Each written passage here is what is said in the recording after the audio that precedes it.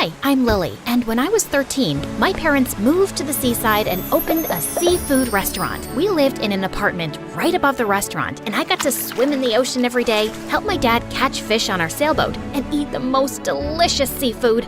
Life was perfect. At least it would have been if it wasn't for Enzo. Who's Enzo, you ask? He's a nightmare, a monster, a terrible, diabolical fiend. Oh man, I need a moment to calm down. Before I continue, please like and subscribe. Enzo was my age. His family owned the restaurant next door, and they were the absolute worst. They were always trying to steal our customers. One time, Enzo and his dad put a sign on their restaurant that claimed that their food was better than ours. Of course, I wasn't gonna let that go, so I made a ton of flyers saying that our restaurant was the best and posted them on dozens of mailboxes, street signs, and lampposts. 2 minutes later, I caught Enzo pasting his flyers on top of mine. What are you doing, you jerk? What does it look like, pea-brain? I'm saving the people of this town from eating your lame food. Take it down or else. Enzo laughed in my face. I got so mad I ripped off his flyer, he ripped mine, I pushed him, and he shoved me back. Then I slipped and scraped my knee on the ground. Sorry, I didn't mean to push you so hard. Are you okay? I grabbed a cold fish out of my dad's cart and hurled it at Enzo's dumb face. Enzo ducked, and the fish hit Enzo's dad in the head, who lost his balance, fell down, and broke his arm. For a week, Enzo's restaurant was closed because his dad was their only chef. At first, I felt really bad, but the next day at school, I opened my locker, and a bucket of sardines fell on my head. The stench was so bad, I had to sit outside during class, and all the kids started calling me Fish Face. And if that wasn't enough, during our dinner rush, I caught Enzo creeping around behind our restaurant. I chased him off, but a few minutes later, our power went out. All of our customers left and went to Enzo's restaurant, and we couldn't get the lights back on for a week. Enzo was evil, and he was obsessed with destroying me and my parents. Every time we saw each other, we'd give each other death glares. But then one day, the strangest thing happened. My parents invited Enzo and his parents over for dinner, and then they made a huge announcement. We've talked it over, and we've decided to go into business together. I couldn't believe we were joining hands with the enemy. Enzo and I begged and pleaded for our parents to change their minds, but they didn't budge. After the restaurants merged, Enzo worked at the restaurants on the weekends, just like me, and I tried avoiding him as much as I could. But things at school were worse. The kids loved making fun of me thanks to Enzo and his stupid prank, so I kept to myself and focused on my studies. But then one day, a new girl named Yasmin sat next to me in history class. She was beautiful and wore the most fashionable clothes, and everyone wanted to be her friend. The teacher partnered us up for a huge assignment that was almost half our grade, and we met at the library to work on it. I can't do this anymore. My brain is on fire. My eyes are about to go numb. We've been working on the assignment for less than 10 minutes. I'm not a machine. Yasmin had a meltdown and ran off. She didn't come back for hours. I finished the assignment on my own. Just as I was about to leave, Yasmin came back with a brand new outfit on, looking like she'd stepped off a runway. Where have you been? We were supposed to work on this together. Sorry, girl. I had to get ready for my date. Are we almost done? What do you mean, we? You didn't do anything. Then these mean girls walked up to us. Gosh, Yasmin, you're so cool and pretty. Why are you talking to that fish face? Drop the geek and come hang out with us. I thought Yasmin would join them immediately, but she didn't even laugh at their jokes. Hard pass. Have you looked in the mirror lately? Your face is hideous. Your dress is so last year. And that cheap perfume you're wearing smells like rose-scented turds. The girls were speechless. I was shocked. It felt so good to have someone stick up for me. So, about that assignment, you gonna add my name to that, or what? After that, Yasmin and I started hanging out all the time. I helped Yasmin with all her homework and helped her pass her tests. No, it wasn't cheating. I just liberated the answers and shared them. That's what besties do. Hanging out with Yasmin was the best. I got to sit at the cool kids table at lunch, even if it meant carrying Yasmin's books around. She had delicate arms. I couldn't let her strain herself. One day during cheerleading practice, I was getting Yasmin a bottle of water when a football came flying toward my head. Then Kurt, the most beautiful boy in the world, came out of nowhere and caught it. Kurt winked at me with his dreamy green eyes, and my brain turned to mush. Hey, fish face, is that for me? He grabbed the water bottle out of my hand, took a sip, and handed it back to me. You're sweet. His finger touched mine, and I fell in love. I felt like I was walking on a cloud, but I must have wandered onto the football field because all of a sudden someone crashed into me. Of course, it was Enzo. What's the matter with you? This isn't a sidewalk. Stop daydreaming and watch where you're going. You watch where I'm going. Trust you to ruin everything. Are you having PMS? You're having PMS, jerk! Later that day, I saw Kurt in the hallway surrounded by a dozen beautiful rich girls. My heart sank. He was totally out of my league. That night, I looked up into the stars and made a wish to be pretty and rich just so that I could have a chance with Kurt. The next morning, my life turned upside down. This huge celebrity had eaten at our restaurant and posted an amazing review online. That night, people were lined up outside our doors. Within 2 weeks, our restaurant became one of the most popular in the city, and we made a ton of money. Soon enough, my parents bought a new house and gave me a credit card. You've worked so hard, honey. Go buy yourself something nice. Whatever you want. You deserve it. I told Yasmin all about my new credit card, and she suggested we go on a shopping spree. I bought us a ton of matching outfits, expensive shoes, and jewelry. Bestie, I'd love a day at the spa. How about we go tomorrow? Your treat? No problem. I didn't mind picking up the bill at all. Yasmin was a great friend. She even invited me to a cool party. She did my makeup and my hair, and I looked like a goddess. When I walked into the party, all the boys noticed me, even Kurt. But when he waved at me, I got really nervous. What's wrong? You look like someone pooped on your shoes. I told Yasmin all about my crush on Kurt. Don't be shy, girl. Go get him. I gathered up the confidence to ask Kurt to dance, but just as I was approaching him, Enzo stepped in my way. Hey, Lily, you look great. Get out of my face, Enzo. No, really, I'm being honest. You look amazing. Listen, I've been meaning to talk to you. I want to apologize for always being a jerk to you. I guess all the pressure from working at the restaurant and school was getting to me. I was hoping we could have a fresh start. Just then, Kurt walked up to me. Hey, beautiful, you want to dance? Excuse me, we were in the middle of a conversation. Actually, we were at the end of it, and I'd love to dance with you. I ditched Enzo to dance with Kurt. After the song was over, I asked Kurt out, and he said yes. On our first date, we went to a really nice restaurant, but when the bill came, Kurt asked if I could pay. Sorry, babe. I forgot my wallet in my other pants. Oh, so embarrassing. But no big deal, I'll handle it. I paid the bill, then Kurt pulled me close and kissed me. That kiss was so magical, I couldn't stop smiling for days. Soon, we were a couple. Kurt loved it when I bought him nice gifts and took him and his friends to concerts, but after a while, things didn't feel right, so I talked to Yasmin about it. Oh, don't be so shallow. Kurt's the boy of your dreams. Girls buy their boyfriends gifts all the time. By the way, can I borrow $500? I've had my eye on this Gucci purse. Yasmin and I went shopping, and I felt so much better. For a while, my life felt like a fairy tale, with the perfect boyfriend and the best friend in the world, though Enzo was still a troll. Ever since the party, he's been acting so strange. Whenever he saw me and Kurt, he'd shake his head and walk the other way like he was disgusted. He even had a problem with Yasmin. Like this one time, he saw her leaving my house with a bunch of shopping bags from our latest shopping spree, and he lost his mind. Are you an idiot? Kurt and Yasmin are using you. You're wrong. You don't even know them. You're Yasmin's personal ATM. Yasmin's parents cut her allowance. She's accustomed to a certain lifestyle. I can't stand by and watch her suffer. Kurt flirts with every girl on earth. No, he's just a nice, friendly guy. He likes giving hugs. Jeez, you really are a moron. I got so mad I slammed the door in Enzo's face. I refused to let him drag me down. So I decided to avoid him forever. But my plan failed because later that night, Enzo and I had a meeting with our parents. We're opening up 3 new locations. We'll need you two to manage the restaurant while we're away. No problem, whatever you guys need. This is awesome. Enzo and our parents were so excited, but all I could think about was how much I'd miss hanging out with Kurt and Yasmin. Sorry, that won't work for me. I have plans. Well, you'll need to change them. I tried arguing with my parents, but they insisted that I help out or they'd take away my credit card. That would be a nightmare. So I agreed to their terms. I got so busy with school and work that I hardly saw Yasmin and Kurt, and I really missed them. So one day, as I was taking a cash deposit to the bank, I decided to stop at Yasmin's house to say hello. But when I got there, I saw Yasmin and Kurt kissing on the porch. I felt someone had stabbed me in the heart. Suddenly, I lost my balance and fell back into a trash can, which caught Yasmin and Kurt's attention. What's going on? I saw you kissing. Lily, it's not what you think. Yeah, we were just practicing. Practicing for what? that play, Romeo and Suzette. You mean Romeo and Juliet? Right, that one. When did you guys join the drama club? Oh, silly. We told you weeks ago. You must have forgotten. You know my heart belongs to you.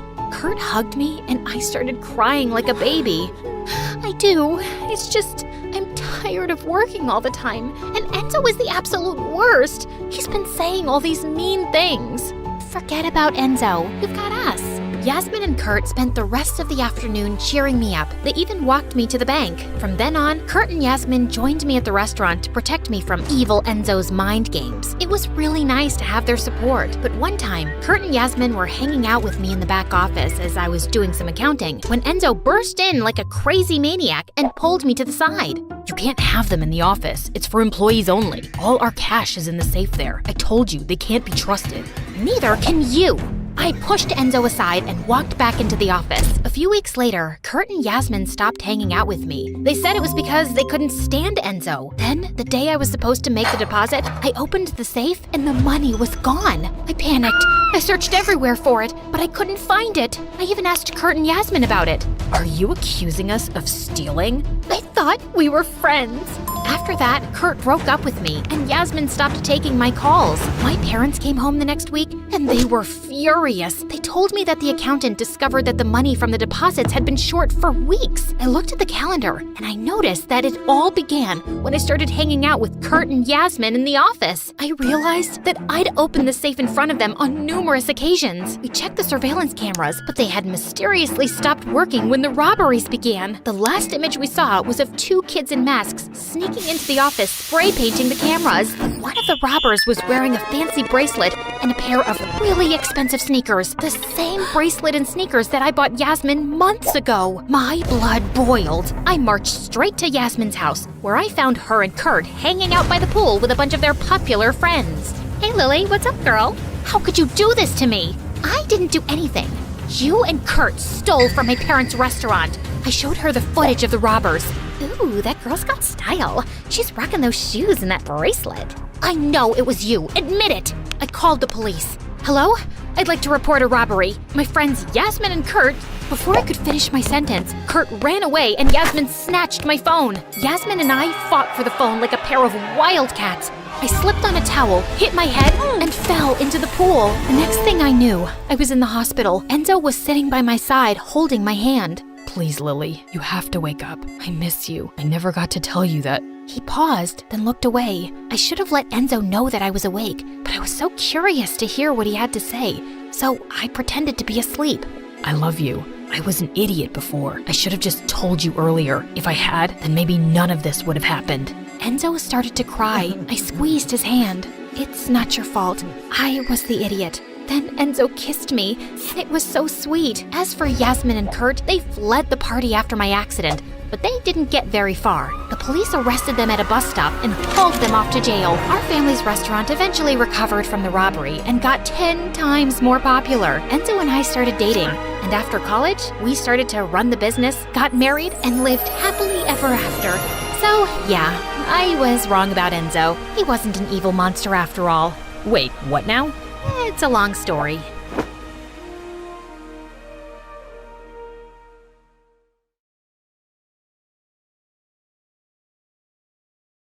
Hi, I'm Maria from Mexico. Everyone called me the Crystal Girl because I was so delicate and always at risk of getting hurt. In fact, my whole life was caught inside a bubble. But before continuing, don't forget to like and subscribe to My Story Animated. Once when I was little, I hurt my 2 little arms and cried so much. When Mom saw me cry and suffer as a newborn baby, she went crazy and grew crazier since then. Maria, don't get on there. No, Maria, you know you can't play on the swings. You can't ride a bike. No, no, no! When I was 7, Mom made a protective shield around me, so I literally grew up in a bubble. Life was not easy living like that. I never had friends. I never went to birthday parties, movies, the sea, or shopping. My whole world was those 4 walls inside my house. I was even educated at home. Mom played at being my classmate. Is there anything more creepy than that? Maria, do you want us to go to recess together? Mom, you're not a girl. You're my mother. I want to go to school. Please, I beg you. Oh, Maria, how funny you are. Let's play in the yard. The one that arrives last loses. I hate my life. The years went by. Mom decided to change the bubble models, and I got them air-conditioned. My life was boring, very boring, and Mom was becoming crazier and crazier. One day when I was 9, Mom left the front door open. I tried to get through it, but my bubble got caught in the middle of the door frame and I was trapped there for 3 hours. All my neighbors saw me and made fun of me, but something that I had never seen in real life approached. A little puppy. I managed to get my hand out of the bubble and touched it. The puppy drooled at me, and it was the grossest and most exciting thing so far. Of course, Mom punished me. No TV for a whole week! But when I was 12, something unbelievable just happened. Maria, come here. I want to introduce you. Meet Mario, your new friend. We said hello, and Mom gave us a list of things that are forbidden and another list of things that are allowed. But Mom only let us play chess and put together puzzles and watch documentaries of wild animals? Take it or leave. It's okay, Mrs. Lopez. We will be fine. And I was looking at him like an alien. The only person I had ever seen up close was Mom, and she wasn't very pretty. Mario had dark skin and green eyes, and when he spoke, he moved his hands exaggeratedly. He almost spoke with his hands. Mario hadn't seen many people either. Maybe yes, but definitely not one like me. Mario became my best friend. With my mom looking at us all the time, we invented a secret language through chess. Maria, I have to talk with you. Tell me, Mario. I'm in love with you.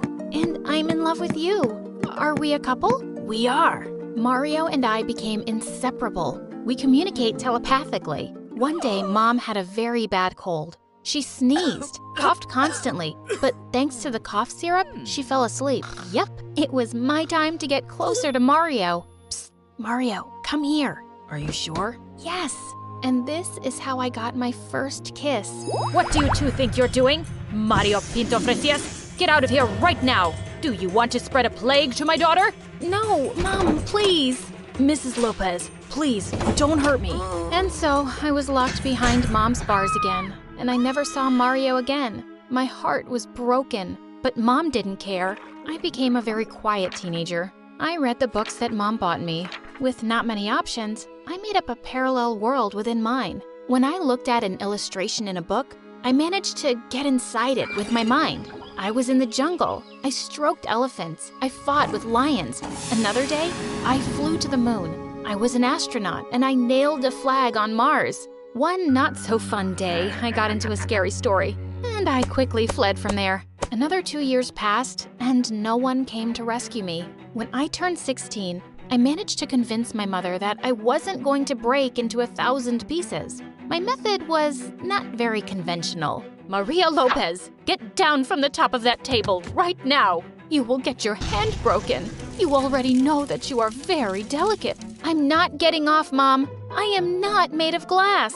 Enough, Maria. You are punished. I'm sorry, Mom. I'm 16 years old. You can't have me in a bubble anymore. Well, no bubble, but you will take these pills. What pills are those? No questions. You take them. It sounded better than the suffocating bubble, so I agreed to take those remedies. But strangely, I started to feel weak, practically unable to get out of bed. Those days passed me like a nightmare. I was totally scared. I didn't know what would happen to me, and my mom was getting crazier every day. I turned 17 and decided not to take my pills anymore. When Mom brought them, I was lucid enough to start pushing them aside in my mouth. When Mom left, I spit them out and hid them in a jar. I was better without the pills, but I didn't want to hold on anymore. One night, I decided to flee. At the train station, I made a list of all the dreams that I had been waiting to fulfill and that I had only imagined. To travel, parachute, go to a water park, learn to swim and swim in open water, run a karting race, try an exotic food, make friends, take revenge on Mom, fall in love, write a book. All these dreams looked impossible, as I had nothing but myself and my bag. To travel, I needed money. I started singing on a corner, and with the money I raised, I was able to get away from there. I danced in the rain, I made friends, I could feel what it feels like to be alive. At last, the jail was over. One day I climbed a cliff, and when I was there, so high up, feeling that I could breathe freely, I thought of Mom and all that she made me miss by not leaving her house. I told myself I was never gonna let anyone lock me up again. And of course, I fell in love. Jose, the guitarist, had olive skin and the most beautiful honey-colored eyes. We spent a month together and he was a great traveling companion. I didn't want to tie myself to anything or anyone, but Jose couldn't understand, and he left. I had my list of dreams to fulfill, and that was all I had in mind. I traveled and traveled, did things that thrilled me. When I ran a go-kart race, sadly, I had an accident, and I broke down. That's not because I am made of glass. It just happens when one lives. It strikes. But while I was unconscious, they called my mother. When I opened my eyes for the first time after the accident, I saw her huge, on top of me. I felt totally collapsed. It was like the freedom and happiness I had never existed. Easy, Maria, my little one. Here I am to take care of you. Look how you ended up. No, Mom. I don't want you to take care of me anymore. You make me sick. Sorry, Maria. Here's the rule. I have your custody because you can't take care of yourself. You won't get away with it. I think the medication is confusing you a bit. Mom is going to take care of you. Stay calm. And just like that, this doctor was whom I could talk to telepathically because, coincidentally, it was Mario. Mario, thank God it's you. You have to save me. Of course, Maria. I'm never leaving you again. Ma'am, are you responsible for this young lady? Yes, I am the only one responsible. She is very sick and she cannot take care of herself. Mario, tell this to Mom. Exactly everything I tell you. Very well. What a good mother. So devoted. As you know, your daughter has a very serious fracture. We're going to operate on her. No, I will not be separated from my daughter again. I'm going into the surgery room with her. Please, have a glass of water. We put Mom to sleep with a powerful sedative. We left her at the hospital. Mario left a very clear indication. This patient must start psychological therapy. And because of that, I took revenge on my mother. And at the same time, I fell in love. And so, I checked my wish numbers 8 and 9 off the list. Mario asked me to marry him, but I said no. I didn't want to get married yet. We have all the time in the world. And so, we wrote a new wish list, but this time together. Wondering what happened to my last wish? Write a book? Right now, I am writing the last sentence of my book. And this is my story, how the crystal girl turned to steel.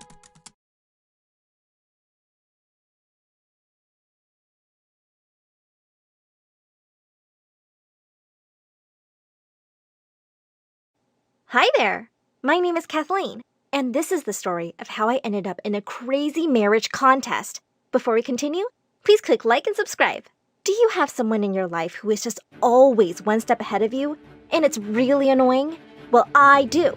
My twin sister and my arch nemesis, Jessica. She had to one-up me on everything, even our birth. I was born 3 minutes earlier, loser!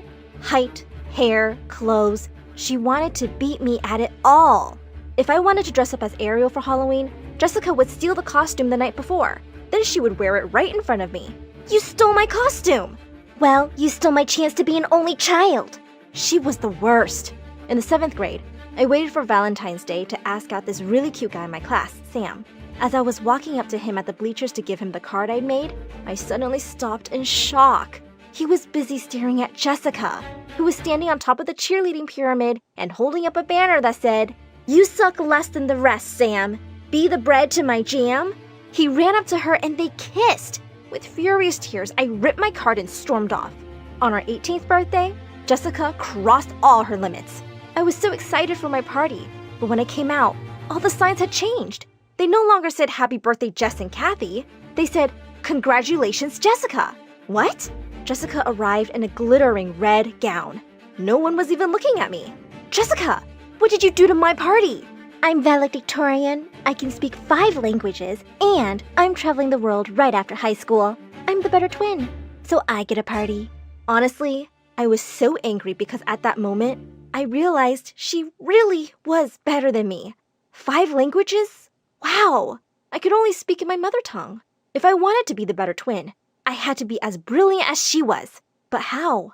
I was sitting alone, thinking and crying, when my friend Raj came up to me.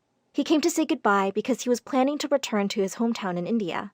When I asked him why he was going back, he looked very sad. My family wants to arrange my marriage to some girl I don't even know. The moment Raj said the word marriage, I had an incredible idea. What if I married him and went to India? Then I could start traveling before Jessica. I could even learn their language. So I told Raj my idea. It would solve his problem of marrying a stranger, and I could finally become the better twin. Raj looked confused. But how will you explain all this to your parents? Not a problem. I don't have to tell them everything. I'll just say that I'm going to visit you in India. And that's how Raj became the first guy I married. I told my family I was going to travel to India with my friend, and Jessica literally burned with jealousy. Ha! I left home the day after and hopped on a plane with Raj. I was ready to start my international adventures. I married Raj in a traditional Indian dress, met his parents and relatives, and ate lots of amazing Indian food. I studied Hindi day and night.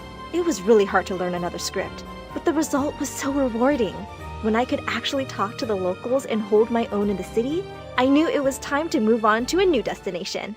A few months after my marriage, I met the perfect person, Rodrigo. Rodrigo was a Mexican tourist in India, and I bumped into him in a supermarket one day. For him, it was love at first sight. Latin people must be very passionate because when I asked him to marry me in a week, he said yes. So I ended my marriage to Raj and went off to Mexico with my new husband, Rodrigo. I worked hard on learning Spanish, and it was way easier than Hindi. I could speak in fluent sentences in only 2 months. Rodrigo was such a caring and sweet person, and after 2 months of marriage, he took me to a romantic dinner and told me he loved me. He was so charming that I almost fell in love with him. But I had to keep my eyes on my objective: travel the world and learn more languages than Jessica. So I looked into his eyes and said, "Our marriage ends tonight." I think I broke his heart because he started bawling like a baby. Then he kicked me out of his home. Now I was all alone with no money in Mexico. I started walking aimlessly down the streets, feeling scared and guilty. I almost thought of giving up my crazy plan to travel the world and just go home. Just then, a guy walked up to me and asked me why I was crying. And that's how I met Pierre, my third husband. Pierre was from Paris, and he was for sure one of the most handsome guys I'd ever met. He was also really kind and offered me a warm meal and a place to stay. When he asked me what I was doing here, I decided to tell him the plain hard truth. I need to marry someone to travel with. Are you okay with that? At first, Pierre seemed taken aback by my idea, and then he shrugged. My mom is always complaining that I've never introduced her to a girlfriend, so why not? Let's do a marriage contract. The next stop was Paris, and what a wonderful city it was. As soon as I went to Pierre's home, though, I realized why his mom was worried about him not finding a girlfriend. Pierre was a video game nerd. I wanted to be out in the city of love, eating croissants and cheese, and he just wanted to play video games in his room. Our wedding was super lame. Pierre didn't have any friends and spent most of the party playing his stupid games. I didn't care. My plan was to study French with his mother. I became pretty fluent in 2 months. And then as planned, I divorced him. Soon after, I found a job in a bakery, and I loved it. One day while I was serving a customer, a Chinese guy entered and asked if we could talk. He was so sweaty and nervous, and I wondered what he had to say to me. "Pierre told me you marry people, right?" "Oh, yes, that's me, the girl who marries." The Chinese guy's name was Lang, and he needed a bride. He had a secret love story with another girl his parents didn't like, so he needed marriage as a cover for it. So that's how I flew to Shanghai and married my fourth husband. Lang was sweet, and his family was super happy that he was finally married. We lived in an apartment in downtown Shanghai where I had all the time to study and learn Mandarin. Everything was going perfectly till I opened Instagram one day and saw Jessica's update about traveling to her 6th country. Oh no, I needed to speed up. I asked Lang for help, who had an idea. I could find guys through wedding agencies and marry as many as I wanted for the honeymoons. That sounded perfect. The day Lang and I divorced, my mom called. She was worried because I'd been away from home for too long. I told her I was having the most incredible time of my life, and I hung up the phone because it was time to meet my next husband. My 5th husband's name was Ling Wei, and we had a fake wedding certificate because dealing with that many divorces started to be annoying. So we had our honeymoon in Thailand, and it was terrific. I think I had 4 different fake marriages in China, which gave me the opportunity to go on honeymoons to Indonesia, Japan, Australia, and Korea. Being with so many Chinese guys, I'd really perfected my Mandarin too. I was really moving forward, but slowly, I was getting tired of it. After my 9th marriage ended, I was emotionally exhausted. I needed some alone time in one place. So I shut myself in my apartment in Shanghai and refused to go out. I only opened the door to get my food deliveries and turned down all my phone calls. In the darkness of my room one day, I realized it was my 21st birthday. 3 years had passed since I left home, so I decided to call my mom and dad. When I finally explained why I'd left, they were really upset with me. "You're a terrible daughter, Kathleen. While you've been away having fun, we've been sick with worry. Don't come back now. Keep living your crazy life." That day, as I was eating my birthday cake alone, I realized how my actions had shaped my life. My parents hated me, and I'd married 9 guys but never found love once. At that moment, I received a phone call from Ling. "I know you're sad, but your 21st birthday is a big deal. We're going out, Kathleen." So, after a long time of being cooped up in my apartment, I put on some makeup and a cute outfit and went out. Ling took me to a lovely party on the roof of a skyscraper. We danced for hours and had a lot of fun. But when the DJ put on a romantic song, people started dancing in couples, and I felt alone again. I wanted to leave, but Ling stopped me. We started dancing, and I felt something I never felt before. Were there butterflies in my stomach? When the dance ended, I actually felt bad. I wanted to be near him again. I started hanging out with Ling more often. We had so much fun together, and slowly, my feelings had turned into a full-blown crush. But Ling had married me so he could date some other girl in peace. What about her? My doubts were cleared when one day, Ling and I were going home from dinner, and he kissed me. I asked him, "What about that girl you were with?" "Oh, it didn't work out with her. I was a little too busy falling for you." Oh my God! Ling was falling for me? I threw my arms around him and kissed him, my heart soaring. We started dating for real this time. He was my first real boyfriend. For a while, I'd really regretted my stupid competition with Jessica, but it had led me to Ling. Being with him gave me enough self-confidence and strength to do something that I was putting off for a long time. I was going to go back home. I promised to come to China soon, and he promised to come see me. "Ha! Okay, whoever makes it first. We will see each other soon."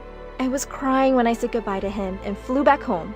When I met my parents and finally apologized, I thought they were going to get mad, but they ran to me, hugged me, and started weeping. "Oh, we're so happy you're okay. I'm so sorry about what I said. You're always welcome home, baby." I hugged them back and we cried buckets together. When Jessica showed up, she started mocking me right away. Is the little loser back? Are you crying because you finally accepted I'm better than you?" Her jokes had 0 impact on me. "I'm not competing with you anymore, Jessica. You're not worth it. No one is." From that day on, I focused on living my life the way I wanted to. Ling joined me at home a few months later, and my parents just loved him. We got married at an adorable ceremony, and even my past husbands attended. Jessica was super jealous of me that day too.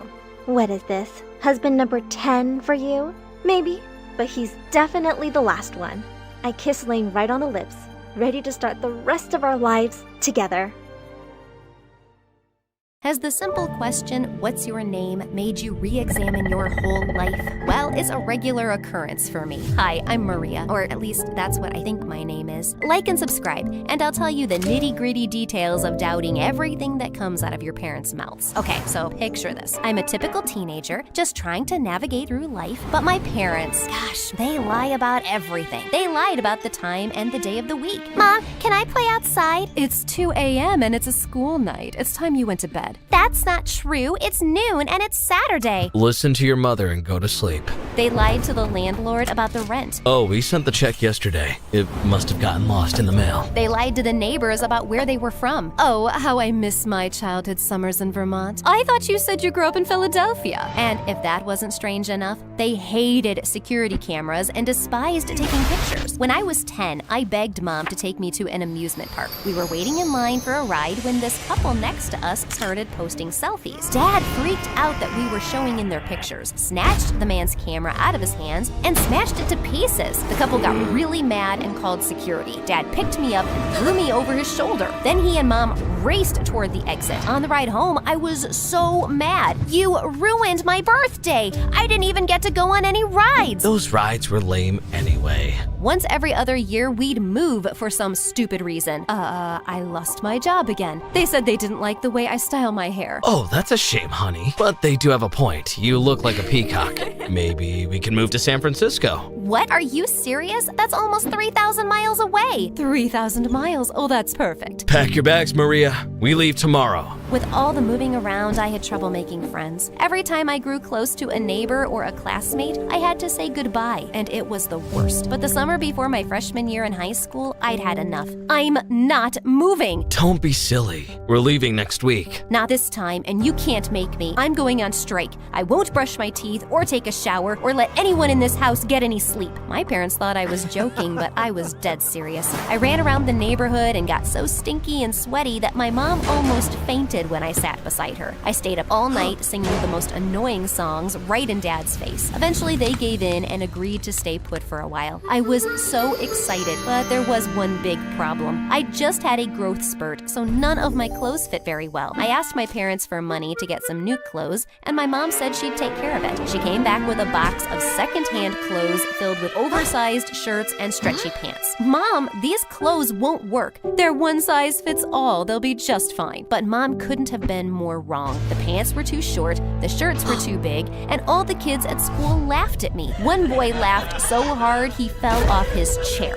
I was so embarrassed that I ate lunch alone in the hallway. Then this girl, dressed like she was a forest fairy, waltzed up to me. I swear I saw a baby bird peeking from under her thick wavy hair. I'm Hannah, and I can see your aura. My what now? Your celestial body. It's pink with red polka dots. I have a special gift. I can see the future and otherworldly things. No way. She waved her hands in the air like a crazy person, stared off into the distance, then pulled a watch out of her pocket and put it on her forehead. Oh yes, I understand. Who are you talking to? Shh, the timekeeper is speaking. No, she has spoken. And she told me that we are destined to be best friends forever. Hannah spread her arms and grinned at me. She gave me a huge bear hug, and to my surprise, she was right. After that day, we were inseparable. Hannah swore she was a psychic, and she loved to show off. I've had a vision. Mr. Miller will wear pants today. But Mr. Miller wears pants every day. Most of her visions and predictions were really just lucky guesses, but she swore she had a gift. One time, she told me the most outrageous thing. You see that boy over there? She pointed at Bryce, a football player and the cutest boy in school. Yeah. You two are going to fall in love and get married. I laughed in her face. That will never happen. If you haven't noticed, he is the most popular boy in school, and he only dates cheerleaders and models. Trust me, you'll see. I had to admit that the thought of me and Bryce together was nice, but he was totally out of my league. He was surrounded by the prettiest girls in school, and the couple times he did say hi to me, I had spinach in my teeth and accidentally dropped my notebook on his foot because I was so nervous. One day, Hannah dragged me to a carnival to meet her favorite psychic, Madame Bling, in a dusty old tent. She had a crystal ball and a nose ring, and she smelled like mothballs.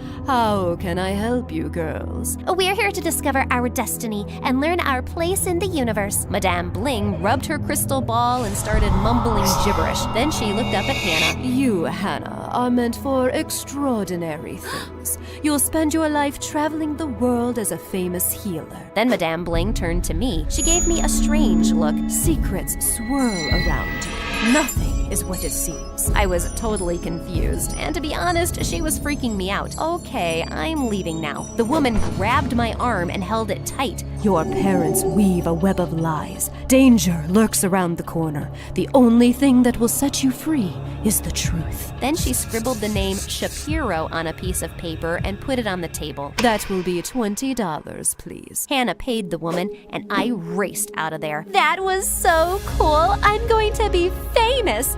Oh, sorry about that stuff about your parents. That night I couldn't sleep. I tossed and turned as Madame Bling's warning played over and over in my mind. Sure, my parents were liars, but I never told anyone about it, not even Hannah. How could Madame Bling have known? And what did she mean about danger around the corner? The next morning, I told my parents all about Madame Bling and Shapiro, and to my surprise, they burst out laughing. This isn't a joke. They looked at me like I was crazy. Oh, sweetie. I'm sorry that old woman took your money. She's a con artist artist. Can't believe a word she says. We'd never lie to you. Do you think I'm some kind of idiot? You've been lying to me and everyone else for years. You're not feeling well. You should go lie down. Everything will be fine after you've had some rest. Or maybe you need a change of scenery. Let's move. Great idea. My blood boiled. I couldn't take it anymore. I stormed out the door without another word. I'd never get the truth out of them. And now they were suggesting moving again? The last thing I wanted was to leave Hannah or my new school. I had to stop them and their lies once and for all, so I asked Hannah for help. Stand back, I'll get you your answers. Hannah stood on her head and started squealing like a pig.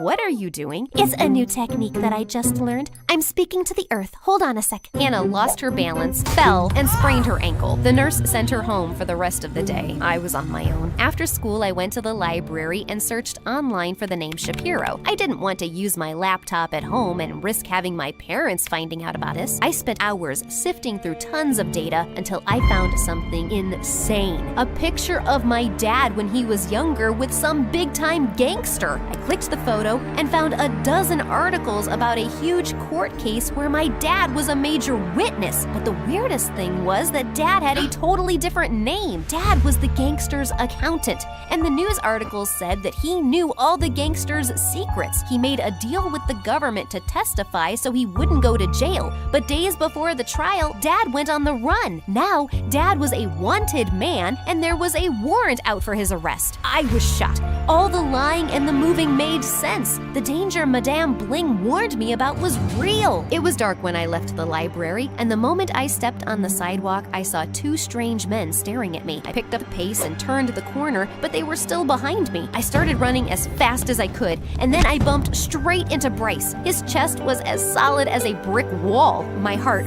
fluttered as I looked into his dreamy eyes. Yeah, pathetic. Typical damsel in distress. So embarrassing. Hey, are you okay?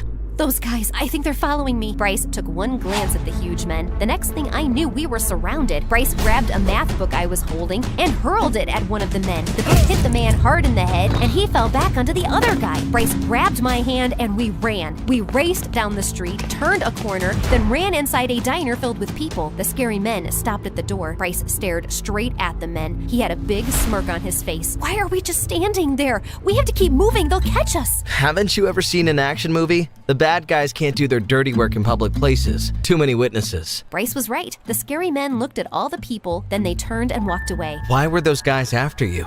I don't know. I think you're lying, but that's okay. You can tell me when you're ready. I wanted to tell Bryce the truth, but I wasn't sure if I could trust him. I'd seen way too many MSA videos where the cute boy turns bad and double crosses the naive and sweet main character. Bryce walked me home, but when I got there, my parents were gone. I tried to call them, but they didn't answer. I started to panic.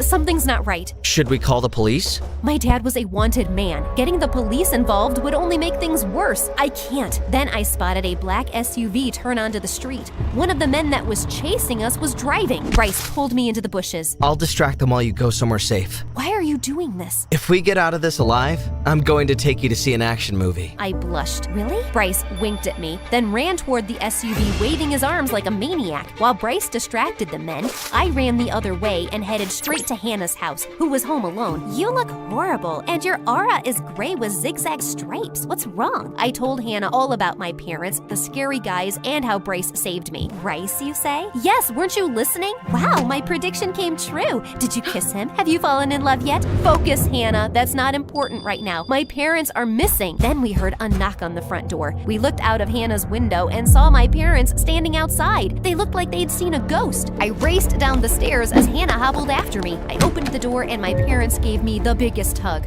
Oh, Maria, we were so scared. When you didn't come home, we went out looking for you. We're so happy you're safe. I pulled away. Dad, I know about Shapiro, your fake name, and that you're on the run from the government. Mom and Dad looked shocked. It's not what you think. I can explain. It's just a misunderstanding. You see, there's this man that looks just like me. No, he actually stole my identity and... I could tell Dad was lying. Just as I was about to call him out on it, I saw a black SUV parked across the street, and I gasped. "What's wrong, Maria?" I pointed to the men. Mom saw them and yelled, "Get inside, now!" We raced inside Hannah's house. Mom slammed the door shut and closed all the windows. Then she and Dad pushed a sofa in front of the door. Suddenly, the men started banging on the door, trying to get inside. Hannah started freaking out and put a pillow over her head. "The danger is lurking! Can someone please tell me what's going on?" "Tell her, darling." I'm sorry, Maria. It's all true. I was Shapiro's accountant. Your mother worked for him too. She was one of his bodyguards and we fell in love. We were supposed to testify against Shapiro at his trial, but Shapiro's people found us and threatened to hurt you, so we changed our names and went on the run. What's my real name? It's Julia, but we changed it to Maria when you were 3 years old. Suddenly, glass shattered and half a dozen men burst through the back door. Mom and Dad leapt into action.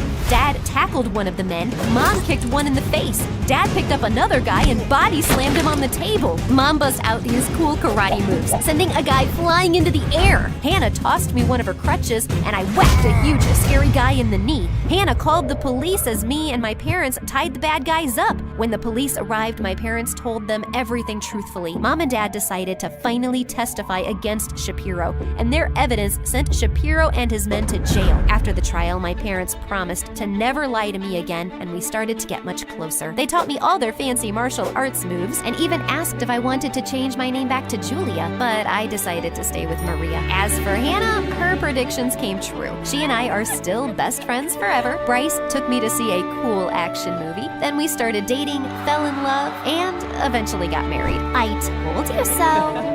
I was born into a super rich home. My dad owned the largest store in the country, and my two brothers were billionaires as well. My long brown hair and my blue eyes caught the attention of everyone whenever I went out with my dad. Wow, your daughter is so beautiful. People would shower me with all sorts of gifts. I loved it a lot. I mean, who wouldn't? I would always want to go out with Dad, but he wouldn't let me, and he had his reasons. I was the only girl in the family. My mom left when I was a baby. When she left, Dad said I became really sick. I was taken to the best hospital in the country. They did all they could, but I didn't get any better. I spent a year in the hospital, and eventually I got better. I'm so glad you're fine now, sweetheart. Since then, my dad and brothers walked on eggshells around me, and they spoiled me silly. They bought me the most expensive gifts. My dad even got me the most expensive necklace in the world. I love them, but sometimes they do too much. The only person who treated me like a normal kid was Jerry, our next-door neighbor. Jerry and I were inseparable growing up, and we had the best time together. When people made fun of my long brown hair, Jerry always defended me. We would play silly pranks on my brothers and laugh as the pranks played out. That all changed when Jerry's parents decided to move to another country. Jerry's mom got a sweet fashion deal in Paris and they had to move. I was devastated. I wanted to sneak Jerry into my room so that we could start living together, but my brothers found out. Jerry left and I was all alone. It took me a while to make friends in high school. Even though I was the prettiest girl in school, I had gotten so used to Jerry that I couldn't just blow with any other person. One day, I was on YouTube watching MSA videos when I stumbled upon a channel. It was Jerry's. He'd gotten so big and handsome. He was a popular chef in Paris with over 10 million subscribers. I stayed up all night watching his videos. I wanted to drop a comment, but I didn't know what to type. I was scared that he wouldn't remember me anymore. Meanwhile, I'd gotten into a nationwide beauty pageant, and I was one of the favorites to win. That was all my dad talked about. You need to win the pageant, sweetie. Whatever it takes. I would always feel the pressure choking me when I went to school. Diane, the only person I was able to bond with at school, noticed and tried to take the pressure off. Let's go to your favorite restaurant. I'm sure you'll feel better after. We went to the restaurant and she got me my favorite meal. I smiled as the waiter placed the food on the table, and just as I munched on the delicious meal, the cutest guy walked in. Every lady in the restaurant stared and was in awe as he sat by the window. He looked at me and with a gorgeous smile, he winked. My face turned red and my heart raced as he winked. I quickly looked away and focused on my meal. Just as we were about to leave the restaurant, I slipped and I was sure that I would fall, but the cute guy caught me. You should watch where you're going. I should be the one falling, not you.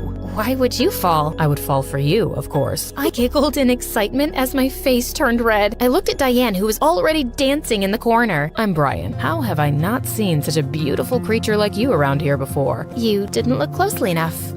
I'll see you around. I grabbed Diane and we rushed out of the restaurant. Since then, I met Brian every time I went to the restaurant. He would come over to me and we would start talking. Turns out he was pretty funny and smart. I became so fond of him and we spent even more time together. He took me on a date one night, and when we returned, he walked me to the front door and planted a kiss on my lips. I was so excited because I had wished that Brian would be my first kiss. I began to really like him, and it turns out I wasn't the only one. My brothers and even my dad loved him. He is the son of the wealthiest man in the country. We need the connection, honey. He helped me with my preparation for the beauty pageant, and with time, we became a power couple in school. Apparently, Joy, the biggest bully in school, was also a contestant in the beauty pageant and was obsessing over Brian. I wonder what he sees in you. Things he doesn't see in you, apparently. She did everything in her power to stop me from dating him, but she failed miserably. Her face would turn red when she saw us together after her failed attempts. It was so hilarious. I got to school one day and I got the biggest shock of my life. Jerry, my runaway neighbor, was sitting right next to my seat in class. Jerry, what are you doing here? I ran to meet him, and he met me halfway. He lifted me up and hugged me tight. Wow, he even looked way cuter than in the videos. Brian saw us, and he quickly moved to hold my hand. Who is he? Oh, this is Jerry. We were close friends when we were much younger, but he's a huge star now. Huge star? How come I've never heard of him? Don't mind Tina here. I'm just a chef. What are you doing here, though? Oh, I moved back here. My mom wants to spend more time here, and I miss this place as well. I was so excited that I hugged him again. Brian pulled me back and placed his arm on my shoulder. It's good to see you, Jerry. I waved at Jerry as I walked out of the class with Brian. The wonderful memories I shared with him growing up rushed back to me as he smiled at me. He came to my place after school and we spoke for a long time. He told me all about Paris, how he learned to cook, and how he became a teenage sensation overnight. My mom helped me with everything, and that's why I love her so much. I'm really happy for you, Brian, and I'm glad you're back. Just as Jerry was about to leave, Brian walked in. Oh, Jerry's here. I was on my way already. Let me leave you two alone. Good night. Jerry sounded so cool and mature, and he was dressed well too. Brian and I spent time together, but all I could think about was Jerry. I started spending more and more time with Jerry, and I began to realize just how funny and smart he was. Whenever his brown eyes stared at me, my heart would melt, and I could feel the butterflies in my stomach dancing. I was falling for him, and honestly, I loved it. Brian, on the other hand, had been buying me nice gifts since Jerry came back. He even got me a very expensive car, which I really loved. One time, I was walking with Diane, and all of a sudden, I tripped, and as I was about to fall, Jerry, out of nowhere, caught me. He held me in his arms for a while, and I just stared into his gorgeous eyes. He reached out to kiss me, but Brian walked up to us that moment. What's going on here? I pushed Jerry aside and ran away.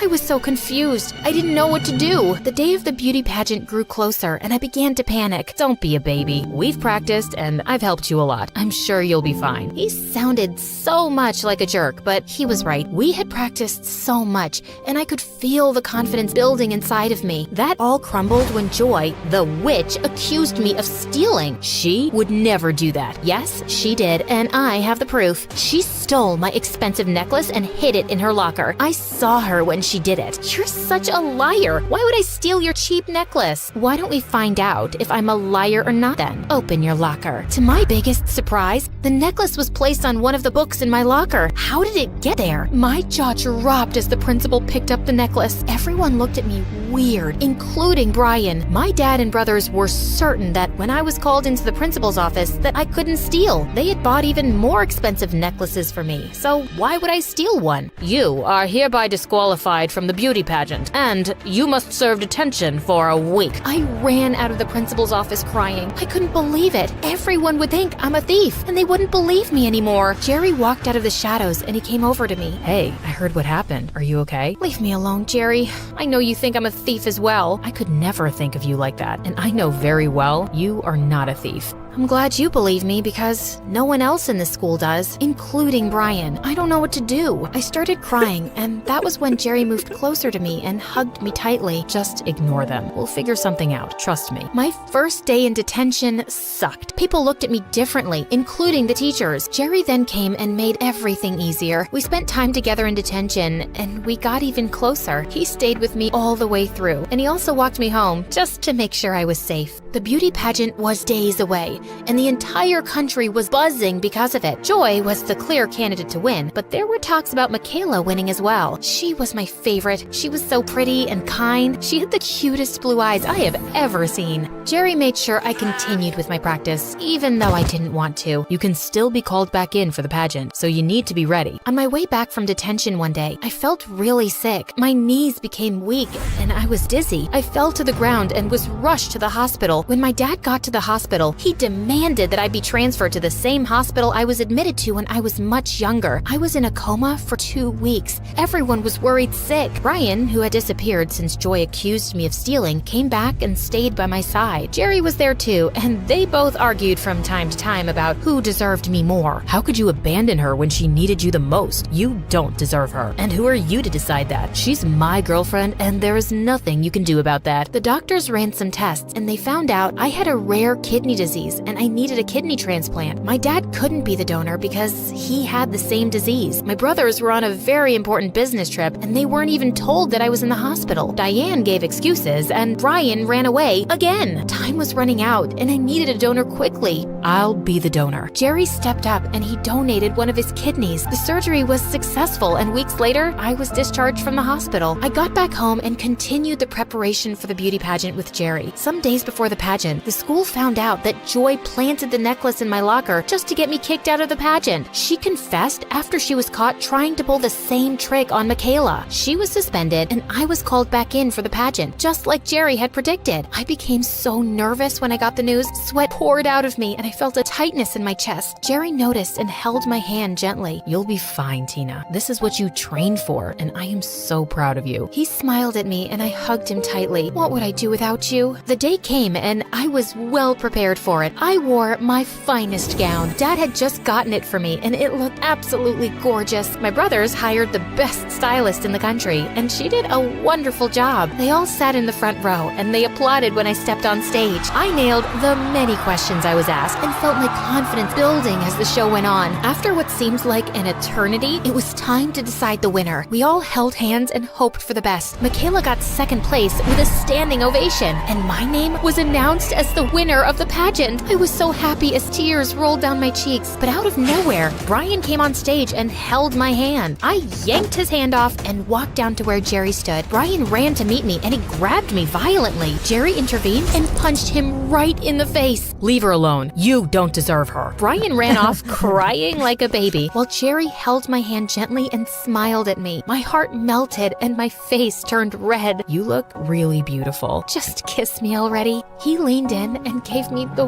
warmest kiss ever. I held on to him as everyone cheered us on. It was the best night ever. My mom is Italian, and she raised me and my sisters on her own in a very small town in the US. But we might as well have been living in Italy. Pretty much everyone we knew was Italian. Now, my mom has 2 talents. One, she's an amazing seamstress. She could make a stunning dress out of a potato sack. My sister and I used to wear all sorts of garbage when we were younger. Old curtains, bed sheets, towels, you name it. On a side note, do you know that cotton lasts for like 100 freaking years? That's longer than the seasons of Grey's Anatomy, man. And I thought nothing could compete with that. Sorry, what was I saying? I always lose track. Pardon me. Yeah, so 2, my mom knows and remembers everything and everyone in town. And she likes to talk about it a lot. Like her mouth runs as fast as her hands. You know the Bartoli family, right? Their daughter ran away with the homeless-looking boy from the Rossi family. Now, after just a week, the boy sent her back home because she doesn't know how to make a pasta. What kind of girl doesn't know how to make a pasta? So now, man, she could just go on and on about these people, and I didn't give a rat's butt about it. But I indulged Mom and heard all her gossip because I was her favorite, which is what makes me really unique. I'm the middle child, and I'm the favorite. Yeah, you heard me, an unheard of phenomenon, but you'll see why. My sister Bella is 2 years older than me, and it's not hard to see why she isn't the favorite. She's like the opposite of everything a firstborn is supposed to be. Lazy, whiny, irresponsible, and dumb as a button. Actually, buttons are quite useful, but you get the point. Like on her 9th birthday, she got a $50 note from her aunt, and I convinced her to exchange it with me for $21 notes. She was so happy she had so much money, and I was $30 richer. Also, I often got compliments on my rosy skin, which really bothered her. So one day, I let her in on my secret. Mom's been doing something special with me for years, and now I'll share it with you. You have to make a paste of baby powder, milk, crushed daisies, and a few tablespoons of mud. You know, so you don't get pale like a ghost. And then you put it on your face for an hour, but you have to sit really still while it dries, otherwise you'll get wrinkles. And oh, you can only do this between 4 to 5 in the afternoon because it's the golden hour. Works like magic. Worked out great. Because we were only allowed to watch TV for an hour between 4 and 5 p.m. And now I had it all to myself. This went on for a month till Bella ended up with acne, and Mom found out what she'd been doing. My younger sister June came 2 years after me, and well, she's just a sweetheart. She could have been the favorite, but our jerk dad left right after she was born, and I think it just wasn't a good time for Mom to bond with the baby. But I adore June. She's just easy to love. And she worships me. Like, I think she'd kiss my feet if I asked her to. I mean, I would never do that, of course. Only the occasional foot rub. That's not an abuse of older sibling power, right? I guess I'm the smartest of my sisters. And it's not me saying it. My teachers say it, Mom says it, everyone says it. Look, this is a picture I colored when I was just 5. No, wait, 7? Okay, fine, 10. Just focus on the colors and not on my amazing nails, okay? But since you're wondering, June did the nail art. But what really got to Bella was when anyone said I was the prettiest. Like in 7th grade, Mom had come to our school for our parent-teacher meeting, and she met with my class teacher last, who couldn't stop gushing about me. What a blessing to have a child like beep. Oh, the year I had Bella in my class, it was so hard. That's when I started my blood pressure medication. But this one, she's such a marvel. And a beauty on top of that. Now, I'm not saying the other two are ugly, but they look more like you, and beep is more on her dad's side of the family with those delicate features, a bit like Cinderella and her stepsisters. That made me so uncomfortable. Like, you know how the truth can sometimes do that, but why say it, man? And Bella just lost it. She flung a bottle of ink at my teacher. Oh my God, I ruined your clothes. Now, I'm not saying they were pretty to begin with, and you'd look like a sack of turnips no matter what, but I'm still sorry. Actually, they look less tacky now. Here's some more. Oh man, I laughed so hard, I peed a little. That was my fondest Bella memory ever. And yeah, there aren't many to choose from, but that one's pretty cool. Mom was really embarrassed though, and Bella got a reputation in town for being a little cray-cray. I honestly never cared that much about looks. But I understand why people are obsessed with being pretty. You get doors opened for you, someone will give you their place in a long line, offer to carry your stuff, or give up their umbrella for you and get soaked themselves. And sometimes you try to refuse, but people won't take no for an answer. Also, pretty people are almost seen as superhumans. I mean, think of some beautiful person, and then think about them burping or farting or pooping. You can't imagine it, right? Because how could someone that pretty do something so nasty and basic? No, they must poop litter. Like this one time in 9th grade, I was in an elevator in the bank when I felt this really big urge to fart. There was no stopping it, and I let it out quietly. But man, I stank the place up, and everyone glared at this poor big guy in the lift. No one even thought for a second that it could be me. I kind of felt bad, but how could I own up to that? So yeah, life was good in my little town, but my dreams were bigger than that. I wanted to see the world and maybe become a famous singer. Oh, did I mention yet that I have a great voice? Really won the genetic lottery, huh? Please don't hate me, y'all. I'd sing at every school event and even participate in local talent shows or sing at some restaurants. And any money I made, I put away in my piggy bank. I was saving up to go to LA one day to be a star. But things took a wild turn in 11th grade. One day at breakfast, Mom was going through the mail when she nearly choked. Oh Lord, my prayers have been answered. Which ones? You pray a lot, Mom. Like seriously, God must be tired of you asking for so many things all the time. Will you just listen? You know our distant family friends, the Ricci family. Those really rich people? They once came to town 10 years ago and we went on a picnic with them. And that Mrs. Ricci kept trying to get my mother's lasagna recipe from me. But I told her it was going to me with my grave. And then she tried to Get to the point, Mom. All right. Anyway, they have a son who's a year older than Bella. And she wrote to me saying that she wants to come and see my girls. And hopefully choose one to get married to him. Isn't that amazing? Mom, this is America, and it's 2022. No teenager gets married. Oh my God, it's all I ever wanted. I've always wanted to be Mrs. Richie Rich. Yes, 100 times yes.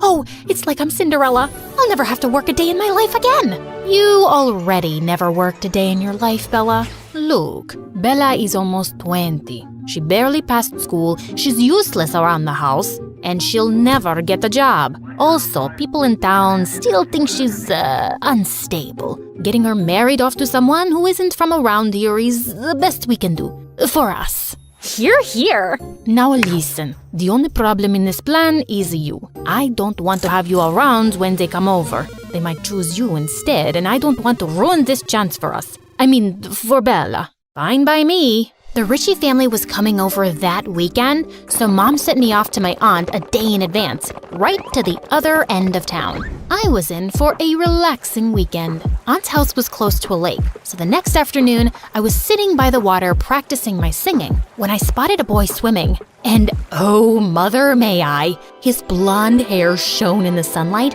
and the water rippled smoothly over his strong arms. Wow. Now, don't think I'm boy crazy. I find most guys annoying, actually. And who knew? Maybe this one was annoying too. But who minds a little eye candy? It's the only candy that's good for you. But suddenly, he let out a sound I've only ever heard a cow make in labor. A jellyfish bit me! He passed out and started sinking. I swam like a graceful mermaid towards him. Man, he weighed a ton. I managed to drag him to the shore and checked his heartbeat. Yeah, he was gonna live. And up close, he did look kind of annoying. You know, those boys who are too pretty and think the universe revolves around them? Yeah, he was definitely giving off those vibes. I thought I'd wait around till he came out of his beauty nap, so I started singing one of my original songs. You wanna hear about this girl who makes jealous witches hurl? She had beauty, she had brains, there was talent in her veins. Not that everyone was dumb, but the town made her numb. What? Stay here forever, that made her feel bummed. She knew that there was more, so much more to her life than the gossip and the small talk, being a dumb man's dumb wife. It's not hard to see, the girl I'm talking about is me. So if you wanna hear the rest, pay up now, it's not for free. Suddenly, I felt something touch my foot. I'd almost forgotten the boy who was staring right up at me. Wow, you're a goddess, an angel. That voice? And you saved me, right? Yeah, but anyone would have done the same in my place. It's not special. Of course it's special. You saved my life. I think I'm in love with you. Aw, man. This boy was dumber than I'd thought. That's so sweet. You know what? You still look pale. You should lie back down, and I'm gonna go make a mixture of herbs for your jellyfish bite. Oh, I've forgotten all of my pain, except that ache in my heart. Yes, we'll deal with that too. Just close your eyes and I'll be back before you know it. I skipped off all the way to my aunt's house. I'd be gone in 2 days from here, and I'd never bump into him. When I returned home, I went through the back door into the kitchen. Just as I popped a muffin in my mouth, Mom walked in. What are you doing here? Hello, I live here? I'm your favorite child, remember? Shh, keep your voice low. The Ricci family came for a second visit today, and they're in the house right now. You better not come out. Okay, I'll just stay here. Just leave the cakes, woman. Oh, sorry, I was looking for the bath. Oh my God, it's you, the rapping angel. What the freaking fruitcake? The Ritchie boy was the guy I'd saved from the lake? Apparently, he'd stopped for a swim on their way here. His name was Luca, and he told his parents he was in love with me, and he'd marry me or marry no one. Such a drama queen. He cried, Bella cried, his parents begged, Mom panicked, and she sent them away saying, "We need time to think." You really went out of your way for these guests, Mom. You never make pasta for me. And yum, I haven't had this pastry in ages. Will you please get serious for a minute? What are we going to do? About what, Mom? I'm not getting married, duh. You don't have to get married. It could just be an engagement till you know him better. Okay, fine. Just be his girlfriend. It's too good a proposal to pass. And I wanted it for Bella, but if it's not happening for her, you have to accept it. Before I could reply, Bella came flying at me. You stupid witch! I'm not letting you get away with this. Gosh, Bella, have you gained weight? Get off, you baby cow. I was so close to getting everything I've ever wanted, and you ruined it. I didn't do anything, and Luca is an idiot. Don't say that. He and I are perfect for each other. You're actually just reinforcing my point. Ow! Just stop it, the both of you. I'll never forgive you, beep, and I'll curse you every single day for the rest of my life. I wish that you gained stubborn fat on your thighs that never leaves you. Well, I won't bore you with the details of what happened after. You know those annoying people who say, long story short, and then tell you every detail and all the bonus scenes? Yeah, I hate that. Anyway, I turned down the proposal, the Ritchie family left, but Luca sent letters non-stop. Bella stopped talking to me, which was amazing, but Mom stopped talking to me too. And then a month later, she got really sick. I ended up using all my savings for her treatment, and somehow, she emotionally blackmailed me into agreeing to date Luca. See, with great favoritism comes great responsibility. Mom favored me all her life, and as her perfect child, I felt the responsibility to make her happy now. Really, it's not easy being me. Of course, Bella was furious, and after she gave all my clothes to the neighborhood dogs, she started muttering things under her breath whenever she saw me. Gosh, so immature. Thankfully, Luca lived very far away and we just talked on the phone. But he called so much that eventually I made June take his calls and say,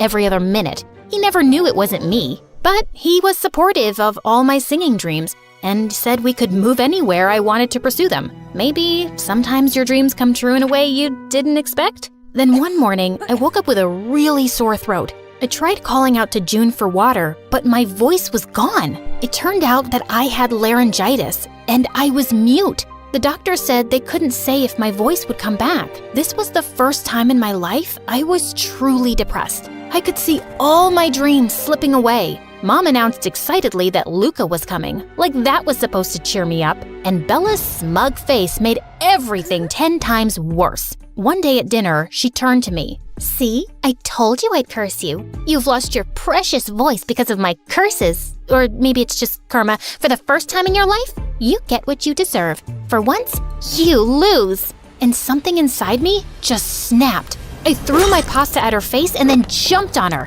It took June and Mom some serious effort to save her miserable butt. Later that night, I was crying angry tears in my room when June slipped in. You know it's not Bella's curses, right? Of course I know. She's just unbearable. Why is she like this? Maybe because it's not easy to live in your shadow? She's always been told she's not as good as you. She's never even tried. Maybe because there isn't any point. You're pretty much perfect. How come you turned out so nice? It doesn't bother me that you're better. Also, being nice is easy. Being mean is hard. And it doesn't even feel good. Why are you writing things down? I have no idea. June had given me some food for thought. I guess it wasn't fun to always be compared to someone. And I guess I never made it easier for Bella either. Maybe I could start now. So when Luca arrived a few days later, I told him I was breaking up with him. He held my hands and looked really sad. Ha! See? I see a smirk! Animator, please go back a little bit. Okay, Animator, you can continue. It's not that I don't care for you, babe, but yeah, I totally get it. You need your space. Maybe if you get your voice back, give me a call? I won't be doing that, but I think you should ask out Bella. Trust me, you guys are made for each other. Looks like he listened because when I went down later, Bella sprung on me like a python. Oh, thank you, my amazing, lovely sister. I'll start a prayer circle for you tomorrow and you'll get your voice back in no time. You'll see. Now let's kiss and make up, but only in the air because I don't want to ruin my lipstick. Bella and Luca got married a month later and she left. And that is my favorite Bella memory, watching her leave. One evening, it was just me and June, and I was sipping tea when I spilled some on myself. Ow! June and I looked at each other in shock. I tried speaking a bit more, and I could. My voice wasn't totally normal yet, but it was coming back. We both started crying and dancing around for joy. My voice did recover completely, and I was able to sing again. But I felt a bit different. I felt more appreciative of the things I'd taken for granted. And June was wrong. Being nice was freaking hard. Much easier to be selfish. But I wanted to be nicer, and I really tried. A few months later on my birthday, Mom and June surprised me with a ticket to LA. The American Idol auditions are happening there next week, and you deserve this chance, love. I'd always waited for an opportunity like this, and now it was here. I was excited and scared. Good scared, though. Here I come, world. Also, in case you're wondering, this is not my real voice, obviously. They hired a professional voice actress to do the job. I can't do it. You know you can't be perfect at everything. Also, if you want a part 2 of me telling you what happened in LA, please comment Ramen Lee Min Ho, our amazing MSA character. He thinks bye! Growing up, we moved around a lot because my parents were journalists. I got really good at making friends quickly, but holding on to any of them was tough since I always ended up leaving. No matter how many of my so-called besties promised they'd stay in touch, after a while, they never did. It was heartbreaking every time. One day, Mom came home with big news. She got a job in Washington, D.C. for a national newspaper, and we wouldn't have to move anymore. I was so excited. Finally, I would have rooms of our own to decorate, make friends that would last. It was a dream. When I started at my new high school, I was nervous. I had to make an amazing first impression because this one had to stick. When I sat down at my desk in the homeroom, the other kids looked at me like I was an alien, until a pretty brunette girl sat down next to me. Hey, I'm Jasmine. Love your jeans. Where'd you get them? A thrift store in New York? Oh my God, is that where you're from? Sort of. I told her all about life on the road, and we hit it off right away. I could tell she was popular, and it was easy to see why. Very involved in all sorts of clubs and sports. So charming and top 2 of our class. She was always competing for the top spot against this one kid, Chase. She warned me about how annoying he was, and I totally agreed. I was stuck next to him in math class, and he was always talking and distracting me from taking notes. From the second we met, Jasmine invited me everywhere with her and her friends. We did our homework together, ate lunch, had sleepovers. It was amazing. Soon after I started school, Jasmine convinced me to come to her French club to see if I wanted to join. She introduced me to her friend Camille, and we had so much fun. We watched French movies and practiced speaking with each other. I joined immediately. They were going to choose 2 students for a summer study abroad in Paris. I just knew it would be a really smart move for my future. One day, I went to Camille's house to study with her, and suddenly, the cutest boy I'd ever seen walked into her kitchen. Hey, butthead. Excuse me? Sorry, that was meant for my dumb little sister. Don't listen to him. I'm Ryan. You must be the famous Mandy I've heard so much about. Don't you have somewhere else to be? Nowhere better than right where Mandy is. Then he smiled the most perfect smile I'd ever seen. I could have melted into a puddle right there. The next day at French Club, I told Jasmine all about him. Oh my God, Jazz, he's on the soccer team, good at school. Wow, he sounds like the perfect package. OMG, he's here. She turned to see Ryan walk into the room right then. Suddenly, her eyes turned to ice in front of me. Ryan, he's my ex. Oh, but I mean, if you like him, I guess... No, of course, I wouldn't. Oh, good, because it'd be so weird. I'm so glad we're friends. What are you all talking about? Oh, nothing. It's, nice to see you again. Since when are you in French Club? Since I found out Mandy joined.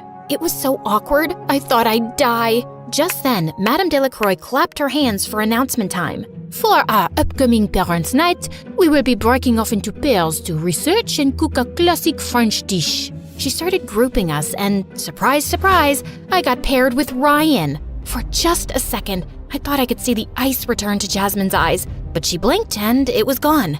I felt sort of guilty that I'd be spending so much time with Ryan, but I vowed to keep my promise to Jasmine. Soon after that, I got assigned to help Chase hand out awards at the banquet. Hanging out with him all night would be the perfect punishment for me. A few days later, Ryan and I had to get together at his house to make chocolate mousse, my favorite. Have you ever made this before? No, but I've watched my dad make it, so I think Just then, I started the mixer. It started whipping everything up so fast that our chocolate mixture started flying out of the bowl. Soon, we were both covered in chocolate. I was mortified, but Ryan just laughed and swiped some chocolate off my nose. Looks good to me. After we got cleaned up, we managed to make a second batch, just in time to make it to the event. Madame Delacroix tasted every dish and said ours was the best of all of them. I was pretty proud, and I hoped it would get me some extra points toward the Paris program. Not even having to sit next to Chatterbox Chase all night could ruin my mood. After that, Ryan started asking me to hang out more and more. Soccer games, study sessions, sometimes even trips for ice cream after. He was really funny, and we liked all the same books. I could tell he liked me, and I was really starting to like him, but I couldn't betray Jasmine. When I told my mom about it, she thought I was being ridiculous. I don't think Jasmine really has your best interests at heart, Mandy. She was my first friend here. But that doesn't make her a good friend. What kind of friend keeps you from being with someone you really like? It's girl code. So I was definitely surprised the next day at lunch when our group started talking about boys to hear Jasmine exclaim, "Who needs him? I've so moved on from Ryan. I mean, we only dated a few weeks anyway. Mandy, you can have him for all I care." I was elated to hear her say that, but now I was nervous. I'd never really pursued anyone before, but all the signs were there, and I decided to go for it. Soon after, Ryan hurt his ankle at a soccer match and had to leave the field. We lost. I decided to visit him the next day, especially now that Jazz had given her blessing. When I walked into his living room with some cheery daisies, his whole face lit up and he pulled me down to the couch in a huge hug. When we pulled away, I felt like I was falling into his beautiful brown eyes. I thought for just a second I might get my first real kiss, but I chickened out. I brought some ice cream too, for Sundays.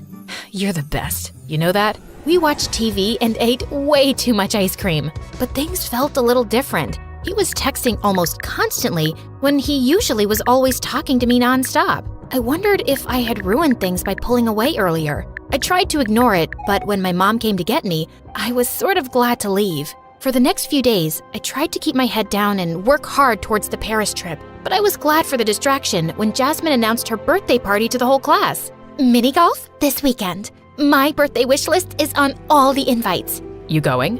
Of course, Jazz is my best friend. Sure she is. Cryptic much? You're so weird. I caught up with her in the hallway after. Can I hitch a ride to your party? This will be so fun. I already have your gift. My carpool is full already. Oh, okay, But she was already halfway down the hall, leaving me in her dust. I figured she was just distracted about her party and tried not to think about her weird behavior. I texted Ryan to see if he and Camille wanted to carpool, but all I got were 3 typing bubbles in response. And then, nothing. In fact, I didn't hear anything from anyone all weekend. What was going on? On Saturday, when my mom dropped me off at mini golf, a gift in hand for Jasmine, I pasted a big smile on my face as I got out of the car. Chase waved to me and smiled. He really wasn't so annoying, maybe just a little awkward. As we walked into the party room, imagine my shock when I saw Jasmine standing there holding hands with none other than Ryan? A pit dropped to the bottom of my stomach. When she leaned over to kiss him, I thought I'd die. All I wanted to do was run home and curl up under the covers, but I couldn't. It was Jasmine's birthday, my best friend. Still, I was mortified. Everyone knew I liked him, and they had all seen us spend so much time together. Now, he wouldn't even look at me. As everyone started pairing off and heading to the golf course, I realized I didn't have a partner. Blinking back tears, I suddenly felt a warm hand on my shoulder. Hey, let's pair up for a round? Sure. Chase and I played through, and even though I had a pit in my stomach, we actually had a lot of fun. He was pretty good, and even when I kept missing my shots, he'd sneak over to nudge it in with his foot and pretend he hadn't. When we went inside for Jasmine's cake, I tried to put on a brave face, but when Ryan leaned over to help her blow out her birthday candles, and Jasmine turned to smile at me with a gleam in her eye like nothing was wrong, I knew I had to leave. I snuck out to the bathroom to call my mom to get me, and as soon as I got into her car, I burst into tears and cried all the way home. And even though Chase texted me to check on me, and Camille did too, the one person who I actually thought would worry enough to reach out never did. I didn't hear from Jasmine until Monday in homeroom. Mandy, why'd you leave my party? The cake was so good. Why did I leave? Jasmine, what? You have to know why I left. I don't know what you're talking about. You knew I liked Ryan. You told me you'd moved on. And all of a sudden you show up with him without telling me? How can you be mad? He was my boyfriend. Your ex-boyfriend that you said I could pursue. Why tell me that if you wanted him back all along? See, this is why we kept it quiet. We knew you'd be upset. What? We got back together the day he got hurt at his soccer match. He wanted to tell you, but we all knew you'd just be upset. So you've just been lying to me for weeks? All of you? Jazz, how am I supposed to trust anything any of you say? All's fair in love and war. And with that, she flipped her hair over her shoulder and switched desks. I was devastated. My first real friend, and everything had gotten so messed up. What had I missed? When I saw Ryan walking home from school, I sped up to catch him. What the heck, Ryan? I thought we liked each other. And then you show up like that with Jasmine and totally blindside me? I didn't know you liked me. Oh, come on. The ice cream, the flowers. You knew I liked you. There have been several moments, and I didn't just imagine that you liked me too. I did, but you never said anything. Well, neither did you. And then when Jasmine came to me after I got hurt, saying she wanted to get back together, why would I turn her down when I wasn't even the one to break up with her? Like me, don't like me, fine. But you could have had the decency to say something before just showing up like that and humiliating me. I deserve better than that. I tried to put on a brave face at school. After all, hadn't I been a lone wolf for my whole life? But I'd gotten so used to having a friend at school that I suddenly felt the absence. Luckily, Chase came to sit by me the first time he saw me sitting alone at lunch. I couldn't see why I'd hated him so much for so long, other than the fact that Jasmine didn't like him. He was so sweet and really smart. Even though I avoided Jasmine and Ryan at all costs, I refused to quit French Club. As the weather got nicer, Chase tried to get me to come out to soccer games, parties, concerts, but my sole focus was on school. I was more determined than ever to get one of the spots to go to Paris and prayed that Jasmine wouldn't get the other one. Chase became my favorite study buddy. He was almost as determined as I was for me to win the top spot on the Paris trip. On the last day of school, our report cards came out. Straight A's. Chase and I got big ice cream sundaes after school to celebrate. As I looked across the table at him, I thought about everything that had happened with Jasmine and Ryan and our whole big group, and I decided I was so glad to have one actual good friend instead of a bunch of not-so-great ones. Afterwards, Chase and I walked down the National Mall as the sun set. So, Mr. Number One in the class, how does it feel? I'm just glad to have beat her, to be honest, especially after everything that happened with you. I can take care of myself. I know, but from day one, you seemed so nice, and I tried to make friends with you so quickly because I knew she'd come after you right away. What do you mean? Jasmine and I have been in the same class since kindergarten. She has always kept the girls she was most afraid of close. You know, keep your friends close and your enemies closer. But I was never her enemy. She's always been afraid of the smart, pretty girls in our grade. Even if you don't see it, trust me, to her, you were a threat. Wow, I had no idea. But if I had to go through all that to become friends with you, it was worth it. Suddenly, my phone rang. It was Madame Delacroix. Hello? Mandy, I'm pleased to inform you that you have been selected for this summer study abroad in Paris. Pack your bags, mademoiselle. I am so proud. Oh, wow. Thank you so much. Merci beaucoup. When we hung up, I squealed. Oh my God, I'm gonna have a stamp in my passport. Suddenly, Chase's phone rang, and when he saw the caller ID, he looked up at me with a gleam in his eye. I could barely contain my excitement. And when he finally said thank you and hung up, he turned to me with a huge smile. Looks like I'll have a matching stamp. Paris? Together? I threw my arms around him, overjoyed to be off on a big adventure with my first real friend. My mom owned a huge chain of hotels, and I was the sole heiress to the business empire. Our family name was well known already, but I'd really made us famous. Teen heiress seen kissing alleged gangster? Spoiled princess seen at archaeological site closed off for public? Princess Bianca announces to pay any amount to straighten the Leaning Tower of Pisa. Oh, each headline is worse than the one before. Alleged gangster, Mom. We broke up. And you know my keen interest in history. I had to see that site. And come on, am I the only one annoyed by that leaning tower? When will you ever get serious, Bianca? I have a private jet to catch, but we're not done with this conversation. Yes, go to your meeting, Mom. You didn't even remember to wish me a happy birthday, but I was still celebrating in style. I was having a huge birthday party at the newest club in town, but my night was ruined when I saw an uninvited guest, Travis, and he was approaching me and my BFF Carmen, as if he was God's gift to women, despite that scary face. Hey, sugar lips, wanna dance? Aren't you supposed to hate me for making you look like like Frankenstein? What's love without a little pain? And I adore your feistiness. He was all over me the whole night. Eventually, I had to make Carmen distract him and try to escape, but he noticed and followed me like a madman. I'm not done with you, my love. I turned around a corner and opened a VIP door at the end of the hallway. There were some men in suits playing poker, and they all turned to me like I was an alien. Oopsie, wrong room. Thought it was the toilet. But may I say, sir, your jacket is really cool. Very vintage 90s. Michael Jackson kind of vibe. Okay, I won't bother you guys. May the best man win. Bye. Travis was nowhere to be seen, so I took the chance to finally leave the club. But of course, I couldn't avoid him at school, and he was being such a nuisance that eventually I got a restraining order against him. My life was finally peaceful, till a few days later when Carmen told me that her cousin from the village would be joining our school. Since when do you have a cousin? Ever since he was born? You never told me about him. I love to collect snake skins and samurai swords in my basement. I didn't tell you about those either. What? Friends should share everything. I think some secrets are good. Oh my god, my cousin's here. I turned to this guy who was walking towards us like he was the king of the underworld. Judging by his walk, he knew he was a fine specimen of the male species. But suddenly, he tripped over nothing and fell into the fountain nearby. And then he immediately got up like nothing happened. I felt like I was watching a comic cartoon strip. Are you sure he's not some hot model you paid to act as your clumsy cousin? Nice way to say that he's hot and adorable. He then spun her around like she was a cotton ball. Carmen, my favorite girl. I missed you so much. The guy turned to me and I was stunned. He was even more handsome up close and also really familiar. You must be Bianca, Carmen's best friend. I'm Slater. Nice to finally meet you. Did you just curtsy? And have we met before? No. Is this how city people greet each other? Excuse us a moment. Carmen pulled me out of Slater's earshot. What you doing? Talking to my best friend's cousin? Why does that require you to bring your face so close to his? I just thought he looked really familiar. What's your problem? I just think you're finding an excuse to flirt with him. Now listen up, Bianca. You're never serious about any boy, and you just play with their feelings and dump them.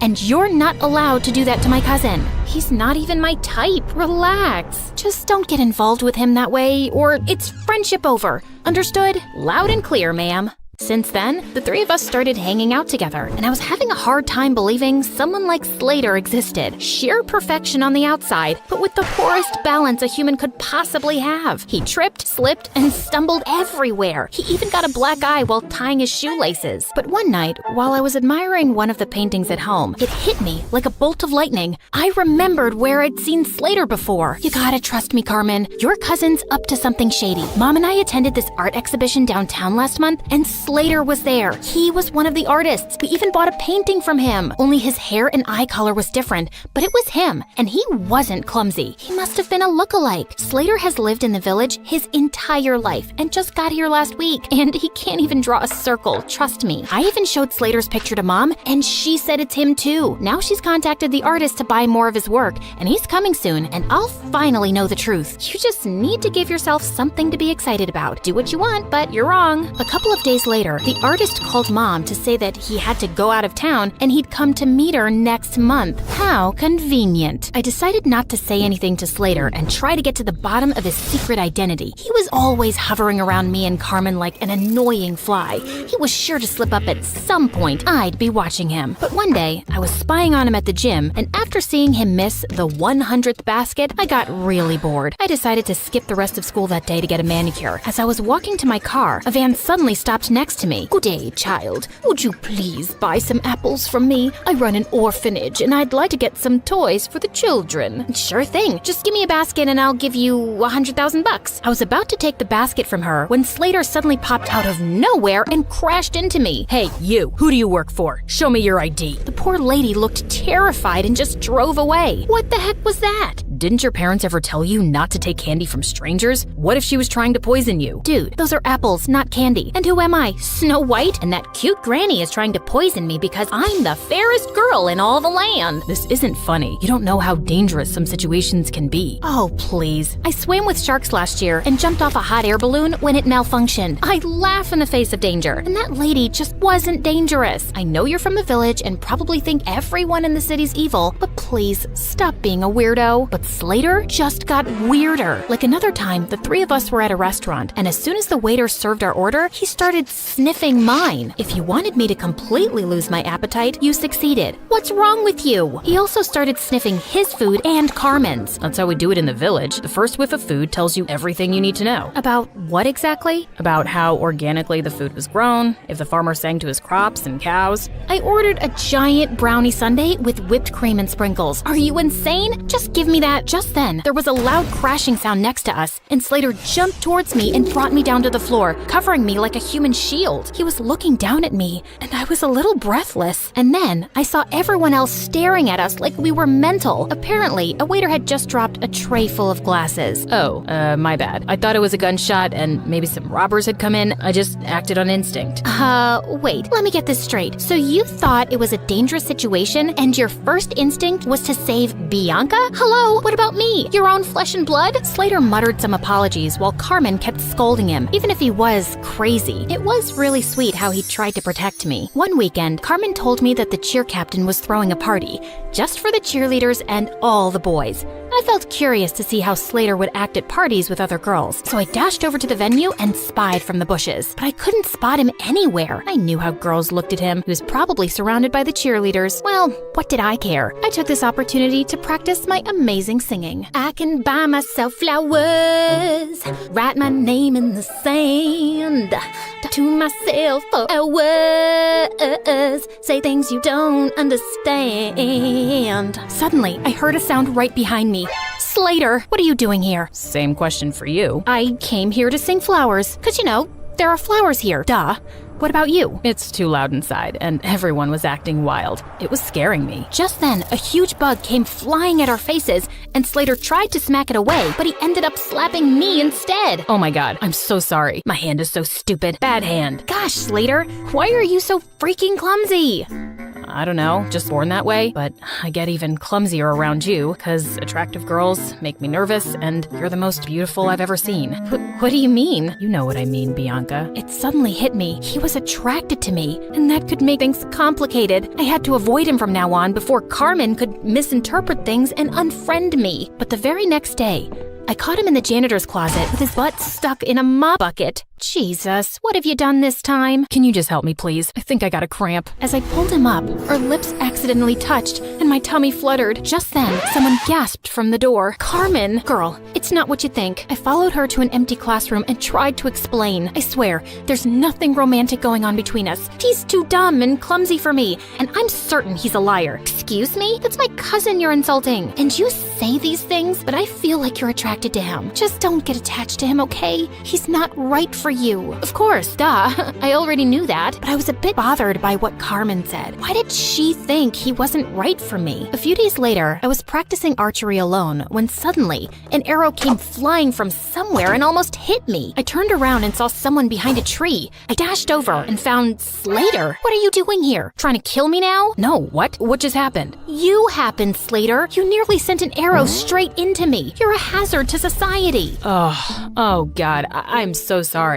I didn't realize my arrow came your way. I mean, I didn't even know anyone was here. I would never hurt you, I swear. But let me make it up to you with an ice cream shake. Come on, let's go. I wasn't finding his act convincing. Why was he always around me? He was beginning to seem as obsessed with me as Travis. And what if he tried to hurt me on purpose with the arrow? By the way, are you free tonight? I want to talk to you about something. Just you and me, alone. Okay, sure. But we're alone right now. You can't tell me over ice cream shakes? What ice cream shakes? Oh, yeah, that. No, tonight's better. I'll send you the pin location. Driver, I'll get off here. Thanks. See you later, Bianca. And then he just jumped out of the car and walked away. This dude was so weird, but I was really curious about what he had to say. Later that night, I was surprised to learn where he was taking me. The rooftop of an old building. There was no elevator, so we had to climb 8 flights of stairs, and he was holding on to my shirt like a kid. Wait, what if he tried to push me down? Can you move away? I need some personal space. But what if I trip and fall down the stairs? You know how clumsy I get. Why would you invite me to a rooftop then, idiot? You'll see. When we finally reached the top, I was surprised to see a candlelit dinner. What's all this? Obviously a date. Were you expecting a crime scene? Didn't your cousin warn you about me? She did, but I just don't see why she's so against the idea of you being my girlfriend. You're beautiful and amazing. She was trying to protect you because I have a history of not being good with relationships. May I know why? lie. And before I knew it, I just found myself opening up. Growing up, I saw how my dad broke my mom's heart and left her for another woman. Since then, Mom's not even the same person. She just buries herself in work. And Dad kind of broke my heart too. Leaving like that, I'm just afraid to let anyone come close. I know that you don't trust me, but I hope that someday you will, and I'll get to know you better. I feel like you're someone worth knowing. He looked at me earnestly and then started leaning in. I found myself closing my eyes, and when his lips touched mine, I felt something electric. Wait, that was a mistake, Slater. I care a lot about my friendship with Carmen. I can't. Okay, I understand. But later that night, all I could think about was Slater and that kiss. Maybe I could talk to Carmen and she'd come around, but I still couldn't shake off the idea that Slater was lying about himself. As luck would have it, Mom told me the next day that the artist was back in town and he was displaying his work at a gallery that night. Well, Slater wasn't going to be the only one in disguise. I went dressed up as someone completely different, and I was thrilled to see him. He might have a different style, but I was certain it was Slater. And as I was walking past him, I accidentally tripped and fell forward, scraping his arm with my pen. I'm so sorry. I'm not very good with the walking. Clumsy, like you people say. Oh, it bleeds. It's fine, miss. I'm okay. Excuse me. I need to use the bathroom. And the next day at school, Slater was wearing a full-sleeved shirt, just like I'd expected. So I spilled my juice all over him. Oh my God, you're wet. You'll have to change your shirt. It's fine. It'll dry up. No, you'll get sick. I won't. I'm as strong as a cow. I tried a few more tricks, but he was able to avoid all of them. I guess I just had to do it by force. After our classes, I followed him outside school, and just as I was ready to jump on him from behind, he turned around and pinned me to the wall. Bianca, why were you trying to attack me? How did you know, Spider-Man? And all I wanted to do was this. I pulled up his sleeve, and sure enough, he had a long cut on his arm. Ha! So you're really that artist. I've exposed you, you big fat... Suddenly, there was a growl behind me. I turned to see two guys holding two rabid dogs and pointing at us. Bianca, just run. Slater grabbed my hand, and we ran like crazy from the dogs. After sprinting down several blocks, he pulled me into an old building, and we ran up the stairs. We climbed all the way to the rooftop, and we could hear those guys behind us. Okay, there's no other choice. We gotta jump. Excuse me? I must have heard you wrong. And what is going on? Questions later. And what's the matter? I thought you laughed in the face of danger. Haha. Now is not the time to be sarcastic. Just hold on to me and you'll be fine. Do you trust me? Of course I don't trust you. You're the clumsiest idiot I've ever met. Listen, Bianca, I'm not who you really think I am. I just need you to trust me right now, okay? I won't let anything happen to you. I promise. My instincts told me to trust him, and I did. And what happened next was the most thrilling thing ever. We went flying through the air and landed straight in a garbage dump.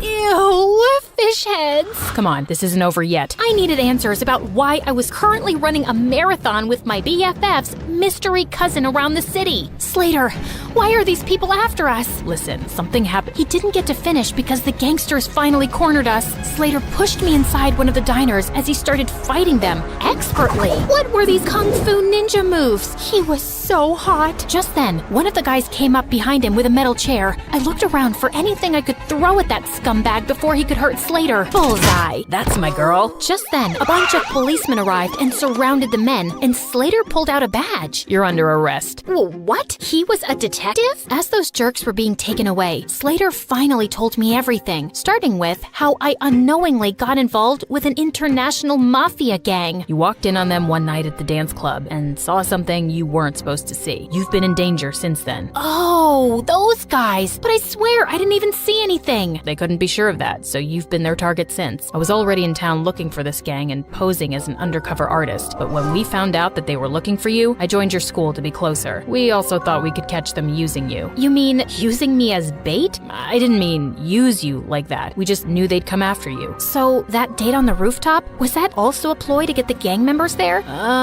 Well, yeah. We had police hidden all over that building, but I think the gang realized it was a trap. Everything made sense now. He was just pretending to be interested all along so he could be around me for my protection and to catch the bad guys. I was just a mission for him. You saved my life. Thank you. I just did my job. I'm glad you're safe now. I gotta report to headquarters soon, so... Yeah, great job. Goodbye then. As I walked away, I suddenly felt sad and empty. And the next day at school, Slater was gone. I demanded more answers from Carmen. Slater really is my cousin. He became a detective at a young age, and he doesn't tell us much about his job. But after that restaurant incident where he was clearly protecting you, I asked him what was going on, and he said it was something related to you, but it was confidential. So that's why you didn't want us to get closer. Yes, because he was just here for his job, and he doesn't form attachments. I didn't want you to get hurt. I'm sorry. What for? I can see it in your eyes, Bianca. You're in love with him, but I don't think he can make you happy. Oh, please. I've told you, I'll never fall in love with anyone. If you say so. Over the next few days, I tried my best to get back to normal, but I couldn't get Slater out of my mind. Even Mom noticed something was up with me. Haven't seen any crazy headlines lately. No new adventures? Yeah, it's been kinda quiet, but I did make one stupid mistake, falling in love. Mom sat down beside me and then pulled me into an awkward hug. Sweetie, I know you've been affected by what your dad did, but don't close your heart off. Falling in love isn't stupid, and you'll find the right guy one day, and it'll be amazing. Trust me. Mom decided to take some time off work and we planned a vacation together. But just as I was leaving for the airport, I heard a loud crash from the main hall and saw Slater had pinned Travis to the ground. Slater? Travis? What are you both doing here? Bianca, my cream puff, I couldn't go on any longer without seeing you. I can't live like this. You really need to tighten security around here. Found him crawling through the dog door. As Slater handed over a screaming Travis to the guards, he turned to me. Why are you here, Slater? Same reason as Travis, actually. I really missed you. Wait, where are you going? Sorry, can't disclose the location. It's top secret, so whatever you want, make it fast. I got another mission. Okay, so what is it? I need you to fall in love with me and be my girl. Oh, well, that sounds like it's gonna be a very hard mission. I'm not afraid of challenging assignments. He pulled me in for a kiss and then hit his forehead against mine. So you're naturally clumsy. Growing up, people often said I looked like a delicate princess with a monkey's personality. I was a restless kid who was always jumping and climbing high places. And as a teenager, I got into parkour. One day, there was a parkour competition in my neighborhood, and I felt a rush of adrenaline as I bounded up the side of a wall, leapt onto a tree branch, and then jumped onto a railing. People were filming my moves. Just then, I spotted this guy in the crowd who clearly wasn't from around here, and he was watching me. As I landed a tricky flip, I glanced over, and his smile made my heart race. Wow, that was impressive. I've never seen a girl do things like that before. Oh, I'm sure the girls you know can only walk down a runway. That's true, which is why I'm so intrigued by you. My dad owns a sportswear company, among other businesses, and you'd be a great face for it. Your face is great. Are you making me a modeling offer? It turns out he was, and an offer I couldn't refuse. The money could help my family so much, and before I knew it, my whole life flipped upside down. Malcolm was the mayor's son, and after he launched my modeling career, so many brands wanted to work with me. I was grateful for the opportunities, but in a matter of months, I'd turned into someone I barely recognized, and Malcolm eventually became my boyfriend. He was obsessed with sports cars and racing, and I was soon attending his competitions and getting to know his friends and family. People always told us how good we looked together, but even after 2 years, I felt a little out of place in Malcolm's world, and I never got used to the bodyguards around. The last one, Felix, wasn't much older than us, but I'd never met someone unfriendlier. I tried all kinds of smiles, got him coffee, even brought him mom's pie once, but not a muscle twitched in that poker face. Psst, Felix, my zip is open. Can you help me? It's not my job to help you dress, ma'am. You can't pull up my zipper? You want me to go out like this in front of all these people? I don't see how that's my concern, ma'am. Such a jerk. I had no choice but to go like that when suddenly Felix pulled me back and zipped me up, then literally pushed me away. Weirdo. A few days later, I was having a date with Malcolm and Felix, and Malcolm seemed preoccupied. Is everything okay, babe? Yeah, fine. Just business stuff. Nothing to worry your pretty little head about. Wait, you ordered a beef burger with extra fries? Yeah? Waiter, please take this away and bring a salad. But I don't want a salad. I used a bunch of contacts to get you that Prada contract. You need to watch your waistline before the shoot. Listen, there is something I want to talk to you about. I'm moving to Europe next month to compete in tournaments there, and I want you to come with me. what? But my life's here, and my family, plus I'm starting college soon. You don't need stupid college. Your beauty alone can make you richer. Just focus on that. And, well, me. I'm your ticket to success, babe. Together, we can do great things. But just then, his phone started ringing and he took it outside. I could see him shouting at someone, and then suddenly, he just left with Felix. Since then, Malcolm got busier and grumpier, and I gave him his space, but I wished he would just share things with me. Then one day at home, I was shocked to find out that Malcolm had a terrible accident. I called his parents in a panic, but they weren't answering their phones. Finally, I got through to Felix. Is Malcolm okay? Where is he? Sorry, but I'm not at liberty to tell you anything, ma'am. Are you kidding me? My boyfriend had an accident and you can't tell me anything about it? Can you for once be a human and just help me, please? Fine, I'll pick you up. He refused to answer my questions as he drove me to a hospital at the other end of town. When I entered the room, my heart sank seeing someone in a coma who wasn't Malcolm. Why are you messing with me right now? That's not him. Look closer. That's when I realized that he kinda looked like Malcolm. If Malcolm had red hair, a huge mole on his cheek, and a beard, this can't be him. This is a body double, right? It's him, and his appearance has been changed for safety reasons. We're not sure if the accident was really an accident. That's all I can say. Now let's go. He called an Uber and sent me off, and I could barely process everything. My boyfriend was in a coma? That dude on the bed was my boyfriend? And what safety reasons? The next day when I went to the hospital, Malcolm wasn't there and apparently never had been. What are you saying? He was here yesterday. Room 209? The last room in this hospital is 208. Can you please leave now? As I walked out dazed, I checked my phone and came across the mayor releasing a statement that Malcolm had only suffered minor injuries and was recovering nicely. Minor? Yesterday he was in a freaking coma. I went straight to Malcolm's mansion for answers, but his parents wouldn't let me in. Why would we let you visit our son? We don't even know you. Huh? It's me, Serena, his girlfriend? I think you're hallucinating, young lady. Sir, I know you're concerned about his security, but this is crazy. I just want to know how he's doing. I'm not some imposter. Look, I'll just do my Face ID like I always do, but my Face ID wasn't working anymore. Get lost before we call the police. As I was walking away from the mansion, I suddenly bumped into Felix. Oh, thank God you're here. They won't let me visit Malcolm. They're acting like they don't even know me. I can't help you, Serena. I got fired for taking you to the hospital yesterday. Felix, I'm sorry, but come on. Of all the people, they don't trust you and me? We have to figure out what's happening here. Yes, I'm going to, but I work alone. And then he got into his car and just drove away. I was feeling insane the next 2 days, hatching plans from breaking into the mansion to making noises in the press about the whole thing. Then one evening, I got a call from Felix to meet him at a cafe. So, you know how I said I work alone? Well, I changed my mind, and you can work with me. Yay! He then told me that Malcolm's parents were hosting a grand party for their 40th wedding anniversary that weekend. Their son's in a coma and they're celebrating? Is Malcolm even in a coma? I saw the accident myself, and he was unconscious. But then the mayor's team took over everything, and the next day I was fired. We gotta get inside that mansion to find out what's really happening. I've got us on the guest list. We'll be going as them. Mr. and Mrs. the Ball de la Croix what? Tybalt de la Croix-Rousse. They're French. You're not gonna mess up this mission, are you? Because I can get someone else. No, I'll be amazing. I promise. A mission. Wow. Like, I'm super worried about Malcolm, of course, but this sounds exciting. So, you got any, pro tips for this undercover spy biz? Yeah, wear an adult diaper. Can't take bathroom breaks on a mission. And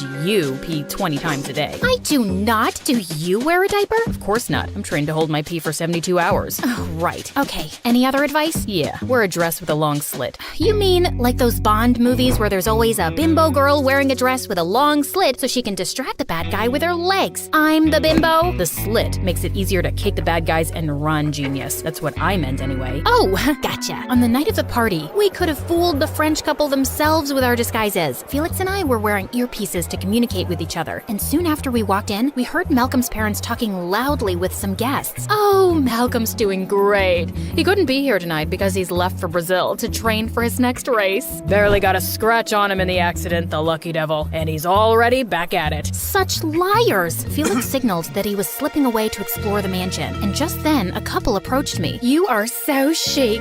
French, I'm guessing. CC. It's we. Oui. Sorry, I mix up sometimes. My parents are half French, half Jamaican. Oh, could you please say something in French? I so adore the language. Excuse yourself. Walk away. Okay.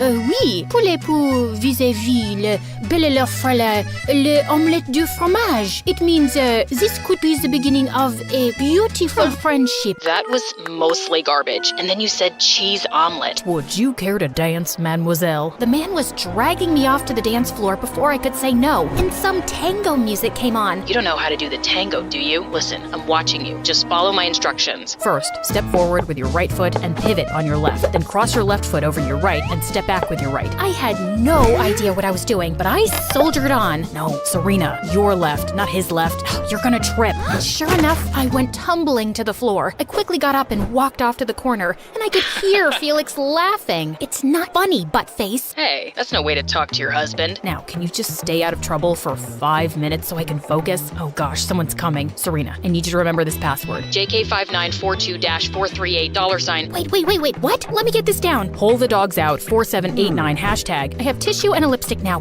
Can you start from the beginning? Oh God, there's no time. Just start running towards the main door. What? And just leave you here? I'm right behind you. Run! I started sprinting at mad speed as Felix caught up with me holding a laptop and a bunch of security guards after him. Head towards the garden. We gotta get over that wall. You think you can manage? Oh, Mr. Croissant, you're about to see something really special. I bounded up the wall like a cat and landed on the other side before Felix. We ran towards his car and made a fast getaway. We stopped in a fast food parking lot and Felix opened up the laptop. I'm still buzzing, dude.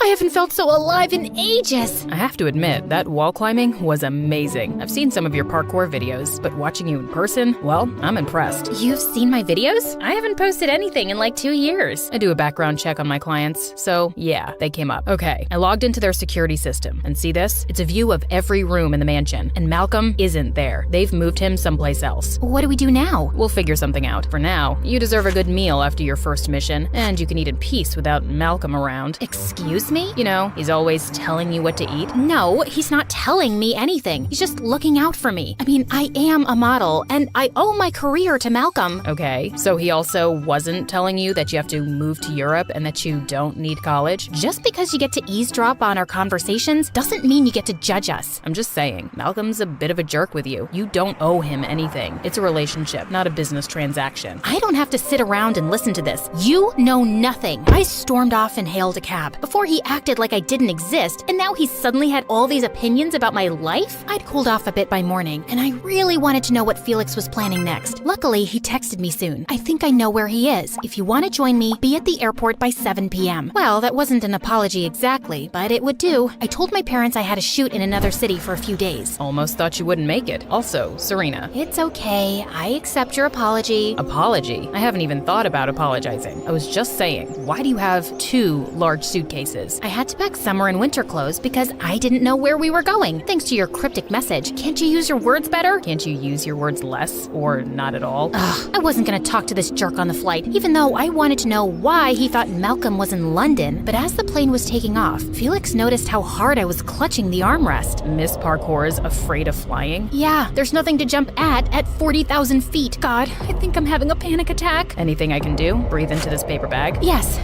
you can. Can you sing a One Direction song for me? Their songs calm me down. Which one? Any. Sing any. Okay. Baby, you light up my world like nobody else. The way that you flip your hair gets me overwhelmed. Right now I'm looking at you and I can't believe you don't know. Oh, you don't know you're beautiful. He had that half smile on his face, and my heart did something funny, but I snapped out of it. You actually know a One Direction song? Dude, you're so lame. What? But you just said... Yeah, I lied. I'm not having a panic attack, and I certainly don't listen to One Direction like a 13-year-old girl. Now, should I paint your nails while you tell me your hopes and dreams? Felix refused to talk to me after that, and I couldn't stop grinning. Serena 1, Felix 0. After we'd checked into our hotel, Felix told me that he'd intercepted some phone calls the mayor had made to London. It's just a strong hunch, but Malcolm's parents own a mansion in the countryside, and I think he's there. We'll try sneaking in late at night. Okay, so what are we doing doing during the day? We could see London. We did, and I found myself having more fun than I'd had in ages. Even Felix seemed relaxed and different here, and well, cuter. So, there's something that's been bothering me a bit. I'm looking for Malcolm because he's my boyfriend, but why are you looking for him? You're not even his bodyguard anymore. Well, there's something weird going on here, and I just want to get to the bottom of it. Is that all? Actually, there is something. Just then, an old lady started begging Felix to buy flowers, and the minute he turned to her, a woman in black grabbed me. I've got the girl. I need reinforcements. Now. Felix immediately sprung into action and attacked her. He sent her flying into a bush and then grabbed my hand as we ran with more people chasing us. We came out onto a street where a huge parade was happening. The place was jam-packed. We pushed through the crowd, jumped over cars, and managed to make our way through narrow alleys till we were sure we'd shaken those people off. Who were those guys? And why did that woman say, I've got the girl? What did she want with me? Malcolm is involved with some dangerous people, Serena. Maybe they're looking for him too and thought you could lead them to him. Can you please tell me more? I'll tell you everything after we find Malcolm, I promise. We didn't go back to our hotel in case it was being watched and headed straight to the mansion. We hid out till it was dark, and Felix scouted the area and reported there were only 2 guards at the main gate. We jumped over the back wall and made our way to the house, and Felix picked a lock of the kitchen door in minutes. This was almost too easy, but the second Felix pulled the door open, I saw something coming his way, and I threw him onto the floor. Did you just save me from being impaled by an arrow? I think I just did.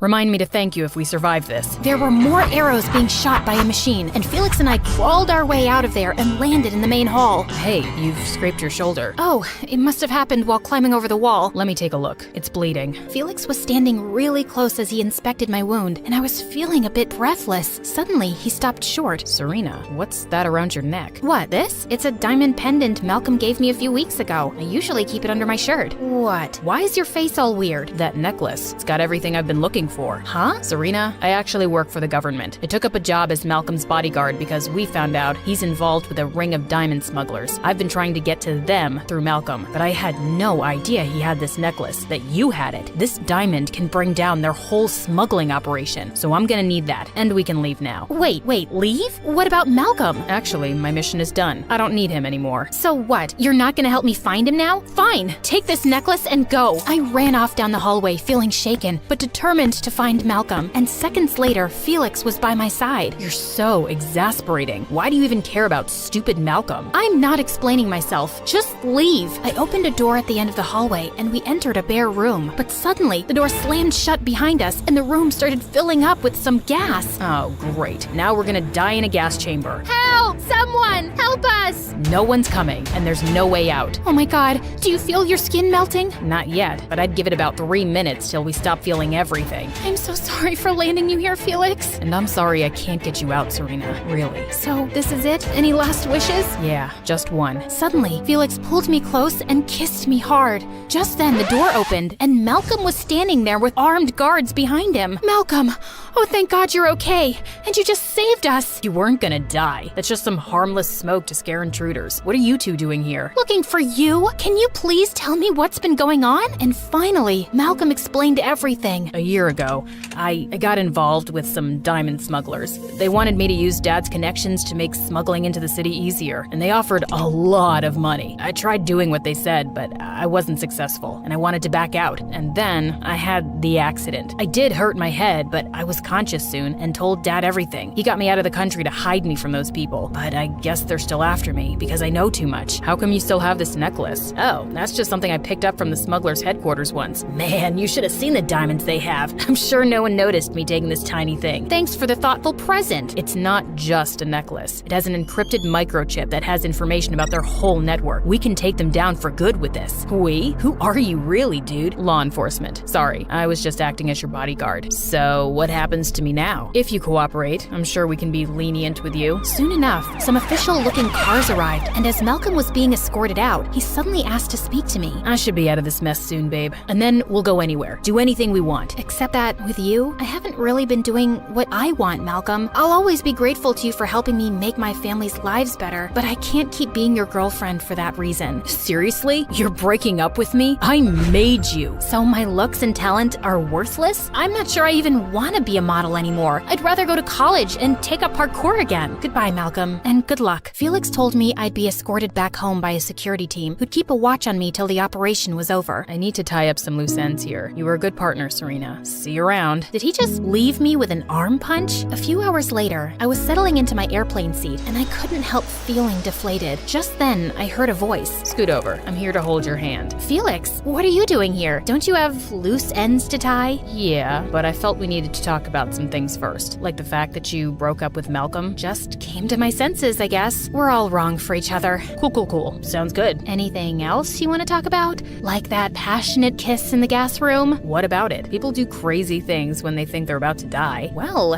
that's good to know. Also, when they're in love. What? I've liked you since ages, Serena. I hated seeing you with Malcolm, but there wasn't much I could do about it. So, what do you think? Am I right for you? Too soon to tell. Take me out on a proper date and we'll see. What do you think I'm doing here? We're up in the clouds, we've got food. This is a date. Airplane food doesn't feel like a date. It's a date. Doesn't feel like one to me. Let's see what we can do to change that. Ever since I was a kid, I was obsessed with computers. And by the time I was 12, I was writing code, developing software, and even doing some basic hacking. And I was addicted to video games. I thought I was cool, but that was not a popular opinion. By the time I reached high school, I was pretty much used to having a seat at the outcasts table, and things weren't much different at home. I was raised by my single mom, who was my polar opposite. She was a social butterfly who loved throwing lavish parties for her wealthy friends and was always trying to set me up with her sons. A nightmare. Mom, can I go to my room? I ate too many dumplings earlier. I don't feel so good. You're not fooling me, Ellie. See that boy over there? He's single and very rich. Go talk to him. That boy played football at my school, and he was surrounded by some popular girls. And I walked over. Hi, oh God, save yourselves! Then I threw up all over the boy and the head cheerleader. Of course, I was a laughing stock in school the next day, and I started hiding out in the library. One day, I was playing a game when I got an invite to a virtual treasure hunt with a huge cash prize. The disclaimer read, "Only super smart, hardcore gamers need apply." It was like someone was describing me. I breezed through each challenge, but when I got to the last level, my computer suddenly froze, and then it became lifeless. No! But this was just the beginning of a series of unfortunate events. Soon after my 18th birthday, Mom suddenly fell really sick. The doctors ran a million tests and gave her expensive treatments, but nothing was working. And we had a ton of medical bills we couldn't pay because Mom's credit cards were all overdrawn. We're poor and I'm sick. Find a rich man so you can have a good life. How am I supposed to do that? Boys don't even notice me. We're poor. Find a rich man. A rich man. Find my daughter. What did I say? Daughter, find rich? My man? Find a rich man. And then my mom slipped into a coma. My life turned around 180 degrees. I had no idea when Mom would be okay. I was drowning in debt, my grades were suffering, and I felt so alone. But then one day, as I was leaving my work shift, a strange man came running to me and shoved a device in my hand, then fled the scene. You've been selected for a top secret mission. This message will self-destruct in 30 seconds. I read the details fast. I'd make a ton of money and work with computers and security systems all day. Was this for real? My life was at rock bottom anyway, so it was worth finding out. I accepted, and a second before the time ran out, I tossed the device into the air, and it exploded. What in the Mission Impossible? And the next day, I was whisked away in a private jet to a state-of-the-art facility with a dozen computer geeks. All day, we worked on hacking software, computer codes, and sophisticated simulations. We were given board and lodging too, and for the first time, I was with people I had something in common with. A week later, I was busy working at my desk when this guy a few years older than me walked in, and I felt like the Matrix had glitched. Like I was Ellie in a parallel dimension where it was possible for Ellie to fall in love with a boy at first sight. And he was like a young Keanu Reeves, but with spectacles. So hot. I don't remember the part where I floated away from my seat, but suddenly I found myself standing in front of him. Can I help you? Maybe I can help you. I'm very helpful. Help me help you. What? Sorry, ow! I just poked myself in the eye. Let me introduce myself. Hi, I'm Ellie. It's short for Eleanor, or Elena, or Elaine. I extended my hand, and as he shook it, I screamed. What? What happened? Oh, it's not your fault. That was just a very firm handshake, and I have a very low threshold for pain. Like, really. I once fainted when an apple fell from a tree and hit my head. It wasn't even a hard apple. Like, it was rotten and squishy, but he walked away while I was still talking. That's the head of the company, girl. Oh my gigabytes. This demigod was my boss? His name was Liam Finch. He could solve any problem, crack any code, and he looked amazing while doing it. I had such a giant, stupid crush on him, and I couldn't help recalling Mom's words about finding a rich man for a better life. Liam looked and smelled expensive. I had to get him to ask me out, and I turned to Ask Brain 2 for helpful tips. The next day, I turned up to work in a tight, short dress, and I'd made sure to apply plenty of tanning lotion to look like those gorgeous models I'd seen online. All eyes were on me, and I was sure to have the same effect on Liam. Before we start this meeting, I have to ask Emmy, are you having a reaction to something? Emmy, speak up, whoever you are. The boss is asking you something. Oh, wait, you meant me. It's Ellie. And, no, I'm good. I think you should go to the bathroom. There's some anti-allergy medicine in the first aid kit there. This wasn't the reaction I'd expected, but when I looked at myself in the mirror, I screamed. The tanning lotion had turned so orange, I looked like a radioactive carrot. The next day, I came to work wearing huge fake eyelashes, but those stupid things made my eyes feel heavy and I couldn't stop blinking. Later in the cafeteria, one of my coworkers came up to me as I waited in the lunch line, and he had some ketchup on his upper lip. Hey, Ellie, I saw you in the meeting today. Okay. I saw you too, buddy. But first, you got something right here. Out of nowhere, the guy pulled me close and planted a moist kiss on my lips. I pushed him away and punched him hard. Ellie, what the heck? First you keep winking at me all through the meeting, and then you ask me to kiss you, and then you hit me? Excuse me, what? He kicked up a huge fuss to Liam about being assaulted, and then he quit. That was one of our best coders and you've made him leave! Well, he hit me first. He was hitting on me, and it was gross. Are you sure? Why would anyone want to hit on you? Why wouldn't anyone want to do that? But Liam just walked away without replying. A couple of days later, Liam threw a small farewell party for his secretary, Jessica. She was so annoyingly model-like, and I couldn't be happier to see her leave. Hey, Jessie, I'm really sad you're leaving. Want me to help you pack? I'm very helpful. Wait, isn't that a company paperweight? No, it's mine. I brought it from home. I'm pretty sure it belongs to the office. But hey, it's just a paperweight. Are you calling me a thief? Why don't I just take that from you? We won't mention this to anyone. Give it back to me, you witch! It's not yours, Jessie! You're robbing the boss blind! As we both pulled at the paperweight, I suddenly lost my balance and let go, and it went flying straight into Jessica's perfect fake nose. Emmy, what's the matter with you? Do you think I care if my secretary takes a useless paperweight from the office? I was just trying to do the right thing, sir. The right thing would be to stop injuring my employees. The next morning, I gave myself a pep talk in the staff room before work. Okay, the last few days have been bad, Ellie. But today's a new day to show everyone what a cool, brilliant chick you are. You got this, girl. Now show yourself some self-love. I kissed my reflection, but when I opened my eyes, I was horrified to see Liam standing behind me. Can you please keep things professional and practice your makeout skills in private? Which, I might add, need a substantial amount of work.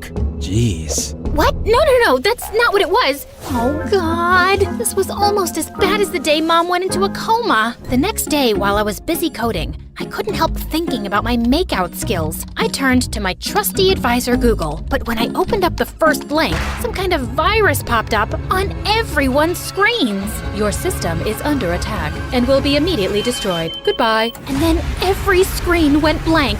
There was a wave of shocked silence across the room. Who the heck opened an insecure link? I felt about as small as an ant. I am so sorry, Liam. It was a small error of judgment. Small error? Your small error may have catastrophic consequences for our national security.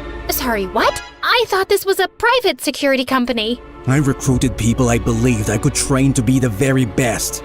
Because every code we write and every firewall we construct has massive importance. But you've caused a major breach, and now I have to fix your mess. And I was clearly wrong about you. You don't belong here. Pack your things. You're going home tomorrow morning. And it's not Liam. It's Mr. Finch. I felt like I'd been punched in the stomach. This place was the most at home I'd ever felt, and I'd really screwed things up. The next morning, I was going to the office to turn in my employee card. When I stopped short, the building had been sealed and was surrounded by police officers, and my coworkers were being arrested. I slipped away quickly, my heart racing. What the heck was going on? The only thing I could think of was finding Liam. If he hadn't been arrested already too. I made my way to his place and rang the buzzer a few times, but no one answered. Then I overrode the code of the security lock and the door clicked open. I'd just taken a few steps in when someone leapt at me and pushed me to the ground. And I found Liam on top of me with a chopstick. Emmy, how did you get in? And why do you know where I live? It's a top secret location. We sell that lock at the store where I worked at before, so I'm very familiar with the software. And I hacked your smartwatch to track your whereabouts a few weeks ago. Just for fun, I swear. See, smartwatches aren't actually that smart. They should be kind of called dumb watches. Also, were you gonna poke my eye out with a chopstick? Get up. Why are you even here? Because I went to the office and everyone was getting arrested. Well, it's all your fault. What? Since our security systems were down after you downloaded that virus, something invaluable was stolen from us last night. And now, we're all in big trouble, and I have to go into hiding. You're leaving? Will I ever see you again? Unlikely. You've ruined everything. Just go home.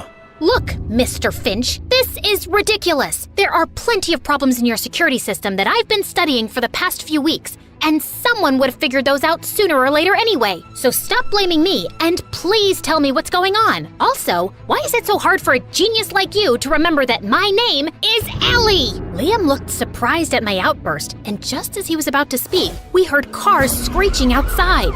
The police are here for me. I gotta go. Whoa, wait. I'm coming with you. I can't survive jail or torture. I told you, I have a very low threshold for pain. Oh God, just shut up.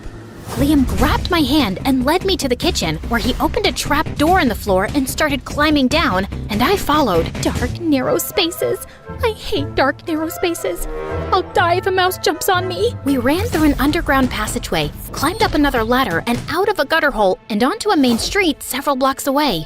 Liam dashed towards a car and we jumped in, but just as we were driving off, several police cars came to a stop in front of us. Wow, we managed to escape for all of 2 minutes. Okay, Mr. Finch, Liam, whatever. If I never see you again, I just want to say that you're the most beautiful. Suddenly, Liam hit the pedal hard and started driving in reverse like a maniac. Oh my God, what are you doing? I'm too young to die. I've spent all my life behind computer screens. I haven't seen the world. I've never even been on a beach. You know what? I'll go to jail. You can drop me off anywhere convenient. Liam took a sharp turn into a street, avoiding a truck by half an inch. He turned the car around 180 degrees and started driving even faster. I saw 2 black cars hot on her tail. Emmy, I need you to get a freaking grip and tell me the coordinates of the city's main bridge. We're gonna be jumping off of it. You can swim, right? Of course I can't swim. I'm terrified of water. That's why I've never been to a beach. We're not jumping off any bridge, you psycho. Can you please do what I'm saying and just trust me? There's a life jacket under the seat. Strap that on and find me the bridge. Now! With shaking fingers, I located the bridge and fed the coordinates into the car's GPS. Undo your seatbelt, and when I say go, open the car door. Your seat will automatically eject, and you'll land in the water. Don't panic. You're wearing a life vest, and I'll get to you quickly. You ready? I've never been less ready for anything in my life. Okay then, go! Liam swerved the car off the bridge and into the air. My seat ejected immediately and I landed head first into the water. Before I could panic completely, Liam swam over to me swiftly, grabbed me by the waist and pulled me onto the shore. We ran down some docks where Liam found an unlocked car and we sped away in it. I was too shocked to even speak anymore. Liam drove us out of the city to some abandoned warehouse where we were let in by an elegant older woman. Hello, Agent Skywalker. I was expecting you to be alone. So was I. Agatha, trust me, this wasn't part of the plan. All right, I've had enough. Can you tell me what's going on, Agent Skywalker? Liam finally told me that he was a CIA agent who had been assigned the task of recruiting a special security team to protect the government databases and national secrets. But there's another CIA agent who has gone rogue, and yesterday, she broke into our facility and stole the key to a new weapon the government's developing. And she's framed me for the theft. Now everyone thinks I'm a traitor. Luckily, the key's heavily encrypted, but someone will break the code soon, and I have to get it back before they do. It's the only way to clear my name. That's why I couldn't let myself get arrested. And Agatha here's an old friend. She's the only one I can trust right now. So, what's the next plan of action? I have a fairly good idea where the rogue agent took that key, so I'm going there, and you will stay here.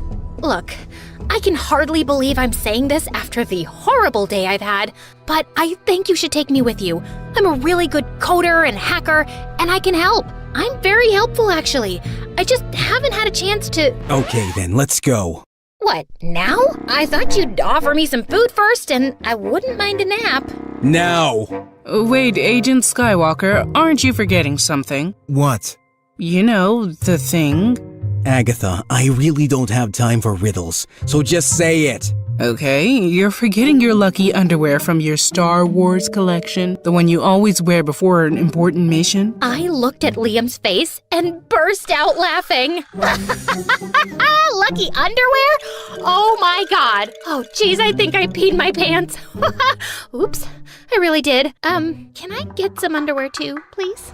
According to Liam, the key was in a highly secure facility inside a toothpaste factory. The only way we could get in was to wear employee uniforms and hide in the back of one of the company trucks taking some supplies inside. Dark, confined spaces. I hate dark, confined spaces. Why don't you try distracting yourself? Sure. Why don't you help me do that? Why was Agatha calling you Agent Skywalker? Because of your lucky underwear? It's just one of my many names. Is Liam your real name? No. So what is your real name? I'm obviously not gonna tell you. Okay then, do you tell your girlfriends your real name? Depends. I haven't dated in a while, especially after what happened with the last one. Why? What happened? None of your business. Let me guess. She couldn't put up with your cold heart anymore? Or she found out you're lying about your identity and thought you're a cheater. Oh no, wait, I've got it. Some enemy of yours killed her.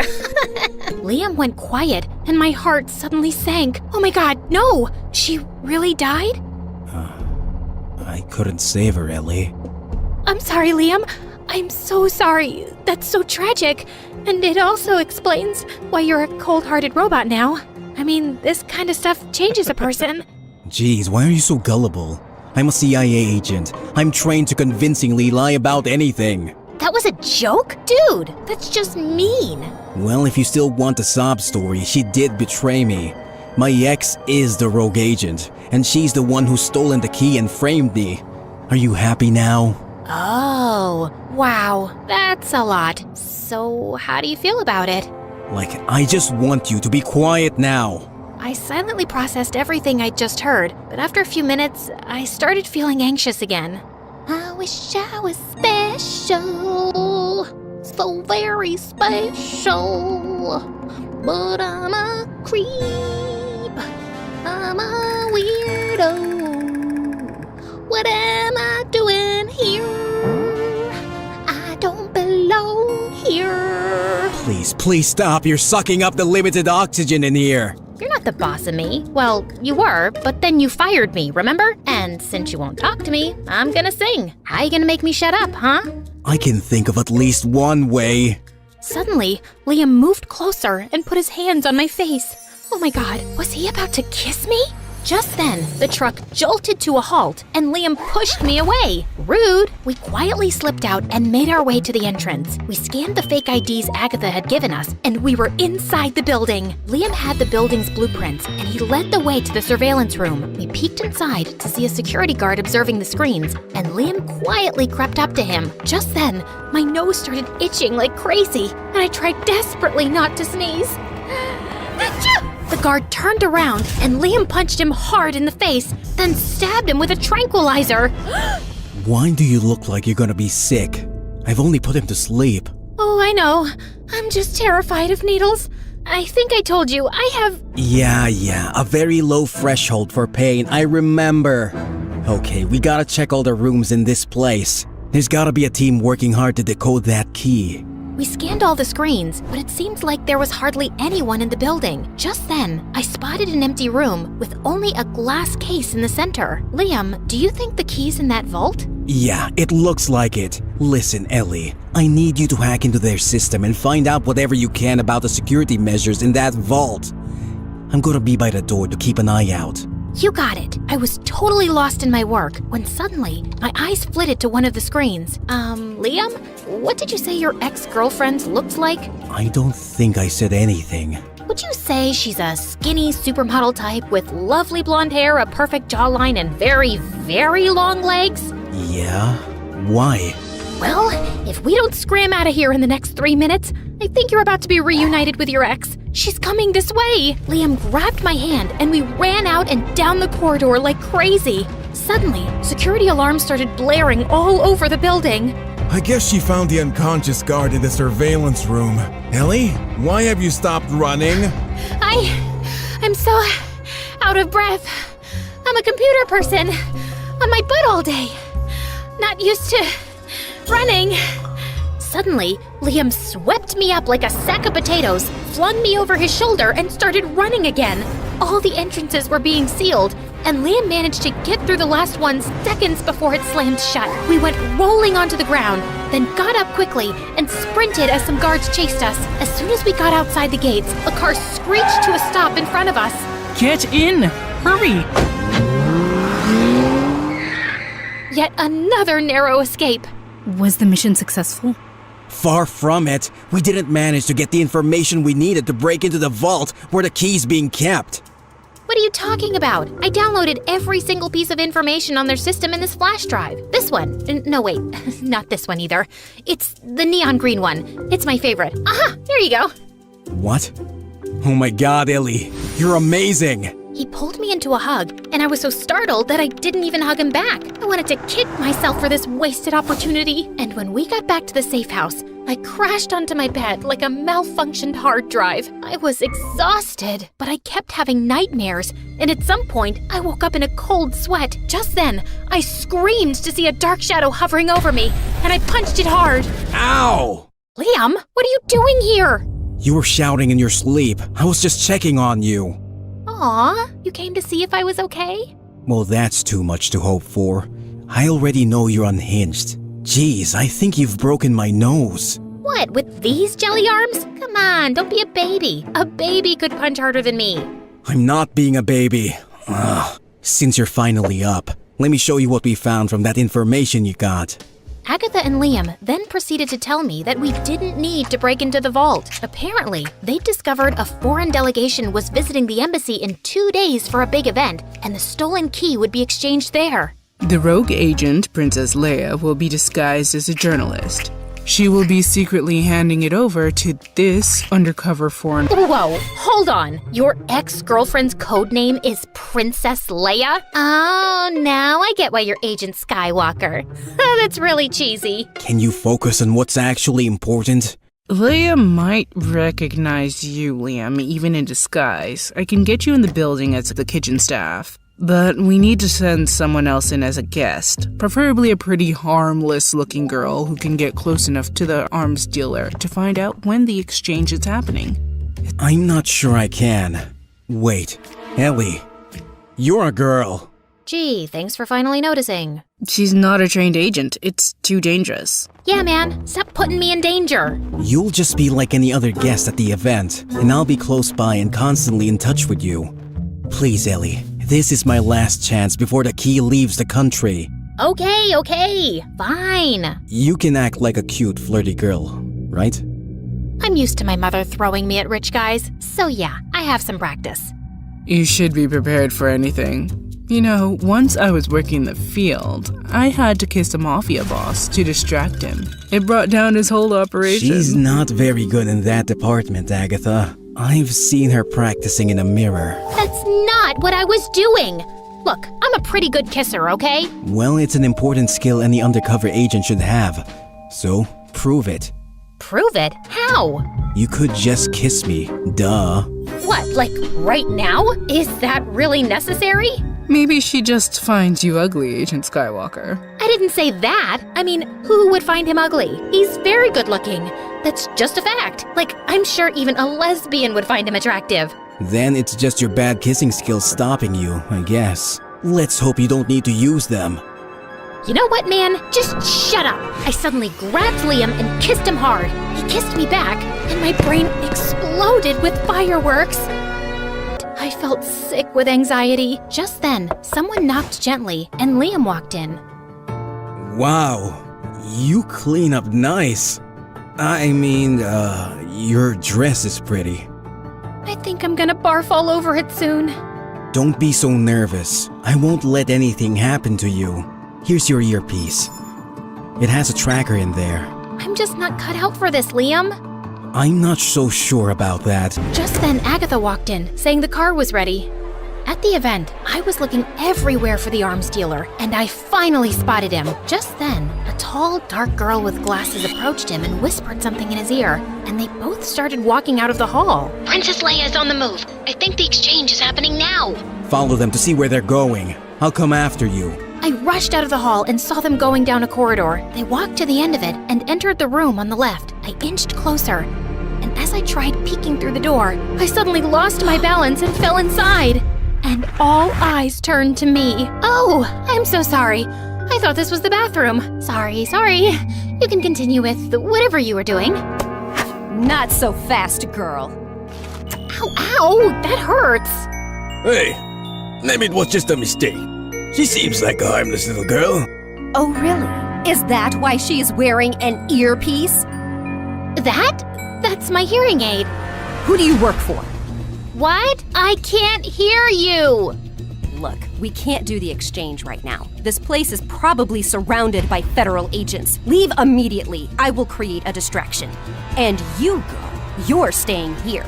Sit down. I plopped my butt into a chair as the girl took out a laptop and started typing like crazy. What you doing? You know, I'm very good at computers. You need any help? Oh, I'm just activating an explosive device linked to this laptop that will go off in 5 minutes and blow up half of this place. So that should create a nice distraction. What? I gotta run, babe. It was nice meeting you. Ciao. She then ran out of the room and locked it from outside. Oh my God! I stood frozen in panic, staring at the screen, seeing my life flash before my eyes. But then somehow, I managed to muster some courage. Okay. Calm down, Ellie. It's just a laptop. Any software can be overwritten. Anything can be decoded. You can do this. You got this, girl. I tried everything I knew, but nothing was working. And then I had a brainwave. I opened Google and typed in the website from where I downloaded the virus at work. I clicked on it and the screen turned red. Your system is under attack and will be immediately destroyed now. Goodbye. And then the laptop went blank. I'd actually done it. Oh my God. I collapsed to the floor. And just then the door burst open and Liam pulled me into his arms. Ellie, are you okay? Leia took your earpiece and I ended up following her instead. Did you manage to stop her? Did you get the key? Yeah, I did. Agatha hadn't told me before, but she'd call in the other agents to help. Spit it out, Ashley. That's not what I mean. It's just weird. The way he's just oh so nice all of a sudden. And of course, you're pretty. I don't know what you mean, but I'm tired of this. Mason likes me. Deal with it. I hated how she said that, but I knew Ashley had a point. Was this just a game to Mason? That night, when he came to my window, I couldn't help but ask, Mason, why did you ask me to the prom and not one of the cheerleaders? Do you still pity me as the blind girl? No, I really like you. I know we didn't start off on the right foot, but I always had a crush on you. I didn't know how to express it. I just sort of annoyed you instead. But that day, after the accident happened, seeing you lying there in your pink PJs and unable to do anything, I felt horrible. When I saw you in the hospital, I knew I had to show you how I felt about you. Tony, wait a minute. How did you know I was wearing pink PJs? Were you there when the accident happened? Mason looked shocked. Felt like a million emotions wash over me. Ashley was right. There was no way someone like Mason could like me. He was just hanging out with me because he felt guilty. I sent a message to Ashley. She came over right away, and after learning everything, she hugged me tight. Over the next few days, I kept replaying the whole accident scene every night in my head, and I realized Mason was right. It was me who came in front of the car. I am such an idiot. I needed to make things right. I tried calling him, but he never picked up. The next day when I went to school, I looked everywhere for Mason, but he was nowhere to be found. And when Mom came to pick me up, she gave me the most shocking news ever. Apparently, someone had come forward regarding my accident. It was Mason. I am shocked. That boy was your friend. He looked like a saint. He helped us so much, and in the end, he turned out to be the one responsible. I don't know what to believe. Helped us? What do you mean? He didn't tell you? He helped raise money for your surgery. He set up a GoFundMe and ran ads all over the internet. Maybe he was doing it just to not feel guilty. Mom, I gotta tell you something. I told Mom all about the accident, how it was me who ran in front of the car. She immediately called her cop friend, and Mason was released. I love you, Mom. Thank you for everything. I'm sorry I treated you badly before and blaming you for what Dad did. I love you so deeply. Later that night, I waited for Mason to come to my window. When he didn't, Ashley and I went to his. I still don't like him, but fine. I'll accept him. For you. Bet you would. As I climbed his window with Ashley's help, I caught Mason watching MSA videos on his phone. So, why didn't you tell me you helped raise money for me? 'Cause it didn't matter. What mattered was how I felt for you, how you felt for me, how you feel for me. I'm sorry about... Before he could finish, I rose up on my toes and kissed him. So, is the offer to go to prom with you still on?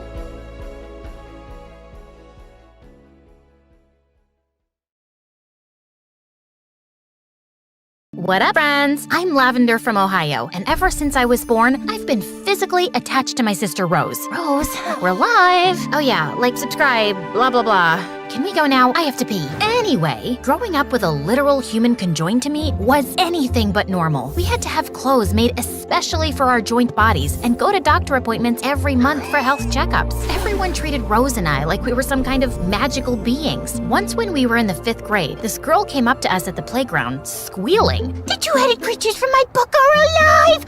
Oh, thank you so much for saving the kingdom!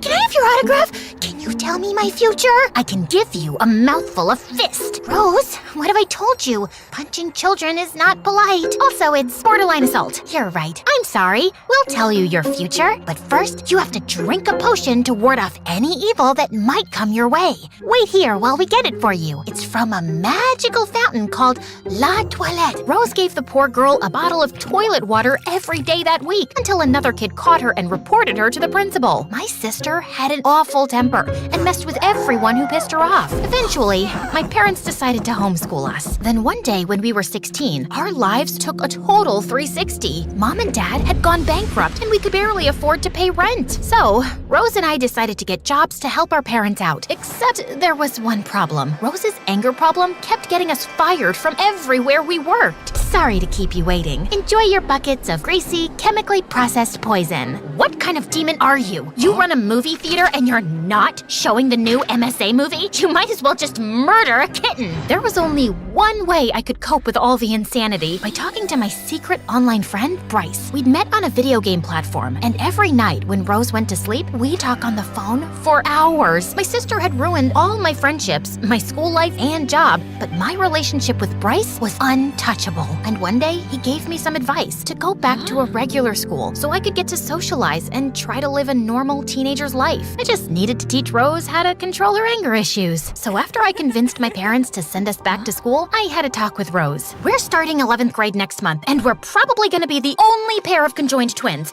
So unless we wanna be the school freaks again, riding on a freak show train, wait, no, we never take the train. But if we wanna go to a normal high school, you have to learn to control your psycho ways. Yeah. Why do you wanna go back to real school anyway? Because I'm a 16-year-old girl who with needs. I want a social life that's so busy, it'll make jealous witches scream while looking at my Instagram. I want to be like other teenage girls. You know, have friends, go to parties, cry into a pint of ice cream after a breakup in a bathrobe. Why can't I have that too, Rose? Rose seemed to take my speech seriously because when we entered high school the next day, she was actually on good behavior, even when kids inevitably stared, whispered, and pointed at us. But when lunchtime came, we got a wild shock in the cafeteria. Guess who? A weirdo with freakishly tiny hands. Uh-oh, wrong twin? Holy crud, it was Bryce. I recognized him from his Instagram photos. And boy, was he gorgeous in person. But what was he doing here? I'm so sorry, Lavender. I wanted to surprise you. When you told me the high school you were going to, I asked my parents if I could transfer so we could be in the same class and finally be real-life friends. I really enjoyed talking to you over these past couple years. Also, are my hands that tiny?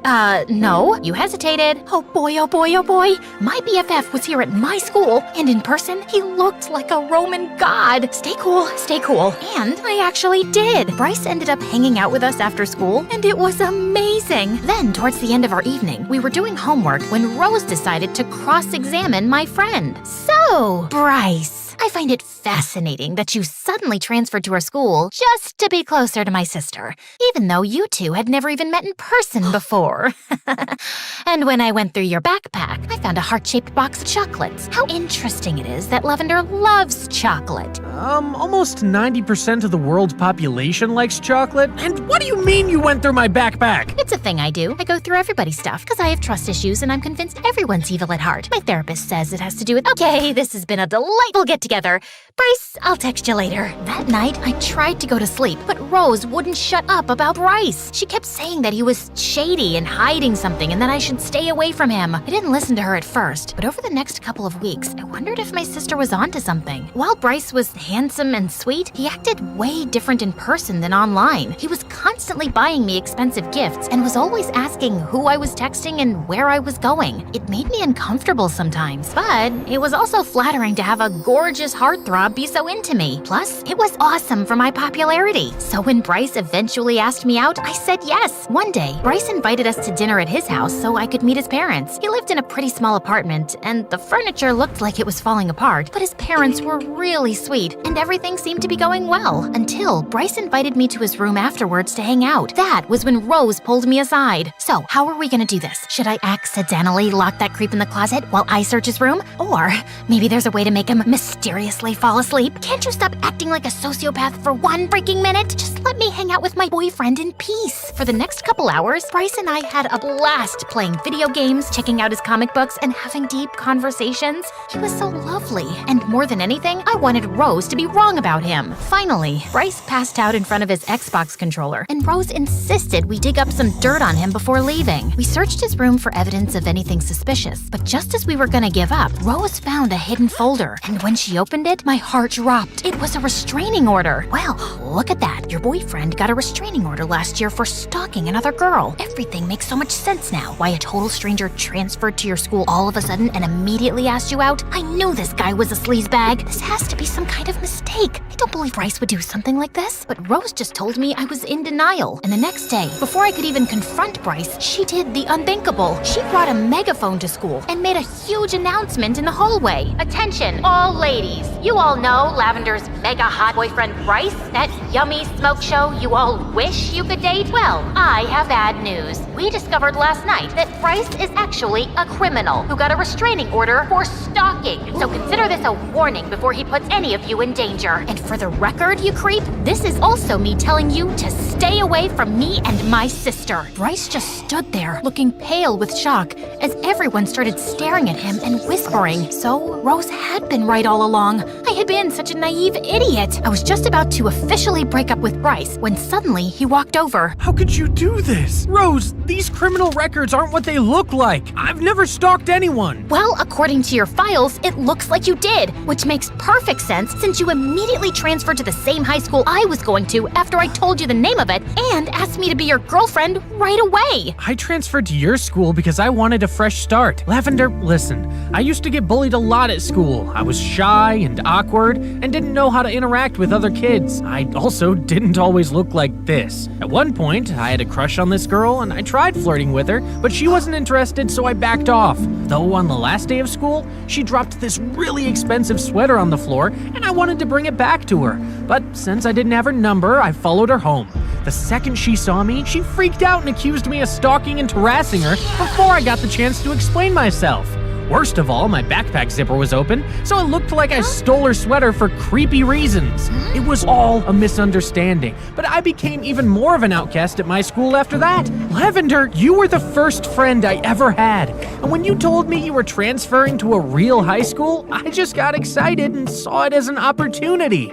And yeah, I kind of had a crush on you, and I know I went over the top with the expensive gifts and stuff, but I never meant to make you uncomfortable. I just have never been good at talking to girls I like. I was speechless as Bryce told me all this. I had no idea he had suffered so much. I just threw my arms around him and started apologizing, begging him not to transfer schools again. But it was too late. Rose had already ruined his life here, even though she had just been trying to protect me. I was certain Bryce was going to break up with me. Days went by, and he didn't call or text or anything. Come on, how many times do I have to apologize? I know. We'll watch MSA together, but on YouTube, not on TikTok. I'm not letting you turn your brain to mush, sis. Thankfully, a few days later, Bryce came by and decided to give me a second chance since the criminal record drama hadn't been my fault. I thought everything was gonna work out, except it didn't. I couldn't hang out with my boyfriend for 2 seconds without him and Rose fighting. Bryce accused her of messing with his life. Rose argued that she'd just been trying to protect me, and there was a lot of name-calling. You're just jealous because Lavender can get a boyfriend and you can't. Maybe it's because of your awful personality, or the fact that you chew your food like a horse. At least I don't have biceps that look like photoshopped soccer balls. Seriously? Looking at your muscles gives me a stroke. Lavender, get up so I can make an important announcement. Who's that ugly dummy that my crazy sister loves? His hair's kinda crummy, his weird biceps hurt my tummy. He's little baby Satan from above. Enough with your freaking public announcements. Yeah, Rose's tabletop rap got us kicked out of the restaurant, and that night, after our movie date, Bryce and I had a difficult talk. I don't know how much longer I can do this. I'm not happy in this relationship anymore because of your sister. Why does she have to be so— Look, the two of us have been through a lot. Being conjoined twins and all, I've always been able to be positive and keep my head up, but Rose took the trauma much harder. Bryce, if you really love me, you have to learn to love my sister too, because she's literally part of me. Lavender, I'm sorry, but as long as she's here, I can't be with you. We're over. And just like that, Bryce broke up with me. I was devastated. Once again, Rose had unintentionally ruined my relationship and my happiness, and I felt nothing but anger towards her. Then, several months later, things got worse. Rose and I started having serious health issues, and the doctors didn't know what to do. My parents had always been too scared to let us get the separation surgery, but as time passed, it was looking like we didn't have much of a choice. We had to take a risk. We were sitting in the hospital room an hour before our surgery when suddenly Rose started to cry. I immediately asked her what was wrong, but she was almost too upset to speak. Lavender, I am so sorry about everything I've done to you. For making Bryce leave you, for getting us kicked out of places because of my anger problems. You turned out so normal, while I turned out to be such a freaking train wreck. Rose, don't cry. This is why we're getting separated. We can finally live our own separate lives. But I don't want to get the surgery. I don't want anything to happen to you. It hurt me to see Rose so sad and scared. Though when we finally got the surgery, the doctors were amazed by our quick recovery. And yeah, we each had to get a prosthetic leg, and it felt weird walking in my new solo body, but we felt healthier and happier than ever. We even got to do a news segment about our successful separation and make some money. Are you ready for your new life? Are you ready for a new boyfriend? Because that weirdo in the audience has been checking you out. Don't worry though, I won't wreck your love life this time.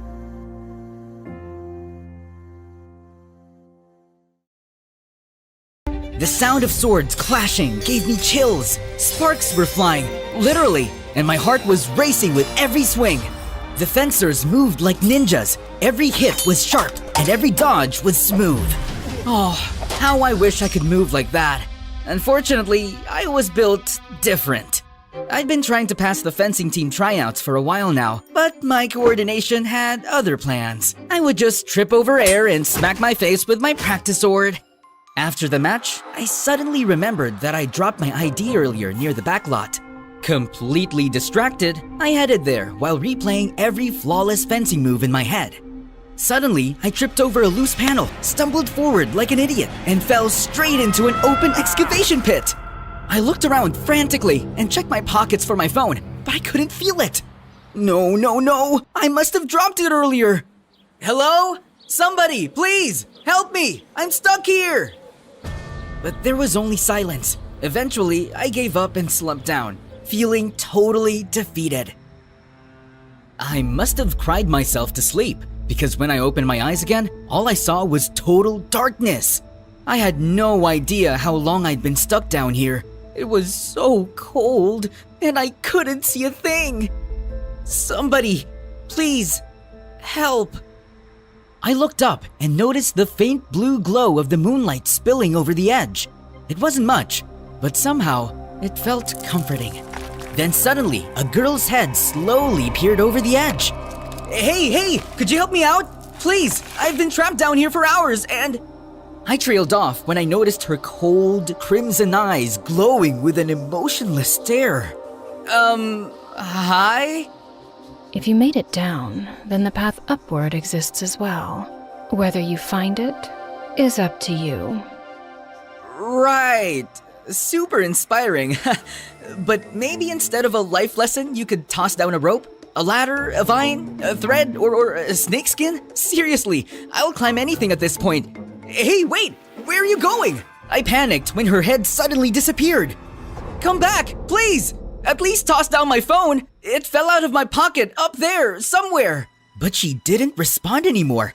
Unbelievable. Just my luck to meet a weird and mysterious girl in the middle of the night. Suddenly, her head reappeared, and this time, she was casually holding my phone. Are you referring to this? Yes, that's mine! Please, if you're not gonna help me, just toss it down at least and... If you want it, then climb. Wait, what? I was at least 20 feet down. I can't! It's too high, and I have the strength of a baby! Strength begins when you choose to reach for what seems unreachable. Okay, I'll try. At first, I jumped weakly, but I felt so pathetic, so I hyped myself up and pushed harder, clawing my way up the dirt wall as if my life depended on it. Finally, with one last desperate lunge, I jumped higher than I ever thought possible, scaling the wall like Spider freaking man, and pulled myself over the top. Whoa! I did it? Wait, I actually did it! Somehow, this strange girl made me find strength I didn't even know I had. I stood up and finally faced my mysterious savior, her silver white hair standing out in the dim light. That was intense! Thanks for the motivation. What are you doing here at this hour, by the way? And what's your name? Then she turned to me, and my heart nearly stopped. Holy mother of hell! Up close, she didn't look real. She wasn't just beautiful. She was otherworldly. This is one of the many reasons I never wished to visit here. But oh well, I suppose I had no choice. What are you talking about? Where are you from? But she just ignored me and drifted off like a beautiful lantern. Hey, wait! Can you at least tell me your name? We turned a corner, and just like that, she was gone. I searched all over the school, but it was like she vanished into thin air. What if she was actually a ghost? The thought alone almost made me pee in my pants. I just kept thinking about her, even in class the next morning, and Belle must have noticed it. $1 billion for your thoughts? Huh? Oh, sorry, just spaced out. Belle had been my best friend since we were kids. We were next-door neighbors, survived high school together, and now we were in the same university, taking the same course like it was fate or something. Come on, buddy, spill it. What's got you daydreaming so hard? Well, yesterday I went back behind the school to look for my ID, and I met this mysterious girl. I was about to finish my story when the door suddenly burst open, and our professor finally arrived with a girl trailing behind. My jaw then dropped straight to the floor when I saw her familiar face. No freaking way! It was her! Class, this is Sky, a transfer student. She will be joining us today, so please, make her feel welcome. As expected, the other boys also lost their minds the second she walked in. They were practically drooling on their desks. Sky, do you have anything you'd like to say to the class before we start our lecture? I held my breath as she scanned the room like an emotionless queen. I have little to say to those I have yet to understand, but I'll observe, and perhaps learn something worth remembering. We were all dumbfounded by what she said. Believe it or not, but that's the girl I was just telling you about. I see. She seems interesting. Well, that was quite a speech, Sky. Thank you. You may take any empty seat you like. Without a word, she walked straight down the aisle and sat right next to me. Hey, it's me, from last night. You know, the guy in the hole? But she just stared straight ahead, like I didn't even exist. And when the lecture finally started, she was completely locked in, silent, still, eyes focused on the presentation like they were battle strategies or something. Seriously, who is this girl? And where did she even come from? Later that day, I dragged Belle to the announcement board to check out the newest fencing team updates. Just then, a calm, serious voice spoke behind me. How do I join this battle? I turned and nearly jumped out of my skin when I realized it was Sky. Man, her ethereal presence gave me goosebumps. Battle? You mean the tryouts? They're holding practice today, but you'll need to, sign up first. Fill out some forms, maybe get a tetanus shot, probably wrestle with a few waivers, and... Where's the gym? She cut off Bella with a look that could end conversations in 46 different languages. We then pointed wordlessly down the hall, and she immediately walked away, like a warrior headed for her next conquest. Wait, girl, you can't just barge in. There's, a system. We followed her, and by the time we reached the gym, practice had already started. Sky walked in like she belonged there, and one of the senior members stepped forward. Can we help you? Who leads here? I guess that'd be me, captain of the team. She approached the rack and picked up one of the practice foils, turning it slowly in her hand. These weapons, they lack edge, but the balance is decent enough. Those are regulation practice foils, kind of the point. Then it will suffice. You here to try out, or...? I simply wish to test the limits of your strongest fighters, if you allow it. There was a moment of awkward silence before the captain spoke again. All right, mysterious transfer girl, let's see what you've got.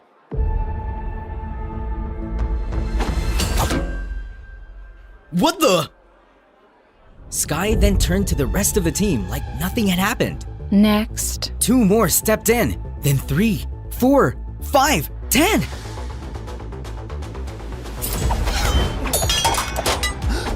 What in the world is happening? Suddenly, the whole gym started to feel colder. She moved like water with a blade, fluid, graceful, but dangerous. She was tripping, dodging, disarming, absolutely destroying everyone in her path. And it was mesmerizing. Every movement purposeful, every dodge calculated. She never raised her voice, never taunted, just moved. Bella and I just stood there, frozen, totally speechless. After beating the final fencer with one clean move. Well, that was quite insufficient. And just like that, the entire gym went silent. Since then, some people started getting scared of her, while others just fell harder. Meanwhile, Belle started getting extra suspicious about her. It's really weird. She just waltzed in and wrecked everyone like she was brushing lint off her shoulder. I mean, maybe she's just really good? She is, but there's something off about her vibe. She might be hiding something, and I'm gonna find out what. Just because she looks like a Barbie doesn't mean she can't be that strong and skillful. She's literally so cool. You have a crush on her, don't you? What? No? I mean, she's really, really beautiful and... Whatever. It had been a while since she sulked like that. and it was cute. You better stay away from her from now on, okay? I think she's dangerous. I just nodded, but deep down, I wasn't scared of Sky at all. I was hooked. After that day, I started noticing her in every club and tournament. Polo, martial arts, taekwondo, even logic and strategy games. Anything competitive, anything that required skill, she joined and won every single time. But she never celebrated, never even smiled. It felt like watching a boss-level character trapped on beginner difficulty. Nothing here seemed to challenge her. One time during a swimming match, she moved through the water like it was part of her. Fluid, swift, unbothered. She was like a mermaid trained by the gods of war. No splash, no struggle, just pure, effortless power. Another time, I saw her watching a freshman student from the martial arts club, a shy girl who always kept to herself and stood in the back. Without a word, Sky walked over, gently adjusted the girl's stance, then stepped back and nodded once. The girl blinked, startled, then smiled like someone had finally seen her. Sky didn't say anything else. She just returned to her corner and resumed her own training. But that one gesture said everything. She wasn't just strong, she inspired strength in others. Who really are you, girl? One day, Belle came up to me and slapped a notebook on the table. It's time to put on our detective hats. We follow her, subtly. Define subtly. These. Midnight Stealth Tint, limited edition. Put them on. You are not serious. I've never been more serious in my life, Eli. And just like that, we became Sky's personal shadows. Day 1, Sky walked into the abandoned art wing and never came out. We waited for 53 minutes and found no exits, just a clay sculpture of what I think was a horse or maybe a giant oven. Day 2, she went to an aquarium and underwater zoo and had a staring contest with the sea creatures for 2 freaking hours as if they were besties or enemies. Day 3, we caught her standing under a flickering hallway light for a full 5 minutes, unmoving. She was just staring into the corner. She's talking to the shadows. She's just probably checking that wall paint. Or maybe she's possessed? Wait, what if she's a spy? Oh, a vampire. She's totally a vampire. Eli, this is serious. Just then, we both screamed when Sky looked directly at us from 50 feet away, even though we were clearly behind a potted fern. One night, after watching a horror movie that Belle swore wasn't scary when it actually was, we stopped by a convenience store to grab some snacks. The store looked quiet, just us and the bored cashier. Just then, 2 sketchy guys in knockoff tracksuits stepped up to the counter and turned to us. Well, you 4 look loaded. How about a deal? 4? There's only 3 of us here, and we turned and saw someone I didn't expect to be here. Sky. She was silently reading the back of an ice cream tub like it was ancient prophecy. We'll take $1 billion, or someone's getting folded! Dude, we're literally just college students. Do we look like we own 108 yachts and private islands to you? Honestly, no. But I don't care. Just hand over everything you've got. He then shoved me straight into a shelf of ramen, and I almost passed out. Touch him again, and I swear I'll make you cry like a little boy who dropped his ice cream on a poop. But the jerk just laughed at Belle and grabbed her arm. Before I could even get up to stop him, the light started flickering, and the air suddenly got colder. Sky suddenly stepped in and grabbed the goon's wrist, twisted it with a crack, and yeeted him into a snack shelf so hard he passed out on impact. She then turned to Belle like nothing had happened. Are you hurt? I think I'm in love? She just nodded once, turned, and started walking out.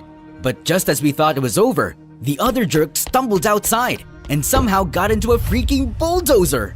I'm taking down this whole store and taking you broke and useless college kids with it! Belle and I panicked, but Sky just calmly stepped forward and grabbed the front of the bulldozer like it was a freaking shopping cart. Then, without a word, she lifted it, and yeeted the entire machine into a glowing thing that appeared out of thin air. Gone, just like that. What the? Belle, did you see that? But Belle was already out cold on the floor, Straight up passed out from disbelief. I couldn't stop replaying it in my head later that night. Sky was literally out of this world. Like she lifted a bulldozer. Who does that? But what bothered me more was me. I couldn't even stay on my feet long enough to protect Belle. The next day, I saw this tiny scratch on her forehead and my stomach flipped. I was such a loser. All I did was stand there and breathe dramatically. It was sunset when I wandered to the back of the school to get some air, and I was surprised to see Sky just standing there, perfectly still, half in shadow like she was about to disappear through the crack in the earth. Hey, you saved us last night! You were like a superhero! Seriously, why are you even that strong? Belle could have seriously gotten hurt, and I couldn't even help her. I panicked and you showed up like a force of nature, coming like a hurricane. Apparently, she had no plans to speak, so I finally gave up. Anyway, I just wanted to say thanks and sorry for being totally weak and useless. And that was when she finally looked at me. You carry too much shame for someone who stood up. That is more than most would do. But it wasn't enough. Strength isn't always loud or immediate. Sometimes it begins when you decide to stop running. I didn't know what to say. Her words just echoed in my head. If you still wish to change, then follow me. I just found myself following her like a clueless puppy as she led me behind the trees until we stopped at a tall brick wall. Then, with a flick of her wrist, she summoned this glowing thing again. A strange, shimmering light pulsed in the air like it was alive. I must be dreaming right now. What's happening? What is that?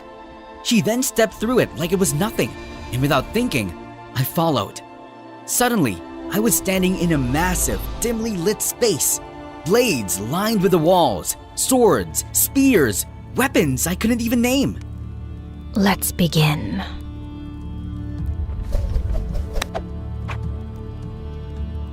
Begin what? Are you going to train me or something? But why? I was only ever meant to speak with my equals. How I ended up in this situation is beyond me. Perhaps I simply missed the feeling of training a disciple again. I suppose I'll have to swing my sword 3 million times as penance. It was the first time I heard her say more than 2 sentences, and my brain was about to explode with questions. So, about all this and everything you just dropped on me, can you explain? Because none of this looks normal, like, at all. Let's keep this simple. No questions, just training. If that's acceptable to you, we'll begin. From that moment on, my life did a total 180. In between and after classes, we kicked things off with the basics. She started teaching me combat skills, how to hold a weapon, how to move, how not to slice my own foot off, and I kept failing all of that. But despite being cold, strict, and silent, my master was patient with me. Soon, we moved on to one-on-one fights. She fought me with one hand and still destroyed me every single time, like she was swatting away a fly. One time, I arrived a little earlier than usual. The portal buzzed softly as I stepped through, but something was different. Sky was already there. She was waiting. She was training alone, focused and unshaken. With a sword in hand, she moved through a relentless series of drills. Strike, spin, parry, recover, over and over. Not a single break. Only 2,972,000 left. I froze. She wasn't counting victories. She was counting some kind of punishment. I stood there, hidden in the shadows.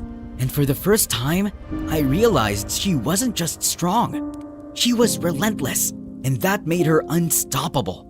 When I tried to ask her about it, all she did was give me a cold stare and continued training me. As the days went by, Belle got more and more suspicious of my frequent disappearances, but I kept throwing out excuses. Until one day, she caught me sneaking back to class looking like a total mess. Okay, You've been disappearing, coming back looking like you lost a duel with a garbage disposal. Talk. I was jogging? Try again. Belle? Spill it! I saw you with Sky. You're doing something sus with her, aren't you? You were following me? Are you kidding? I've got notes, charts, a full Sky timeline. Okay, fine. I'm training with her. Training?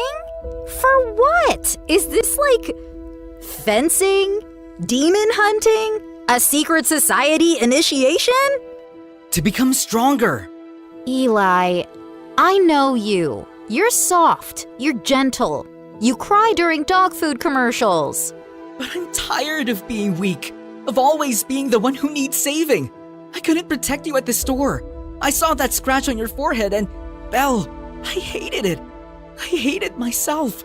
I'm done feeling like a loser. Yeah, but she's weird. She's powerful and quiet, and we don't know anything about her. I did a background check. Nothing came up. No school records, no socials. It's like she didn't exist until the day she showed up. What if she's from another world? Or a different dimension? What if she's dangerous? I didn't even know what to say because I myself was wondering too, because Sky never answered my questions. I just miss my best friend, you know? I'm still here, but I need to do this. For you. For me. Belle didn't smile, but she nodded. Okay, fine. Just don't get possessed or anything. No promises. A few more days of training passed. Bruises, sore legs, and Sky silently judging my every move. But somehow, I got better. Then came the next fencing tryouts. I stood at the edge of the gym floor, foil in hand, heart pounding. The whistle blew, and I finally moved. No tripping, no freezing, just focus, speed, and everything Sky drilled into me. By the final strike, no traces of her. She hadn't shown up in days, and it was driving me crazy. Then one night, just as I was about to sleep, I suddenly felt that familiar chill in the air. I found myself walking to my balcony, as if something is calling me.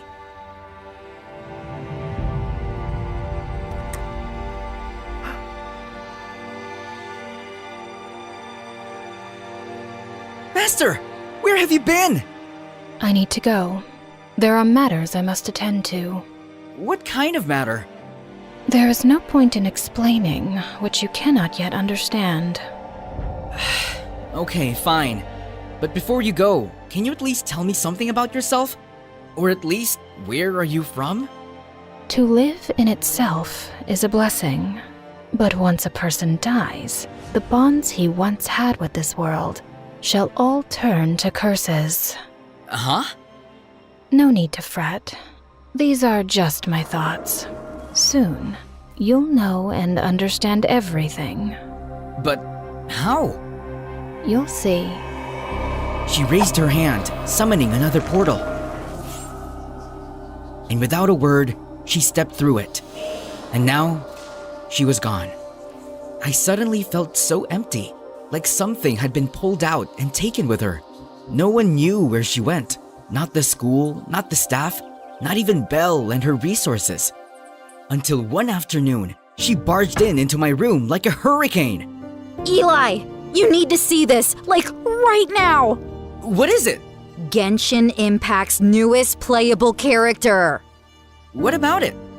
I hadn't opened the game in almost a year, so I wasn't updated. She shoved her phone into my hands, and the moment I saw the screen, I swear my soul left my body. Customization and optimization for your character builds. Check out Genshin Impact now using the link below, and don't forget to redeem your exclusive gift code.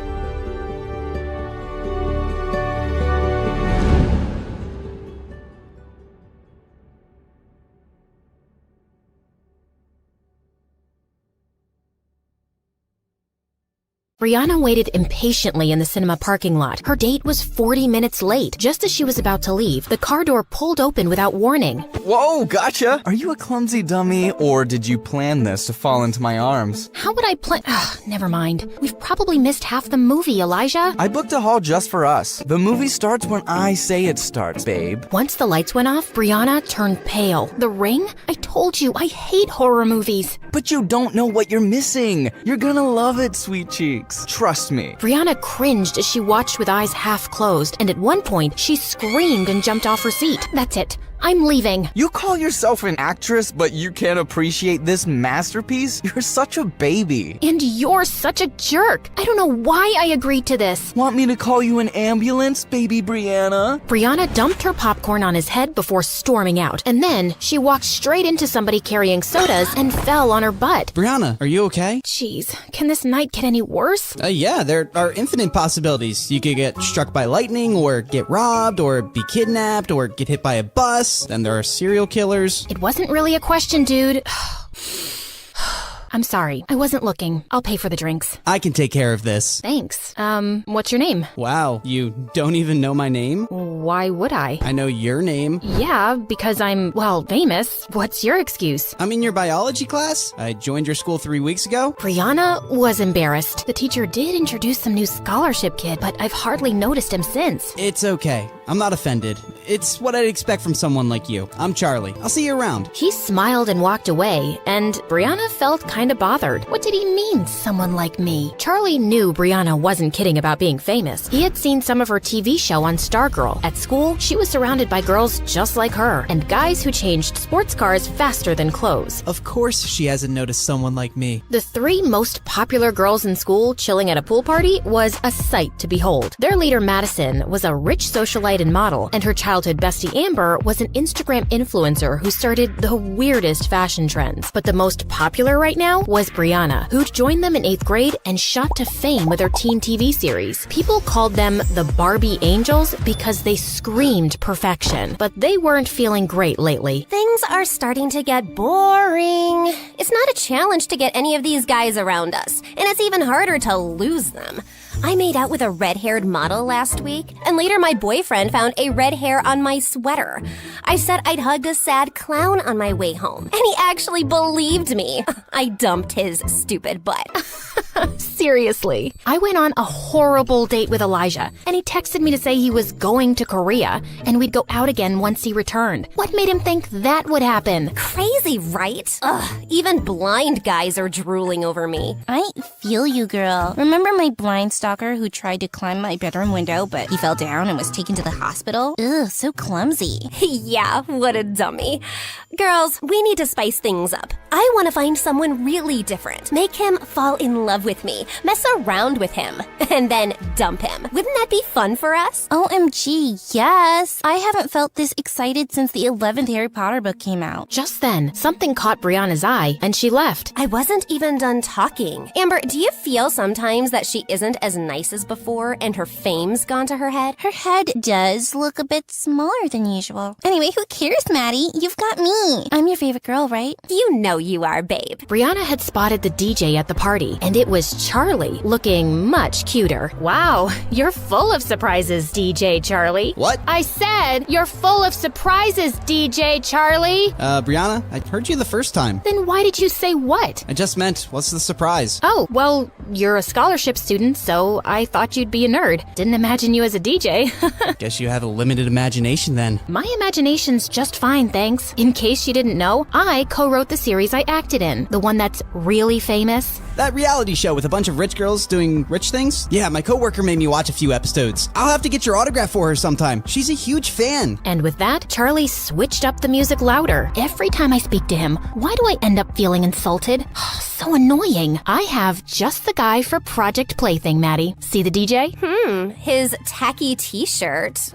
But he's kinda cute. Why him? He's nothing like the guys we date. He's a scholarship student in my bio class, and he seems unimpressed by everyone at our school, including us. Well, that's new. I love a good challenge. The question is, will he buy it? The most popular girl in school suddenly notices him? He might think it's a prank. We'll just have to make it believable then. Plus, no guy is immune to my charms, Brie Brie. He'll be eating out of my hands in no time. time. Like a baby shark. I don't think it'll be so easy, but I'm looking forward to it. The girls' first move was to get Madison on Charlie's radar and paint her as an angel. So 2 days later, Charlie found Madison walking into the cinema, who he instantly recognized as Brianna's friend, and she had a line of kids behind her. Hi, could I please have 30 tickets for the new Minion movie? And whatever snacks the kids want. Are these kids from an orphanage? Yeah, I volunteer there, and I thought I'd treat them. It's not often that they get to go out, so I want them to have a really good time. Wow, she doesn't even have a PR team taking pictures. Charlie led the excited kids into the theater, and as he was leaving, Madison touched his arm. Wait, you were the DJ at a pool party recently, right? Right.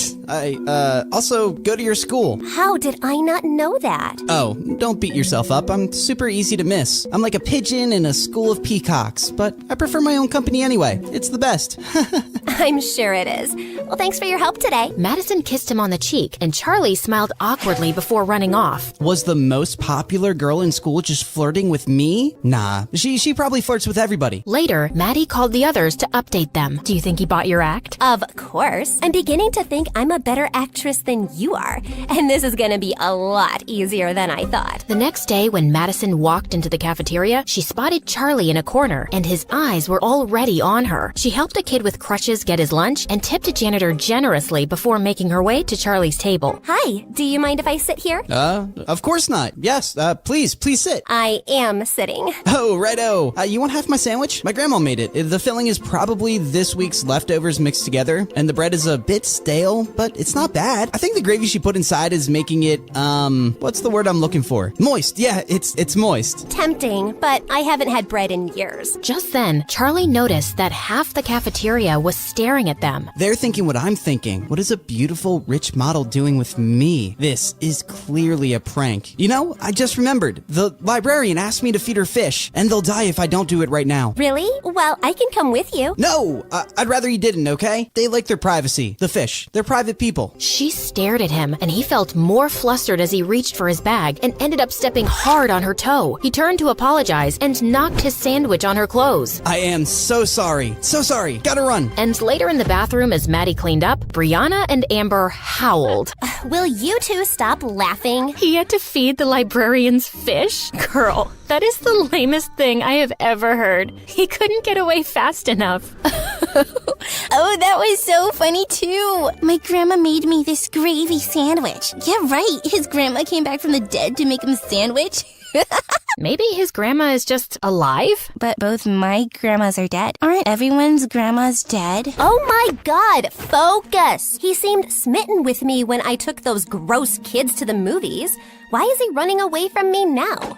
Maybe I just make him really nervous. Or maybe he isn't stupid and he's not buying your sudden interest in him. Well, you're in the same class with him. Do something. I'll get the teacher to make me his lab partner tomorrow. Let's see what I can pull off. Charlie just wanted some peace, but the universe literally said no when he got paired up in the lab with Brianna. Are we really gonna open up that frog? There's no way I'm touching that thing. Charlie ignored her and started doing it himself. Oh my god, look at those intestines. Ew, I'm gonna throw up. Why don't you just stop looking at the frog? It's not like you're helping me. Yeah, that sounds good. Anyway, I have to talk to you about something. I think Madison's really into you. Don't ask me why. The heart wants what it wants. So, I was wondering, what do you think about her? Brianna, I don't know what you girls are up to, but I don't have time for this. I'm just here to study hard so I can get into a good college, and Madison can literally have any guy. What do girls like you want with a poor nobody like me? Wow, you just made us sound so arrogant and judgmental, but you've basically written us off without even knowing us. Look, I didn't mean... Yeah, you did. You think girls like us wouldn't like a poor guy since we're shallow, right? And yeah, Maddie could have any guy, but maybe she saw something different in you. Trust me, if it was fancy things we wanted, we don't need a guy for that. Charlie felt unsure. Maddie is beautiful, and she seemed sweet. Maybe I misjudged her. So, how'd it go? Brilliantly. I think I've convinced him a bit that you're genuinely into him. We've got to keep the ball rolling. Let's find out more about Charlie's personal life. Madison hired a private investigator and found out that Charlie lived with his grandma. She also found out that he worked in a small club as a DJ on weekends. We know where we're going tonight. Oh, please say Tokyo. I've been craving sushi for weeks. No, to this nightclub, silly. But I'll take you for sushi anywhere after the success of Project Plaything. Later, when the Barbie angels walked into the small club, all eyes turned to them, and Charlie was just as surprised. This really wasn't their kind of place. Once he sees my heart-stopping dance moves, he'll be following me around like a lovesick puppy. The girls moved to the dance floor and had everyone's attention. As the song ended, Madison walked over to Charlie. The music here is amazing. You're really talented. Gee, thanks. Listen, Madison, I've been avoiding you, but I want to say I'm sorry. For that day in the cafeteria, I was such an idiot. I'll forgive you if you dance with me. Oh no, there's a reason why I'm in charge of the music. Those who can't do, teach. Those who can't dance, DJ.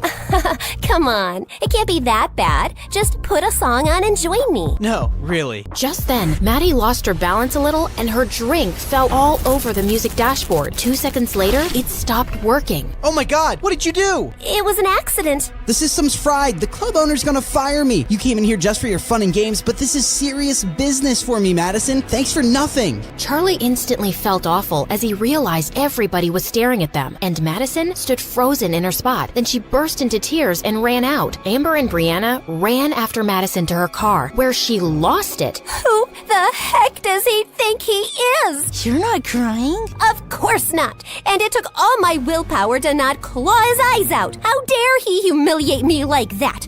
Oh, once he falls in love with me, I'm gonna squish him like a bug. That was brilliant. Now he's gonna feel terrible because you didn't even lash out at him. And he'll think you're the sweetest angel on earth. Oh, I underestimated you, Maddie. You're the worst. I am the worst. And when I'm done with him, he's gonna wish he was dead. Charlie just couldn't face Madison in school the next day. And after a lot of begging, he finally managed to get her number from Brianna. Little did he know, the girls had decided that Brianna would be the one to talk to him, pretending to be Maddie because she was the smoothest talker. Charlie felt super nervous as he called her that night. Hello? Hello? Hi, hello, hi. Madison? It's me, Charlie. What do you want? Listen, before you hang up, please don't hang up. I'm really, really sorry. I just lost it and you didn't deserve that. And you didn't even scream at me or hit me, which you should have. You still can. Charlie, I get it. You freaked out. I hope you didn't get fired. I did. But it's okay. I'll find another gig. I'm sorry. Are you for real? Don't say sorry to me. Do you think we could just start over? Yeah, I'd like that. Hi, I'm Charlie. Nerd by day, DJ by night, and I get free popcorn once a month at the cinema. You go. I'm Madison, and I'm a famous model. Also, I've been on a diet since forever, so I don't remember what popcorn tastes like anymore. That's the saddest thing I've ever heard. The two ended up talking and laughing for hours, and she kept surprising him. She was funny, well-read, and had great taste in music. It was 4 a.m. when they finally said goodnight. I can't remember the last time I had such a good conversation with someone. The next day, Brianna updated Maddie on everything they'd talked about, but she didn't see Charlie in her biology class. The girls hadn't seen him at recess either, so Brianna sent him a text as Maddie, and he replied, Grandma broke her hip this morning. I'm at the hospital. If you really want to seal the deal with Charlie, you should go see his grandma. Ew, I hate old people with their wrinkly skins and their weird smell. Come on, they're cute. Just be nice to her. Charlie will love it. Should I really interact with her? I don't think I could be nice to an old woman. Brianna then thought of a better idea. After 3 days, Charlie's grandma was discharged, but he had one problem, the hospital bill. He decided to talk to the hospital staff about paying in installments, but then they told him that someone had already settled it. What? Who? The person had chosen to be anonymous, but Charlie insisted so much that the staff revealed the sender's identity, Madison. Why did you do it, Madison? What do you mean? You paid my grandmom's hospital bill and tried to hide it. Why? Because I knew you wouldn't accept the money if I offered it to you, and I made you lose your gig. It's the least I could do. I care about you, Charlie. You can have any guy you want, Maddie. Why me? Well, I've dated enough guys from my circle to know they're not very nice people. They're mostly after my money or fame or my parents' influence, and you don't care about any of that. You're like a breath of fresh air. But if you don't feel the same way, I won't hold it against you. Charlie was about to reply when his grandma called called him, but he couldn't stop thinking about Maddie. What she did for me is amazing, but I feel scared about falling for someone like her. Charlie hadn't come back to school for a week, but he and Brianna had been exchanging texts, as Maddie, of course. She was laughing at a meme he'd just sent when she found Elijah by her locker. Ugh, why is he back? Just read something funny? Tell me, babe. I love a good joke. Excuse me? You were just laughing at your phone? I hope it's a joke and not a boy whose butt I have to kick. What are you, my dad? Because you're definitely not my boyfriend. Stay out of my business and don't call me babe again. I've forgiven you for the last tantrum, Bree. Now tell me where you'd like to have our next date. How do I spell this out for you? There won't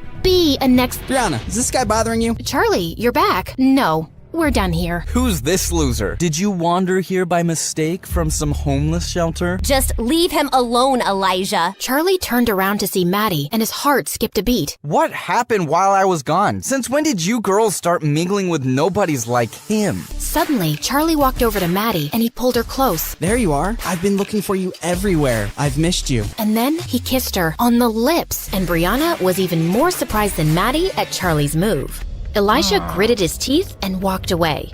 Wow, what was that about? I've been wanting to say it the whole week, but not on the phone. I do feel the same way. I care about you too, Maddie, a lot. Madison hugged him and smirked at Brianna. Once everyone knew that Maddie and Charlie were dating, his life in school took a 360-degree turn. People stopped to smile at him, say hello, crack jokes. Why does it feel like even the teachers are nicer to me? The other two Barbie angels welcomed him into their gang, and being with Madison was a dream. They went on long walks, watched sunset, ate ice cream, and kissed on top of a Ferris wheel. But later that night, Brianna and Amber cringed hearing Maddie throw up. Is Charlie trying to kill me? That gross ice cream at the amusement park made me sick, and my feet hurt from the long walks. And what is so fascinating about freaking sunsets? I think it's sweet. Yeah, 'cause you're not the one suffering. But there is one thing about Charlie. He sure can kiss. Makes you feel like you're the only girl in the world. Ugh, please, spare us the makeout details.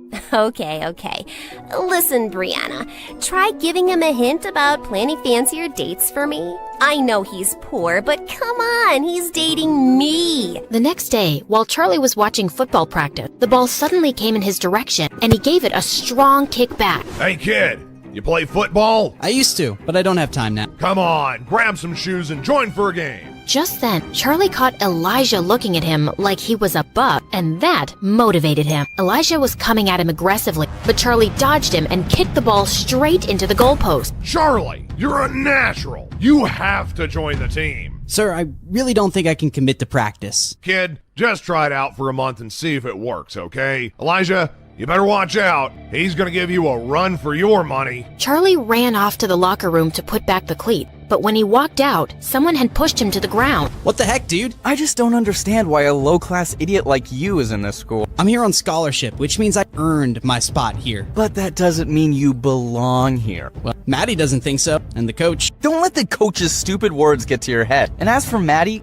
gosh, you're a moron. Do you really think... Just then, someone pushed Elijah away hard. Dude, seriously, what is wrong with you? Why are you jumping to his defense? Because he's my friend. And what, are you threatened by a little competition on the field? Oh, please. This loser just had beginner's luck today. I'll crush him next time, and he won't have mommy out there to defend him. Elijah and his friends went out laughing as Charlie picked up his bag and fished out a broken snow globe. Great, this was for Maddie. She's so excited about her Vogue photo shoot coming out, and I wanted to give her something thoughtful. What was this supposed to be? It was a guy, but instead of arms, he had wings, like a fan, and it said, "I'm your #1 fan." Oh God, I'm glad it's broken.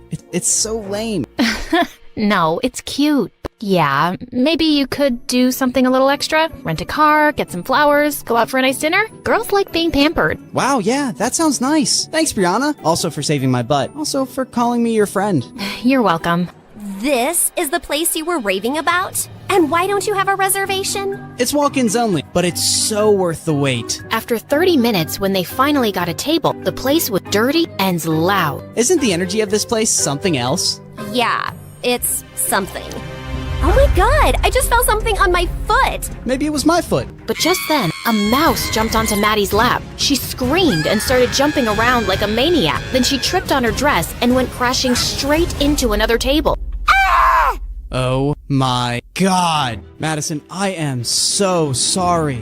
Why would you bring me to this horrible place? And did you see all those people who were making videos of me? This is gonna be all over the internet. I get why you're upset, but you know, today's video is tomorrow's old news. No one remembers these things. Excuse me? Are you gonna explain to me how fame works? People don't forget anything. Once something's on the internet, it stays there forever. People can pull it out anytime they want. Ugh, this is officially the worst day of my life. With that, Madison stormed out of the car. Brianna couldn't stop laughing as she watched Madison's video posted online, but now she had to do some damage control. So she called him as Maddie. I've had some time to cool down, and I'm sorry for going off on you like that. And I'm sorry about the mouse and the video. You're right. I don't know what it's like to be famous. It's the best and the worst. It's great to have people look up to you, but sometimes they talk about you like you're not even a real person. And imagine having your failures or embarrassing moments splashed across the news as entertainment. It sounds brutal. I'm almost glad I'm a poor nobody. As they were talking, Charlie ended up telling Brianna all about his amazing grandma and how she'd made him apply to the school. I just want to get myself into a good university so I can make something of myself and spoil my grandma rotten. She deserves the whole world. Well, you're definitely the guy who'd get it for her, Charlie. Over the next few weeks, Charlie found himself bewitched and confused by Madison. He felt closer than ever over their late night talk, but in person, she was totally unpredictable. One moment, she'd be all over him, and the next, she was snapping his head off. Charlie, do you think I'm fat? No. Why did you pause before answering? What? No, I didn't. Yes, you did. You said, no. You even looked at me before replying. I shouldn't have looked? Why would you look? Don't you just know? Maddie, you're being irrational. Now I'm crazy, am I?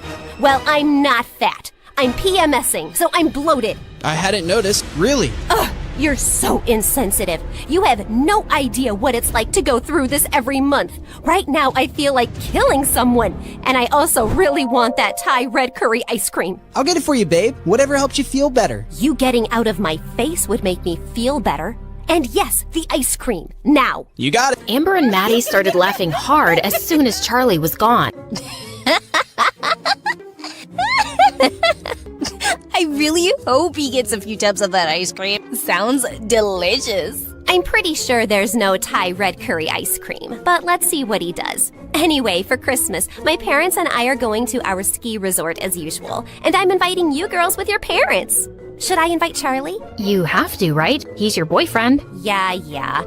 And at least 3 of my exes will be there. And I'd rather not show up single. But I'm gonna have to give Charlie a makeover before I take him. On his first day at the resort, Charlie slipped out of his room at 5 in the morning and found Brianna waiting in the kitchen. Oh, you're here. I almost thought you wouldn't come. I almost thought that too. I don't know why I agreed to the early morning skiing lesson. Because you're a good person and you like me? I'm just saving Maddie some embarrassment. Because you'll definitely make a fool of yourself without my help. Couldn't agree more. They headed out to one of the smaller slopes, and she explained skiing techniques to him. I think you're ready. Well, as ready as you'll ever be. If I die, please break the news gently to Grandma. You play football against Elijah. You'll survive this too. Now don't be a wuss. Time to go! Brianna whizzed down the slope, and the cold wind in her face made her feel alive. She turned around to look at Charlie, who looked like a baby goat learning to walk. Charlie, just loosen up! Come on, I'm racing you down to the end! Charlie took deep breath and relaxed. He was gaining momentum and actually starting to enjoy it. Brianna was flying ahead effortlessly, but he was catching up. But then suddenly, he was going too fast. He tried to slow down, but he just couldn't. And moments later, he felt himself crashing straight into Brianna and they went tumbling into the snow. Oh my god, Brianna, are you alive? Is your neck broken? Please don't die. Say something. Oh, can you shut up for just 1 second? Yes, of course. Oh, I thought I'd killed you. Charlie pulled her into a bear hug. You're really okay? Yeah. I just got the wind knocked out of me. Imagine the headlines if something had happened to you. Stupid, worthless nobody injures beautiful teen goddess. You think I'm beautiful? Well, duh. That's not even opinion. It's just a scientific fact. The sun rises in the east, water boils at 100 degrees, Brianna's beautiful, you got some snow on your face. As they started making their way back, Brianna felt her heart racing. Oh, shake it off, Brianna. You cannot be attracted to your best friend's fake boyfriend. After an exhausting day of skiing, Charlie wanted to crash, but he had to drive dress up for a fancy dinner instead. The seats next to Maddie were taken, so we quickly took one next to Brianna. Please tell me, why are there 6 forks in front of me, and which one can I use to stab myself in the eye? Oh, definitely the meat fork for a quick death. Madison watched the two laughing, and she didn't like it. I don't want her getting more attention than me, even if it's from stupid Charlie. Hey, Charlie, could you sit next to Amber, please? Her parents couldn't come, and she, broke up with her boyfriend. She could use some cheering up. Charlie nodded reluctantly and took the seat next to Amber. So, Amber, you want to talk about your breakup? Okay, sure, why not? It happened 3 years ago, and his name was Leo. And that's what you're sad about today? That's a bit offensive. I'm not sad. Do I look sad to you? Charlie was relieved as they were served their first fish course, but Amber was staring down at her plate in tears. I'm so sorry. Please forgive me. What are you talking about? You will be missed, Nemo. Right, Charlie? Tell him he'll be missed. Yeah, you will be missed, Nemo. Just then, Brianna's mom, who was sitting opposite him, spoke. So, Charlie, where were you studying before? Well, I was in public school in another town. I got a scholarship here, so I moved with my grandma, who raised me. And what does your grandma do? She's an amazing healer. She cures people with herbal medicines and different techniques. So she's not a real doctor? No, not in the typical sense. And this healer thing, it makes her enough money? Mom, stop!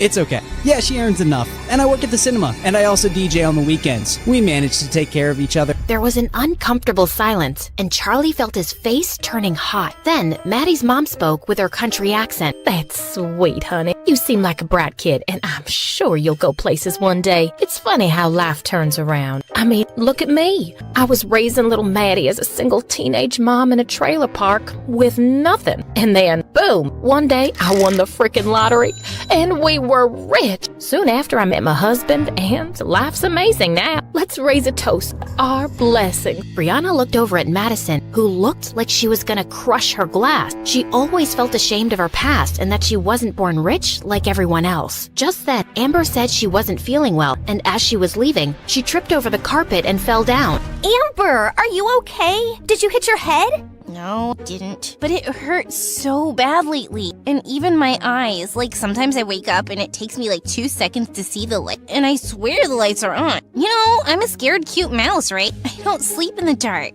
Okay, I'm gonna take her to her room to rest. When Madison returned later to the main hall, she suddenly overheard Brianna's mom and another woman talking. That woman sure loves to tell her trailer park story. She's been rich for years now, but she still sounds so trashy. Money can't buy class. And now look at Madison's choice of boyfriend. I mean, he's sweet, but no amount of designer clothes can hide where you really come from.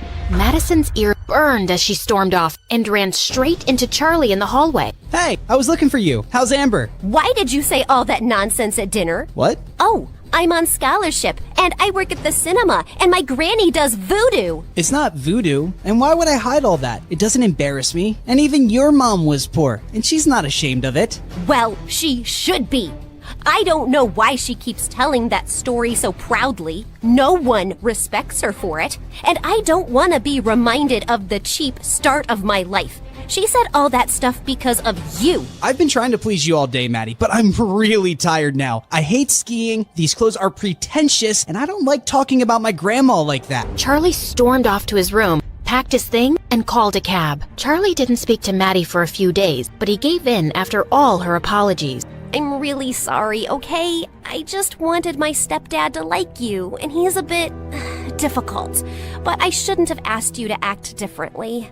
I like you, just as you are. Well, if you really want to make it up, you'll have to spend more time with my family now.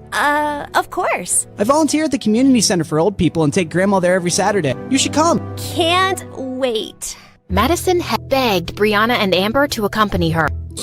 Oh, this place smells like disease and something rotten. Shut up, Maddie, and just act normal. After they'd all met, Charlie asked Maddie to help him set up a game of musical chairs while Brianna joined his grandma. I'm so glad to meet you, girl. Charlie was certain he wouldn't make any friends at his new school. You've raised a pretty nice guy. Oh, trust me, I didn't do much.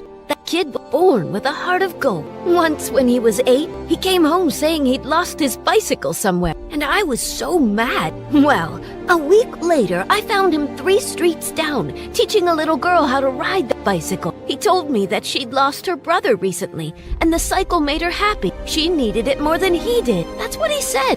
Hey, he's always been special. Later that night, Brianna's heart felt heavy when she got Charlie's text. Thanks for today, Maddie. It meant the world to me, and I love you. I love you too, Charlie. The next day, when Brianna showed Maddie the text, she was ecstatic. Finally! The 3 golden words! It's time for phase 3 of Project Plaything. Dump his sorry butt. Yay! Then sushi in Tokyo. But Maddie, he really cares about you, and dumping him out of the blue feels cruel. Can't we think of an easier way to let him down? But this was always the plan. Are we supposed to care about his feelings now? Well, yeah. We've gotten to know him, and I just think he would take this really hard. You know what? You're right. He is a bit oversensitive. Maybe I can be really difficult the next few weeks, and then he'll just get sick of me and be happy to break up. That sounds better. Thanks. After Brianna walked away, Madison turned to Amber. Who does she suddenly think she is, Mother Teresa? I'm tired of Charlie, and I want to pay him back for the times he was rude to me. I have the perfect plan to dump that loser. But don't say anything to Brianna, okay? Oh, I love it when we have secret. Just the 2 of us. 3 days later, it was Madison's birthday, and she was having a big party in a dance club with Charlie as DJ. Then suddenly, she climbed onto a table with a mic. May I have everyone's attention, please? I have something to say to our resident DJ. Everyone fell silent, and Brianna suddenly had a horrible feeling. As you all know, I've turned 17 today, and I just want to start this year fresh. So Charlie, I'll start with you, cause I just can't fake things anymore. You are just a game to me, okay? To us. I got bored, so my girls and I decided to make you fall in love with me as a challenge. Actually, Brianna was the one who brought you to my attention. It's been fun messing around with you, but it's just made me realize that dating below my league isn't for me. I don't relate to you and your third world problems, dude. But thanks for a few fun weeks, and I'm sure you'll find a nice average girl soon. Ciao! Charlie just stared at her, frozen in his place. Joke, right? This doesn't make any sense. He suddenly looked over at Brianna, who looked pale. His head started spinning. Need to get out of here. He threw his headphones aside and started running, but then tripped and crashed to the floor. Suddenly, Brianna was by his side, helping him up, but he pushed her away. Madison and Amber were laughing like hyenas, and then someone put on a song, and they all started dancing again. Brianna marched over Madison and pulled her aside. How could you do this, Maddie? You said you'd let him down easy. No, Brie. I said I'd crush him like a bug once he fell for me. And you thought I was brilliant then. What changed? What changed is that we found out he's a really nice guy. He didn't deserve that. Not my problem. I wasn't gonna keep dating him just because you suddenly decided to become a humanitarian. Now, please don't create a scene at my party. Tears stung Brianna's eyes. She remembered Charlie's heartbroken face, and she left immediately. Brianna didn't know how she was going to face Charlie in school the next day, but he didn't show up. He wouldn't reply to any text or call, and he didn't come the entire week. Yes! I checked, and my private plane is free this weekend. They're going to Tokyo, ladies. What? Why? Well, Project Plaything is successfully over, and I promised Anne I'd take her for sushi, remember? Right. Well, consider me out of this plan. Brianna walked off, and a smirk spread across Madison's face. You thinking what I'm thinking, Amber? If you're thinking about what being by a butterfly feels like, then yeah. No, I mean about Brianna. Why do you think she isn't in any mood to celebrate with us? Maybe she's racist and doesn't like sushi. Or maybe she's in love with that trashy Charlie. Ew. Who likes trash? Looks like our Brie does. Imagine crushing on someone with that social status. You know, maybe you're right. When we were at the resort, I saw those 2 sneaking out at 5 morning. I had a headache and I went down to lift some gummy bears. They always make me feel better. Maybe Charlie loves her too. Of course he doesn't. He fell for me, not her. She's pathetic for wanting him. That evening, Brianna went to the cinema, and she was relieved to find Charlie counter. She walked in, her heart pounding. Hey, Charlie. He looked up at her coldly. Can we talk? Do you moment? He walked out from behind the counter and went outside, and Brianna followed. How dare you show up at my workplace and force me to talk to you? I just need a chance to explain and apologize, please. I knew the whole thing, but then I got to know you, and I didn't want to do it anymore, especially after all those late-night calls. That was you? So I never talked to Madison on the phone? No, that was all me. And you and I, we have some connection. What are you talking about? I don't even know you. Just leave me alone. I can't take this anymore. Charlie down against the wall with his head buried in his arms. Just then, his colleague came running out. He's been having a very hard time. Please, don't make it worse. Just go. Brianna turned and ran away, her heart about to burst. On Monday, Brianna was sitting on the bleachers in football practice when she saw Charlie walk onto the field. Oh, thank God, he's back. Hey, kid, where have you been all week? I had a family emergency, and I'm quitting the team, sir. No, Charlie! You're so talented! I'm sorry, but I have a scholarship to maintain, and it's all I can focus on right now. Thank you for giving me an opportunity, though. I was expecting to run off like a scatty little cat soon enough. No trash talk, Elijah. All right, let's take a break, everyone. Just then, Madison and Amber came and sat on the bleachers, and Charlie made eye contact with Maddie for a few seconds, then walked off. Wow, he really looks heartbroken over me. And me, or does Charlie look kinda hot with that broody cold face? He was just too nice before, like a puppy. Looked like a loser before, looks like a loser now. I just knew you couldn't be dating him for real. He's twice the guy you'll ever be. You said something, Brianna? Yeah, I said he's twice the guy you'll ever be. Oh, really? How'd you reach the conclusion? Well, firstly, he's clearly better than you at football. Secondly, he's definitely smarter than you. Thirdly, he's a pretty cool DA. And fourth, and most importantly, he's not some arrogant, self-absorbed jerk like you who makes me cringe every time I look at him. There was a stunned silence as everyone stared at Brianna. Elijah forced a grin. Feisty. I like that. So how about we go on third date and you can continue talking about there? Not even in your dreams.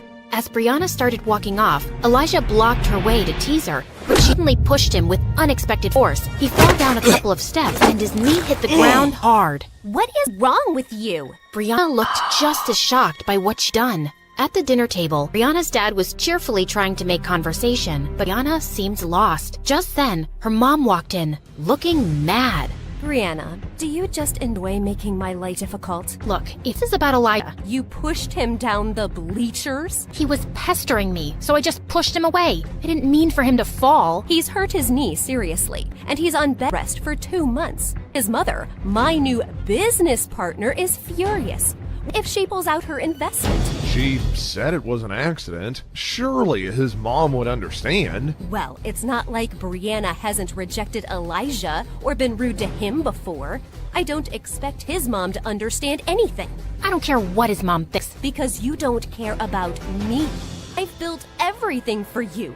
But no, you'd rather be an actress. And now you're bent upon ruining. Oh God, I can't have this conversation again. Just because I don't want your company doesn't mean I don't care about you. And stop trying to make me feel bad. If it's any consolation, I feel terrible already. Brianna stormed off with her mom spring after her. She's always been difficult, but something extra's been going on with her lately. I never thought she'd be violent. That's an exaggeration. And you never try to actually talk to her. She doesn't talk to me.